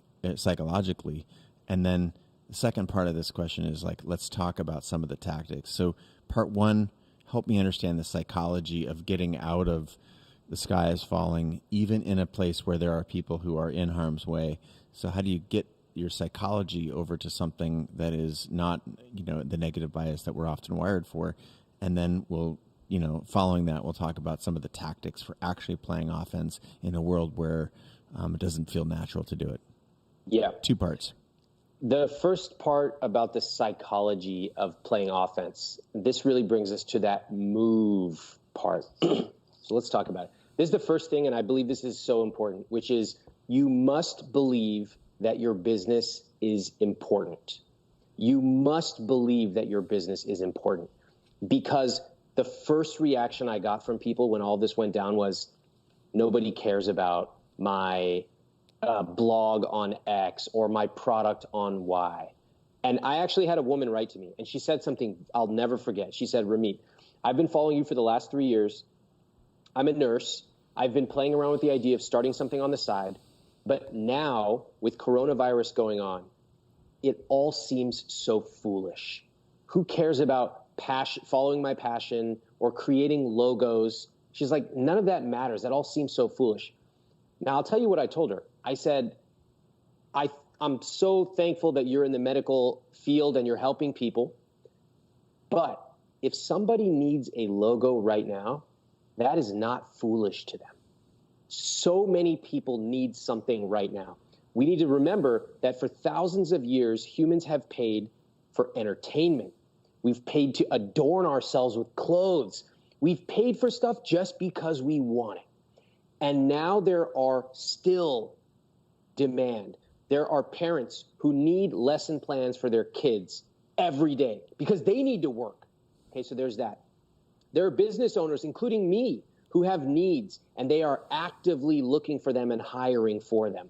There are people who still need things that they were already working on and they can't afford to stop. So we must believe that our business is important, and then and only then can we try to recover. If we don't believe it, then we're already out of business. We just don't know it yet. Yeah, I mean, if you don't believe in your business, who will, right? It's like, it doesn't surprise me to be able to say it on one hand, but to be working on something that you don't believe in at your core, I think that calls into question the motives as an entrepreneur and some of your decision making, right? Like, you need to want to fight for this thing, and if you don't, what have you been doing? And maybe that's a opportunity to reflect in and of itself. But I don't know. I think that's quite powerful. So this psychology of believing that we're important is key in making this transition from like, oh my God, I'm my business is down 80%, which is, I've heard that number from some people. Yep. I've heard some pretty terrifyingly large percentages. Is there anything else beyond believing that it's important that from a psychology perspective you want us to employ? Accept that your business may not survive. Accept it. And this is really important. I don't want to blow smoke up anybody's ass. Your business might not survive. That is the frank truth. There's only so many months you can go with 40, 50, 70% declines in sales before you have to close up shop. And that's already happened to many businesses, unfortunately. But once you truly internalize, my business is important, but it may not survive, then you are free to start taking action. To me, that is the liberating moment for a business owner. Is that, there's something, if you frame it as it's all upside and it's all learning and it's all, isn't it tough to see that when you got to put food on the table? And, how do we, how should entrepreneurs in the protect the downside scenario, like, are you coaching people to seek, the opportunities that are made available to from the government and from all the different sources? We've seen the CARES Act just pass, and is there anything that you're advising people to do to protect the downside in particular? 100%. Okay. You should take advantage of every possible way that you can to bolster your finances, whether it's your personal finances or your business finances. It's interesting that in this country, which offers some level of a social safety net, that sometimes when people need it, they feel really guilty about taking it. There's an article today in the New York Times talking about people who were employed as recently as 3 weeks ago, and they feel guilty and embarrassed to collect unemployment or to even have to go to a food pantry, a kitchen. You know what? That these services are here for times like this, times where you need it. You should 100% take advantage of it and never feel guilty about it at all. That's on the personal side. On the business side, there are going to be some opportunities available to business owners. It's still up in the air, but it's going to become clear in the next few days. If you have an accountant, call your accountant right now. They are well versed in what's going on, and they will tell you exactly what to do. If you have a business bank, call your banker. As much as you have access to a banker, they're probably flooded with calls. But very soon it's going to be clear what to do to apply for loans, many of which are forgivable for business owners. So you should absolutely take advantage of these opportunities. For the Luddite or the ignorant, what do you mean by these loans are forgivable? There's the word loan and then there's forgivable. Those don't. It will, based on certain criteria, it will effectively be free money. Wow. So they're going to give you a loan and then say you don't have to pay it back. So again, certain criteria for payroll, et cetera. But this is virtually unheard of. And because of the level of how bad things have gotten in the economy, this is an extraordinary thing that is happening. So every business owner should know, you didn't cause this virus outside. you should take advantage of every personal and business opportunity made available to you, because you need to live to fight another day as a creative, as a business owner, as a boss, an employer.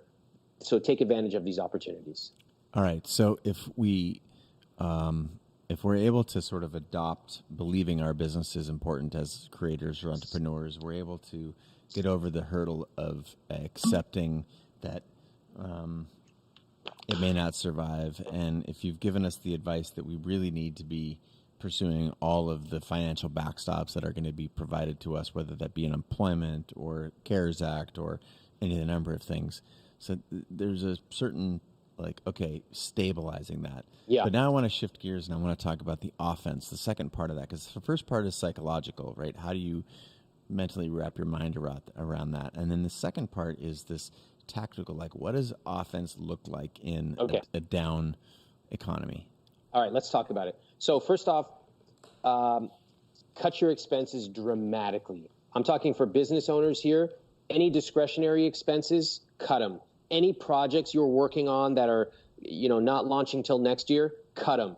And I know a lot of people, their first reaction is, well, it's going to actually be more expensive to cut it now than to keep it going at a reduced level. My answer, no. It's better to have money in your pocket now than to save a little bit for later. Cut it. Cut your SKUs, any SKUs that are unprofitable, cut them. Any products that are not performing, cut them. It's time to get lean and mean. So if you have, for example, most entrepreneurs have one or two products that make up the lion's share of their revenue. Focus on those, eliminate the rest, and simply worry about selling those. That's playing offense by cutting expenses. I guess the big frame there is no more nice to haves. It's all about generating profit for your business. That's it. When people, a lot of people are experiencing this for the first time, any sort of a downturn. Some people weren't in business, and the financial crisis of 8 or 9, or 7, 8 or 9, or it's certainly some for whom 9/11 is, they weren't in business. They might not have even been born, because we got a lot of young entrepreneurs that are in our audience. So for like, this is new, and this idea of cutting, and what are some tips for how to look at your expenses and how to make some tough decisions? Can you get real tactical for us on that? Yeah. So depending on the level of sophistication, like for many beginning entrepreneurs or even entrepreneurs who have been in business a long time, they don't have a balance sheet. They're sort of just looking at their bank account. I get that. I'm not going to judge you for that. You can deal with that stuff later. Let's talk about what to do now. So the first thing is to simply get out a piece of paper and say, where do I make money? What are the key areas I make money? Where do I spend money? How much do I spend? You'd be surprised, but a lot of entrepreneurs aren't even operating in that way. So let's do it. We write it down. And now we're going to start to say, I'm at risk of going out of business in the next 45 days. Is this going to help me generate enough revenue to get through the next 45 days? And you have to be honest with yourself. You have to be brutal. If it's not, goodbye.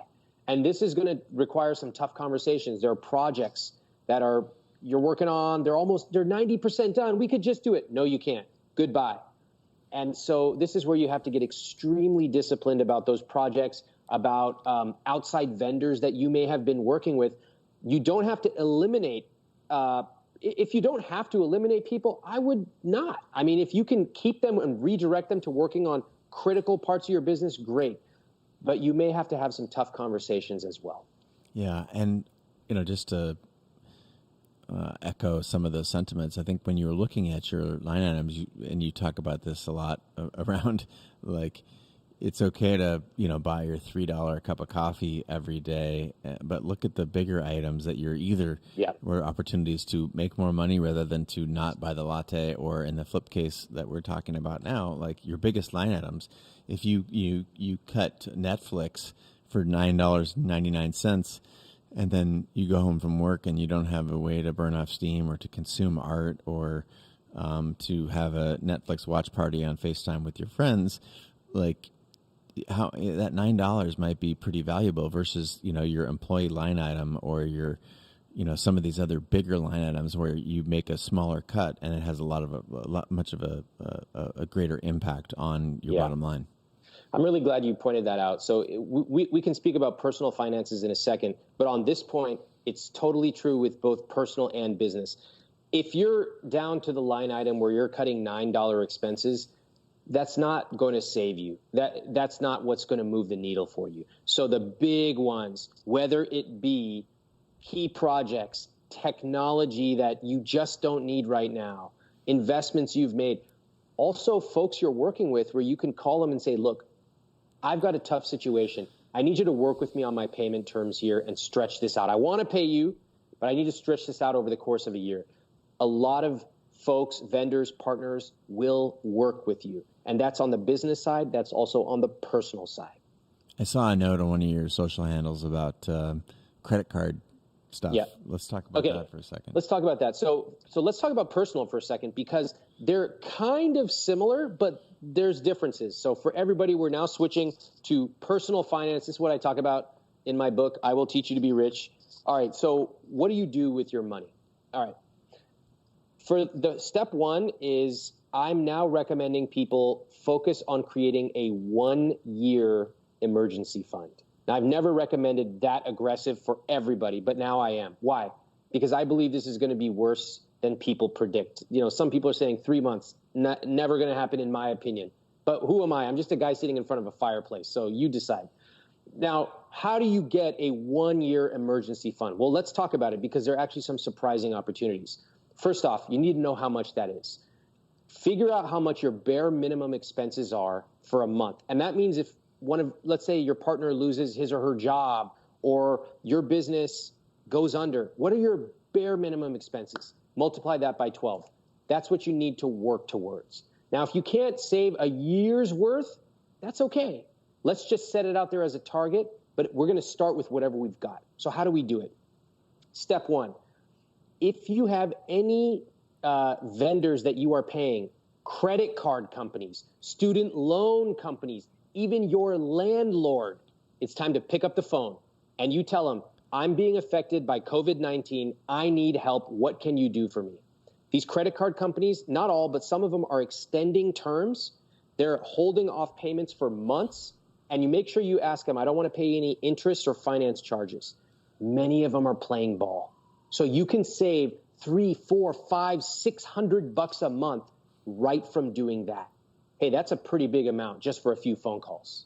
Oh my God, that's the best use of time for so many folks that are especially the hardest hit.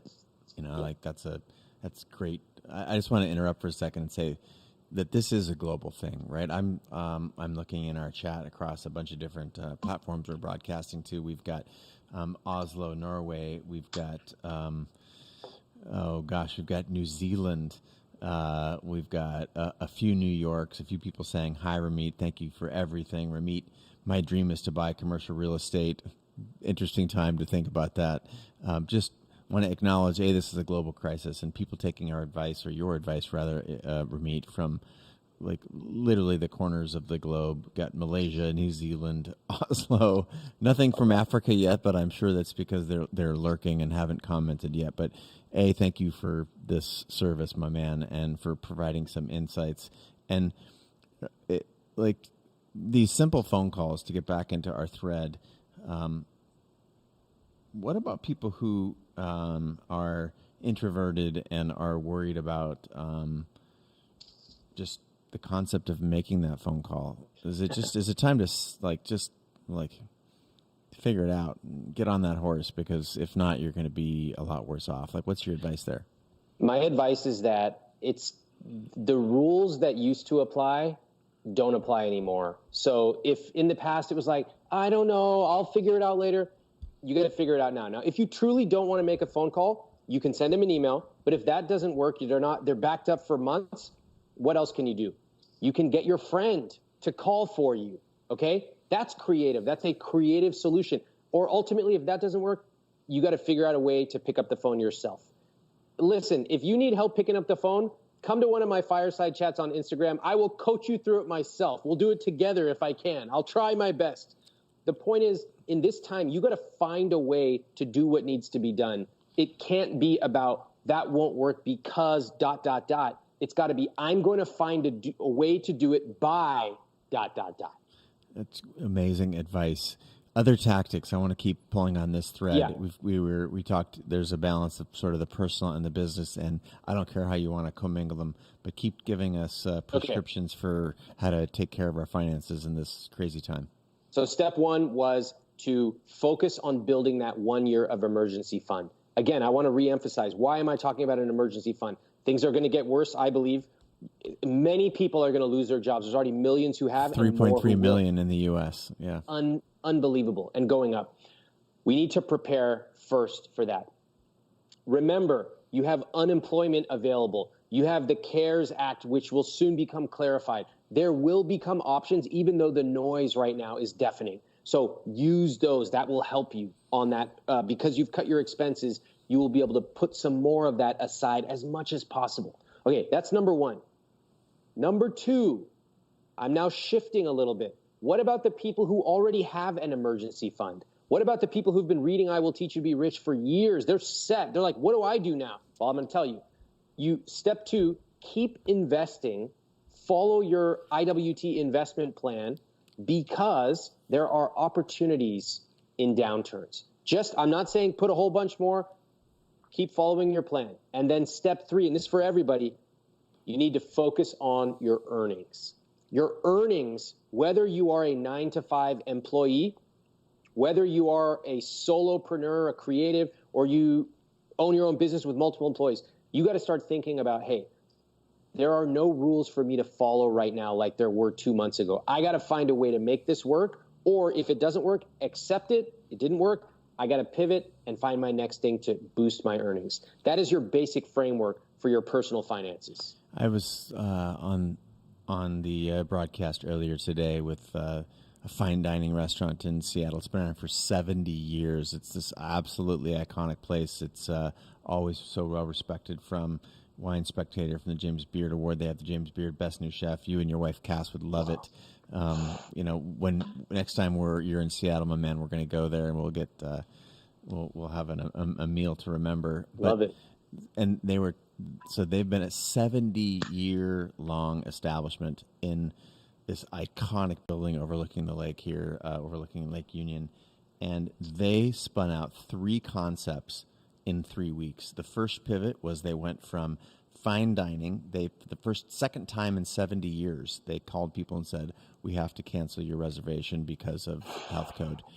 The following week, they had 1,000. They served 1,000 hamburgers in a drive-through manner from this. But it is absolutely stunning, the transformation, and so much so that. And this is, to me, this is a story about pivoting and not taking no for an answer, and reconciling this. Like, I don't want to be uncomfortable with like doing whatever needs to be done.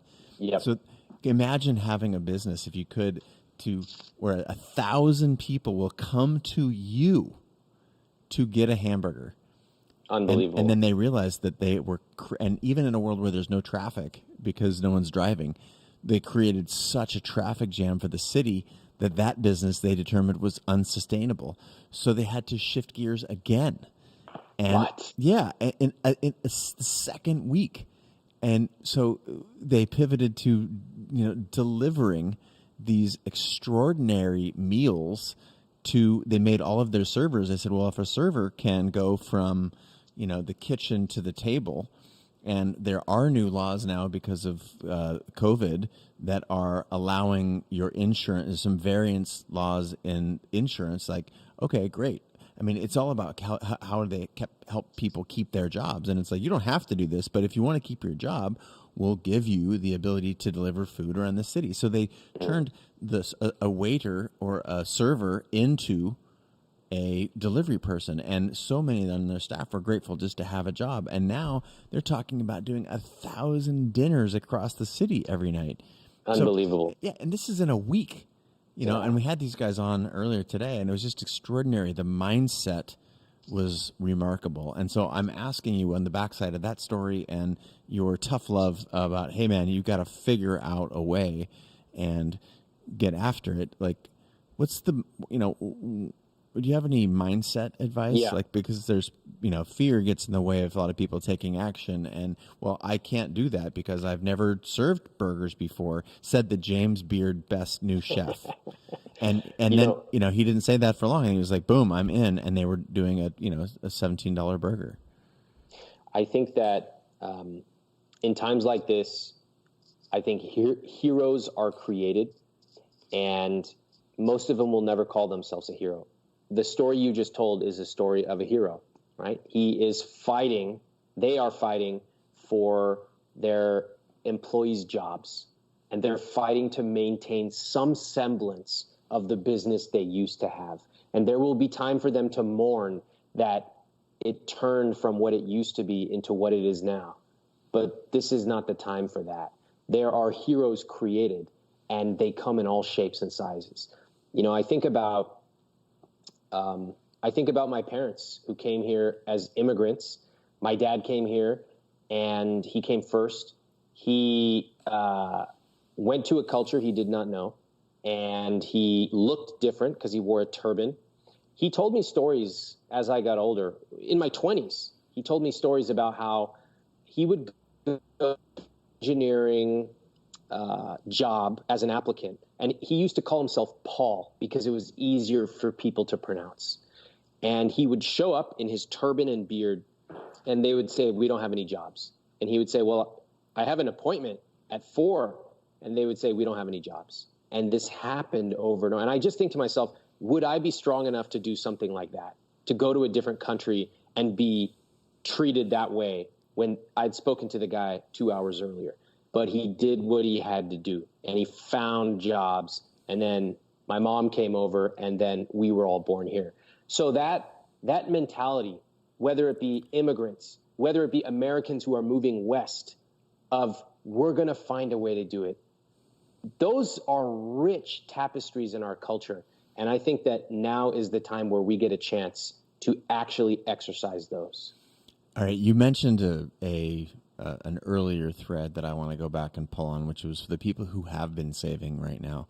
I want to thank you. However many years ago, maybe 7 years ago, my wife Kate and I automated all of our finances in line with your prescriptions. And, we are very fortunate, and we've taken your advice. So as someone who's in that position, based on your advice, and for others who are either through your advice or through just their own intuition or good habits of savings, like, let's just say you are sitting on something, a little nest egg, and you've got your year or plus, or you've got maybe even a little bit more, or regardless of its amount, like, there's the ability in your mind and heart to play offense. Let's keep pulling on this offense thread, because I think some people don't know what that looks like. And we're getting someone, my dream is to do commercial real estate. Well, I'm not quite so sure that just like pursuing your dream willy-nilly in a time, unless you got a ton of cash, and prices are probably going to go down and interest rates are good. So give me a little clarity on how to play offense. Okay. So I'm so glad we're talking about this, because my first edition of my book, I wrote it and published it in 2009. That was March 2009 was the bottom of the recession. So I go out on tour, and all these local producers were like, Ramit, why are you talking about investing and growth? We have 10% unemployment. And I looked at them and said, I understand, but we also have a lot of people employed who want to grow. They want to get ahead. And they looked at me like I was a Martian. But had they followed that advice of investing, of looking for opportunities, they would have profited tremendously. So let's talk about what you can do. First of all, remember how I said for business owners, you must believe that your business is important. Yeah. And that it may die, but you must believe it's important. Same thing for personal investments. You must believe that the future is brighter than what it is right now. Okay. But you must also accept it's probably going to get a lot worse in the short term. That is exactly how I'm thinking about it. Yeah. So it's going to get worse and worse. And if you look at what has happened in prior massive downturns, although nothing has been like this, you start to see a pattern where it goes I'm speaking generally about the market. Yeah, no, this is like, let's not tie ourselves to convention here. Let's have a real conversation. Like, okay, what do you think is going to happen, and what are we going to do about it? so what happens in general is market goes down. People go, oh my God, that's crazy. You get a lot of people selling early, but then there's some sort of false hope. It goes up. It's called a dead cat bounce. It goes back up, down and down until at the point it's like everybody's like, this is it. Like nothing is ever going to be good again. And, this is those phrases. There's all these phrases about not buying until certain bad things are happening. And then if history follows, that's when we start to see some sort of recovery. So what do you do if you have your savings, if you have your investments built up, if you have some opportunity you want to play offense? Well, there's a couple things. Let's say that you have an extra amount of cash. And again, I'm so glad we're talking about this because we started off by talking about what if you don't have enough cash, what kind of opportunities can you make available, including unemployment, which you should. Yep. But there are also a lot of people watching who have a lot of money. Yeah. And this is something that is not going to be talked about for the next 2 years in the press because it's politically incorrect. But there are a lot of people who've been saving and investing diligently. So they're ready. What do I do? Well, let's talk about it. If you have a large amount of cash or some extra cash and you want to invest it, you can put it into the market. Now, the market is already down, 30% or so. There's a couple strategies. Data says that you should just lump sum, put it in the market because basically 2/3 of the time the market goes up, so you should just put it in. Some others are long term. This is not for the next 6 months, year. This is long term. Like you don't need it for 10 years plus. Another way to do it is to basically periodically invest it into the market. So it's also called DCA, dollar cost average. You could put, let's say you have, I'm just going to make it easy math. Let's say you have $12,000. You could put $1,000 a month and set it up to go automatically. Now, what's happening here?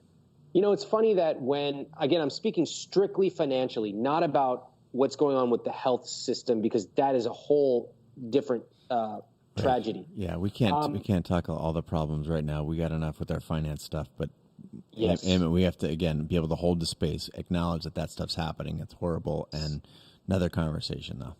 Yes. If you go to a store and toothpaste is on sale for 30% off, most people are thrilled. But the minute the market goes down, we think of it the opposite way. That's bad. Why? I want it to wait till it gets higher, then I'll buy. It doesn't make any sense. So again, if you believe that over the long term the market will go up, which I do, and in fact, I have put additional money into the market and I will every month, then you know a way to continue investing and position yourself for growth.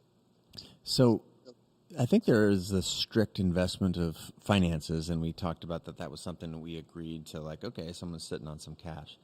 But I would like to tell a short story about my own experience that didn't involve extra money, that involved a different kind of investment, and I want you to react and coach me, tell me where I went right or wrong. And this is one of those, I'm just going to say this has a happy ending, and I think I nailed it, but I'm just using an example of not investing dollars, but investing in a different direction. So in 2007, I think I had 14 employees as a photographer, which was virtually unheard of. I mean, and I was one of the top commercial photographers in the world, working for almost exclusively Fortune 100 brands all over the world, like the kind of things where you go to New Zealand for a month with 100 people to make 10 photographs. Very, very different than what most people think about as a photographer.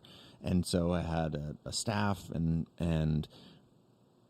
when the downturn came, we immediately cut costs on everything that we deemed was non-essential, and it was pretty comfortable around. I mean, we paid for all of our food for all of our employees if you were at work, breakfast, lunch, dinner. And so that was an example of something that we cut or didn't completely eliminate, but dramatically reduced.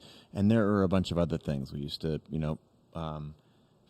get not economy airfare, and we used to do a bunch of things. We basically cut everything that was non-essential.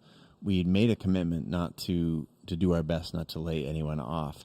And instead of trying to focus on the half a dozen customers that were still willing to spend money, which fortunately, again, when you are a proven commodity, or not a commodity, a proven service in a down economy, people aren't making bets. They go to the trusted source.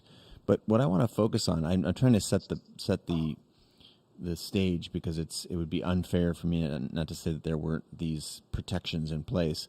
But I pivoted away from trying to find a ton of other commercial work that would have been disproportionately hard, because we know he had a savings account, we knew he'd cut expenses, and instead what I invested in is an area where I thought we had the people, instead of directing their services towards, customers that are out there in the world that we didn't have a long line of at the door. We had just enough to keep the business at, let's just call it a steady state. But we started making an insane amount of content for our community. And it was a slingshot, because in a world like we're in right now, and here we are sort of, quote, making content, but it's just a playbook that has worked over and over, and it was just looking to infuse value. It's almost like the comment that you said earlier, when you invest in your customers and then they're going to remember that. So I felt like there was this massive boon, and I've always looked at that. I don't think I knew what I was doing back then. I wouldn't have had a name for it. It was all instinct. But it's important for people to understand that investment doesn't only mean dollars. So I want you to react to that story. You don't need any more. I don't need any more high fives. I've already patted myself on the back enough. Wearing a hole through my shirt here, patting myself on the back. That's the thing. You and I, we're already going to high five ourselves. So we don't need anyone to tell us we're great. We already do enough of that, right? Okay, great. But it's like there's this you can invest things other than money, and it's about how you spend your time. So talk to me about that. Talk to our community about that. So let me reflect on what I just heard Chase say, because one of the things you will notice about certain entrepreneurs is they have an instinct for doing certain things, and they can't really put their finger on it, but they just know when to pivot, or they start talking about certain topics and everybody else catches up 2.5 years later. There's an instinct. And it would be like Malcolm Gladwell writes about, if you asked a famous tennis player to explain how he serves, he actually would have no idea. But you can watch him and you can observe what's going on. And I think to watch you, Chase, and that story you just told, you did the mechanics of what any entrepreneur should do. You cut your costs. Good job. You focused on your customers that were already there. Good job. But then there's this almost magical seeming, ineffable sense of, I'm just going to do this. And I think entrepreneurs, once you've gotten the mechanics out of the way, if you can start to say, man, yes, I need to accept that my business may not be around, but this is also a time to experiment and to play. So I'm doing these fireside chats every night. Funny enough. By the way, bro, your fire's out. It is like OUT. You can't even no fireside chat. I can't even keep a fire going. This is my black hole chat. Like there's a black hole over my shoulder. So, funny enough, independently, we didn't even talk. I started doing these fireside chats. It's a similar playbook to what you did. Yeah. Let's create amazing content. Let's help in the way we know how to help. Let's connect more deeply with our community than ever. And I will figure out the business mechanic part of this later. But let me first just connect deeply and help people. And if you do that, if you really are a part of someone's day every day, you're going to figure out a way to help grow your business. It might take a week, it might take a year, but that is something that it's almost like money can't buy that connection. Yeah, and as I think about it, just here in mid-conversation, that's what this is, right? This is what Creative Live TV is. It's going back to our roots of live broadcasting, but this is a thing that we are potentially uniquely set up, certainly in our industry, to do. There's no other real live like company like a Creative Live that has these roots. And great, we're just running to our roots. What we know how to do is connect, people like yourself and other legends to. And this isn't a class. There's no like formal agreement. This is like me and a buddy having a conversation, hoping to help. And I've observed that with your fireside chats every night at 8:30 Eastern time. It's like clockwork, and I come to depend on it. Yeah.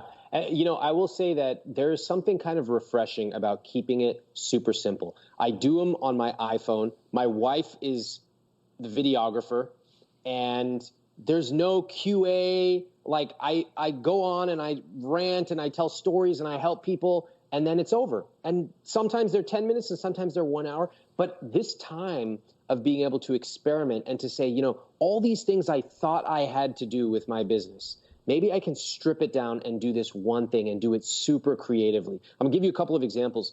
My wife is a personal stylist, so she works with people one-on-one. She goes into their closet, she takes them shopping in New York, or she flies to work with clients. At first when something like this happens, it's like, this business is over because it's a luxury business for clothes and you need to be physical. Mm-hmm. Well, what is the core of it? People want to look good and feel good, whether they are out or whether they are working from home and they're on Skype or Zoom with their colleagues. Guess what? Adapt. And that's exactly what she's been doing. Similarly, I want to point out one other thing you mentioned about your Fortune 100 clients. For entrepreneurs out there, please, please, please reach out. Start with your top 10 best clients. Send them an email. Hey, how are you doing? I hope you're safe. Is there anything I can do to help you, first of all? And then I'd love to talk to you on the phone. Get on the phone with 10 of them. Then do it to 50. I had the guy who cuts my hair, their salon or whatever it's called, they sent an email today saying, hey, all the stylists here are out of work. If you would like to prepay for when you come back, please do. I sent him a big check. So your clients want to help. Reach out to them, ask them, and if you have something they need to buy, tell them. I would really love your support right now. That's brilliant advice. And I think that also shows the generosity and, again, the financial impacts of this are still TBD, but, there are people who, for whom, whether it's through unemployment or other mechanisms, are going to be on their last dollar. And then there are people who have a little bit of reserves and, to be looking for ways that they can support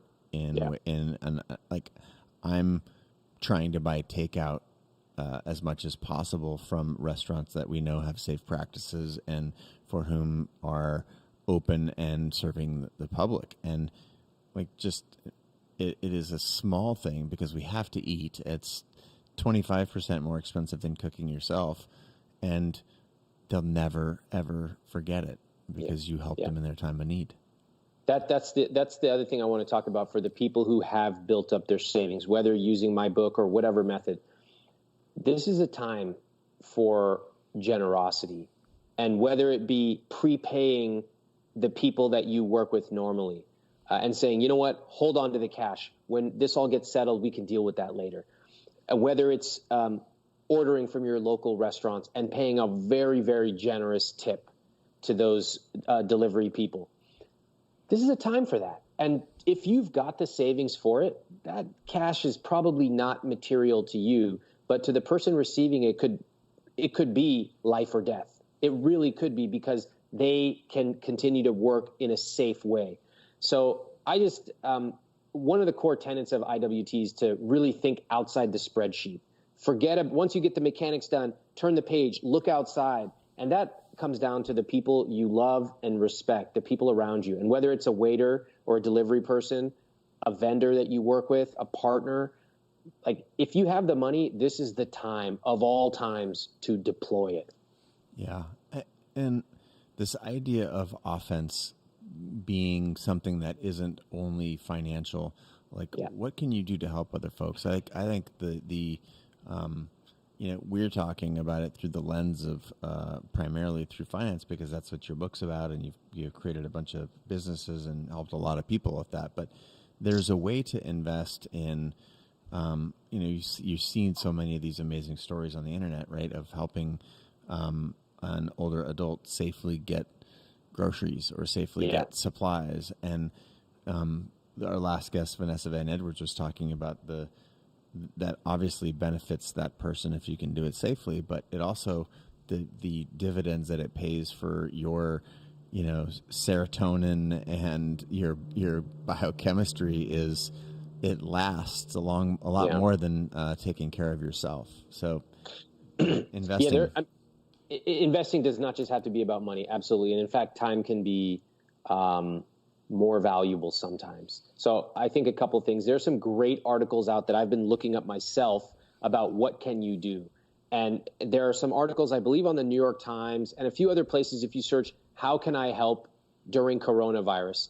For example, there's places you can pick up groceries for elderly people, things like that. But there's also just calling them on the phone and speaking to people. Imagine someone who's isolated for weeks, soon to be months. And that is somebody who may not have social bonds or relationships like you do. The other thing is, let's not forget about our own loved ones too. So Cass and I have been doing Zoom calls with couples that we know, with our family every weekend, and just reconnecting in the way that we can. And it's a blast. It's different than usual. I learned that when I do a family Zoom call, there's like all these nieces and nephews on there. And it's not the same as when I do a company call. When I do a company call, we all have an agenda. And you're the boss. No one's shaking the screen. I'm the boss, exactly. There's no one shaking the screen like they're having a seizure. So we learned children. I need to get that. So anyway, whatever. We're having a great time. And it's a way for us to have some sense of normalcy and actually to connect with friends we haven't in a while. That's something I just can't say enough about. Yeah, that's an investment of the kind that I'm talking about, right? Like I'm getting texts and I'm trying to send as many as I can, and FaceTime and the technology that we've got has just been it's been a powerful cornerstone of this weird chapter that we're in. So shifting gears to let's just have like a super real talk. We started to go there and then we went back to sort of investing, but like you've said a couple times you think it's going to get worse financially before it gets better. I think that I'm in the same camp. I'm wondering if you can, like, it's risky to do this, but in the spirit of just like, let's pretend that you and I were having dinner at the Ace Hotel, eating a big steak and talking about stuff we'd normally talk about. Like, man, what do you think's going to happen? Yeah.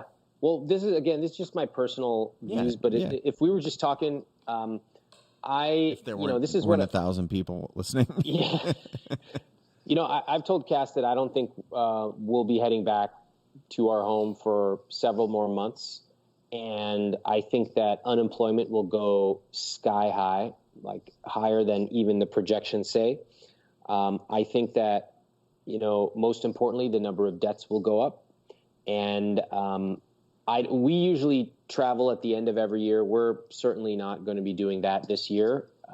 So I think effectively from now until the end of the year minimum, I'm not planning anything in terms of like movement.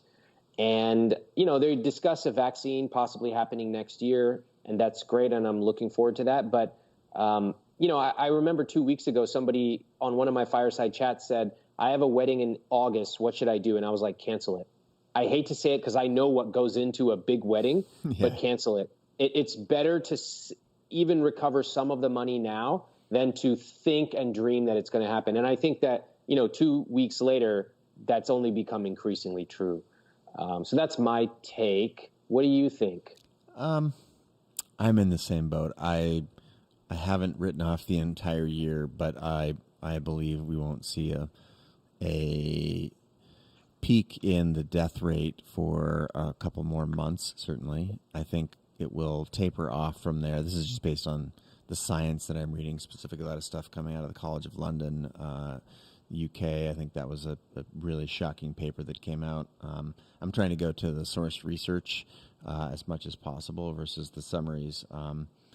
And I do think that there is a tendency to be too optimistic too soon, and I am guilty of that. Like, I'm the guy who I've been sick, not literally with coronavirus, but in a previous universe. Like I got ill and it kicked my ass for a little bit, and then the first time I feel better, I'm like, oh, great, I can go for a run. And then I relapse a little bit, like, oh, I just try and restart too soon. So I think certainly the American economy has that, and it's a spirit of ingenuity. It's hard to talk shit about it, but I think that we're at great risk for that, returning to jobs and to attempting to go back to normal life too soon. So I think we're going to see a couple of those.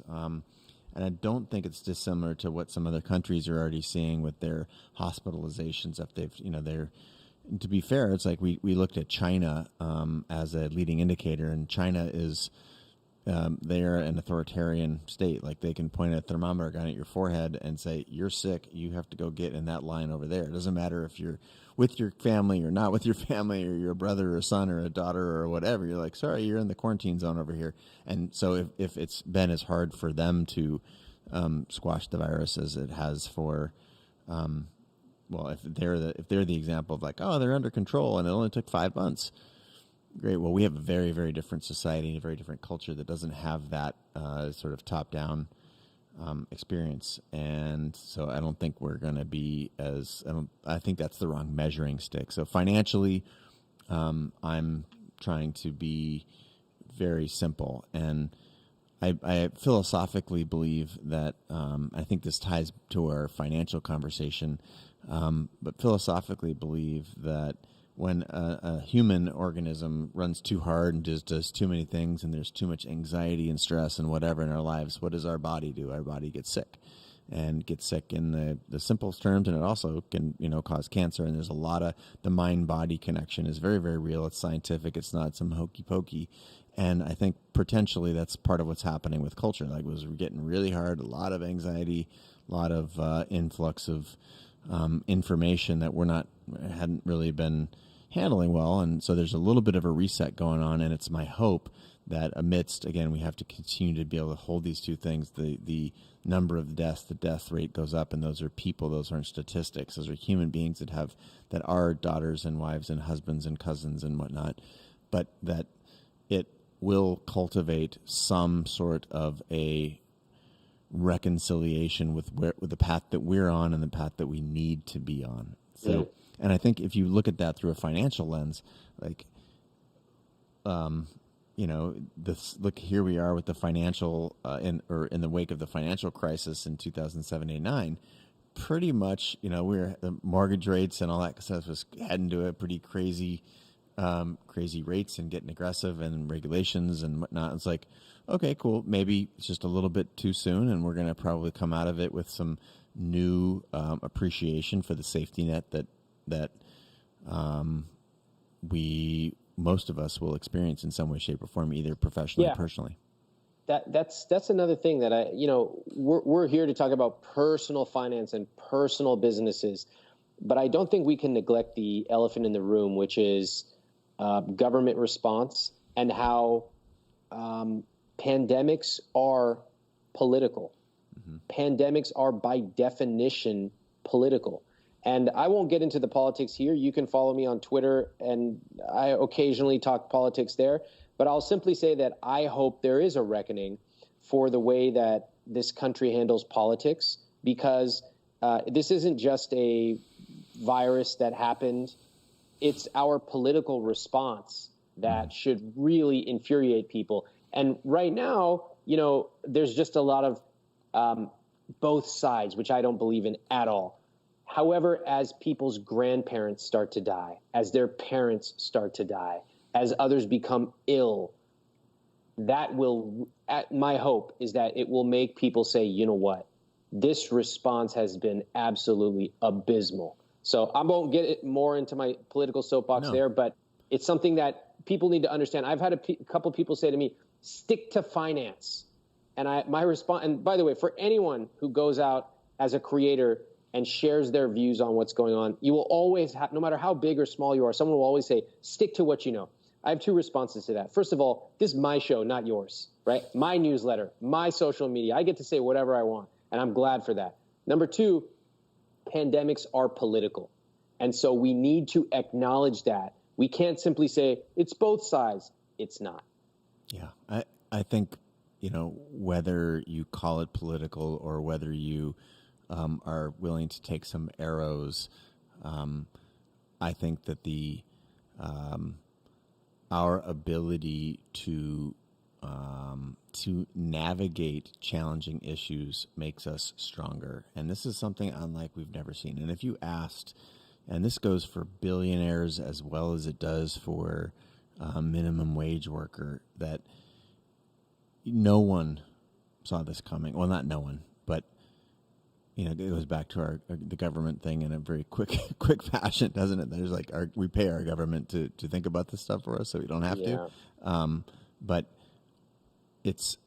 we are all in this together, and I think that is an important piece of information to hold close to us. And if you look at what you can do, kindness is like at the root of kindness and human connection, and the fact that we are all in this together, like especially people that you might not normally see eye to eye with or run to, like they're in a similar position from the perspective of being a human being. Yeah. So that's my hope, is that there's a reconnection around those values, specifically kindness, love, empathy, and shared, the human connection of shared struggle is it's been absent for a long time. Yeah. You know what? It's been generations since, for everybody watching in America, it's been generations since we were asked to do something together for our country. Think about that. Generations. Mm-hmm. This one has been foisted upon us. And at least in some states, we're being asked to stay home. That is the limit right now. It needs to be more, but that is what we're being asked to do. And people are respecting it. Like you, Chase, I think that most people are very good. Mm-hmm. And I think in times like this, we see some of the best come out of people. So we take care of ourselves. We make sure there's a roof over our head. We make sure our loved ones are taken care of. We make sure that we've covered all the mechanics. We cut expenses. We look at what we can do. And then we mourn what used to be, but then we accept that change needs to happen. And then we start to look forward. And I think if we can do that, I can't promise that everybody's business is going to stay. I can't promise. I wish I could. Some businesses, some people, some jobs will be gone forever. But I do believe in the long term that this is an amazing country. Also, everybody around the world will be experiencing and learning with how others react. And that I absolutely 100% believe there is a brighter future. So that is my personal take. But I think as entrepreneurs, we are both eternal optimists. Yeah. And in this case, I hope that even though the short term may be worse, I think you and I both believe the long term will be good. Said better than I could say it, my man. I want to say thanks. I was going to say for the fireside chat, but I just cannot not look at that black hole over your right shoulder. It's terrible, guys. I'm sorry. Oh, look at there's a little flicker. I think that might actually be a pilot light. Fake screen behind me. That would have been the way to go. Over the holidays, we broadcast one of those crackling fires, the Yule log. It's got tens of millions of views. We've got one of those on our YouTube channel, and it's like, we should just green screen your Ramit's fireplace there. But man, I want to say thank you so much for being on the show and helping us kick off the first public day of Creative Live TV. Appreciate you, and your fireside chats are killing it. I love it. The other day, my wife was like, I stepped away from the dinner table for a long time, and she's like, where were you? And I was like, oh, sorry, I got sucked into the internet. And I was, confessionally, I was watching your fireside chat, and it was fun to hear some of the threads you talked about in previous versions come in here today. So appreciate you big time, my man. My pleasure. Thanks for having me, and thanks to everyone for watching. I appreciate you all. Of course, best to Cass, and we'll catch up offline soon, bud. Sounds good. All right. Thank you so much to Ramit. Again, our resident financial guru in both personal finance and professional. He's been a great business friend and has given me a bunch of insight and advice, and as he does for so many. As I mentioned, he also has helped Kate and I manage our personal finances a number of years ago in 2000, I think maybe even 12. automate those, and that was a game changer for us, and we've been grateful ever since. Just a lot of insight, and I hope you appreciated some of the personal stuff, like getting into like, what do we think? Not because we have necessarily any special insight, but my hope is that it's just like we're thinking a lot of the same things that you are, regardless of the actual content, though. It's just that it's an uncertain time and we're all making guesses, and that's part of the reason that I wanted to go there with Ramit. But as we shift gears, do a little bit of reflection on where we've been to today's broadcast here, the inaugural day at creativelive.com/TV, is, if you recall from early on, or if you're just joining us, what is Creative Live TV? Creative Live TV is a live stream where 24/7 we aim to entertain, inspire, and connect us all in your living room, your kitchen, your dining room table, the dining room tables of creators and experts that we work with on our platform, now piped live from their living room into yours. Just a live feed of what people are thinking, doing. We've had performances, we've had cooking, we've upcoming, we've got drawing, art, painting, beat making. We've got some more musical performances coming up over the course of the next. We're scheduled out about a week internally, and we're trying to find a way to get the schedule aligned around the site that you know and hopefully appreciate at Creative Live, under our on-air section, where we have been for the last 10 years streaming things for 24 hours a day, 7 days a week, under that banner of 5 channels: photo and video, art and design, music and audio, craft and maker, and then the money and life channel, which is our sort of all-encompassing business channel. How to make a living and a life doing what you love across any of those other disciplines. Of course, you've heard me talk about cooking and a number of other psychology and behavior. We are continuing to explore and expand as we're taking the medicine that we're suggesting that you do as well, as experiment in this time and do what you can with what you have. So thank you for being a part of this experiment. If you go to that page, creativelive.com/TV, or you're on there now, note that there is a link just below the main broadcast window to send us your request. If there are creators you want to hear from, remember, we have amazing access to some of the biggest and baddest people on the planet at whatever discipline they do. So if you'd like to hear from some of them, let us know. We may have a relationship. If you've got someone we've never heard of, someone who would be new to the Creative Live community, invite them and invite us to reach out to them by just clicking that link and send us your request. You can just shoot an email. That goes to support@Creative Live. You can also ping me at Chase Jarvis on all the social handles, and of course our social team here at Creative Live at Creative Live is always listening. Whew. So one final broadcast for the day now that we're 8 or 10 hours in, and I'm very, very excited. We have a short break, and then we were going to go live to a piano concert in collaboration with our dear friends at Canlis Restaurant. If you're new to this broadcast and you didn't start off with us at 10 a.m., just a little background. Canlis is an award-winning restaurant. It's been in existence for more than 70 years. It's an icon, not just in the restaurant world, but in business here in Seattle. The friends, or the family, the Canlis family, my wife Kate and I have the good fortune of being close with them.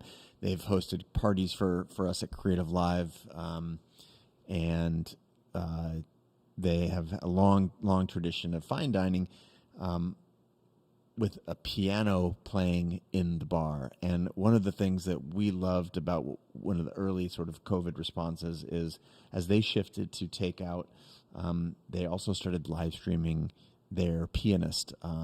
His name, well, they've got 3 of them, but tonight we're hearing from Jason Lux, and Jason is an amazing pianist. And to be able to live stream an amazing pianist, and to have that be able to accompany your dinner, that was our vision for this evening, in the spirit of what Canlis has kicked off. So we're going momentarily live to that feed. It may be in progress. I'm not quite sure if it is or not yet, but and you are able to make requests, knowing that there may be a lot of people watching this broadcast because the word is out here in Seattle.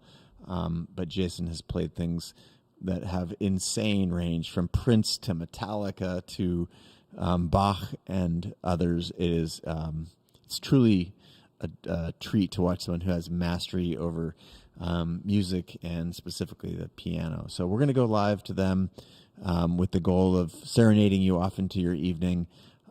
You can make requests here at the comments in Creative Live, but also over to their YouTube page, which I'm not sure. I think we may have a link to. If we don't, that's something that we're working on. I'm sure if you Google Canlis Piano, you will find it. But let me check my notes here before I send you off into the ether. We are going to have to change the stream here momentarily, but then you will have the good fortune of joining Jason at the piano and Canlis, Jason Lux. Before I sign off, one last note, just again, thank you for being a part of this experiment, for considering Creative Live something that is important to you and your community, for showing up for us. We're doing everything we can to show up for you with our classes.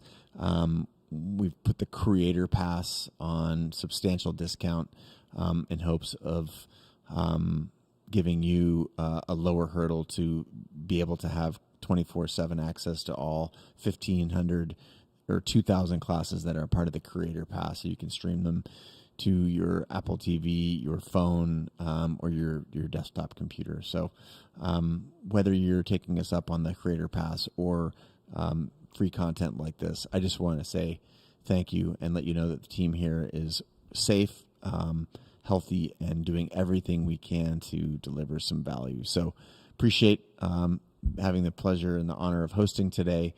Give a shout out to some of my colleagues, Kate and Nasa and Miles and Adam and Kenna and if I have to name everybody in the company, so maybe that was a bad path to start to go down, but so many people doing a lot of extra work behind the scenes to make this happen. I'll stop talking. Want to say thank you. And now let us go live. There would be a little bit of a downturn here in the broadcast. We have to turn off and hit a switch for just a second, but we will take you live to Jason Lux playing the piano at Canlis, just 1 mile up the street here. And have a great evening, and we will see you again tomorrow.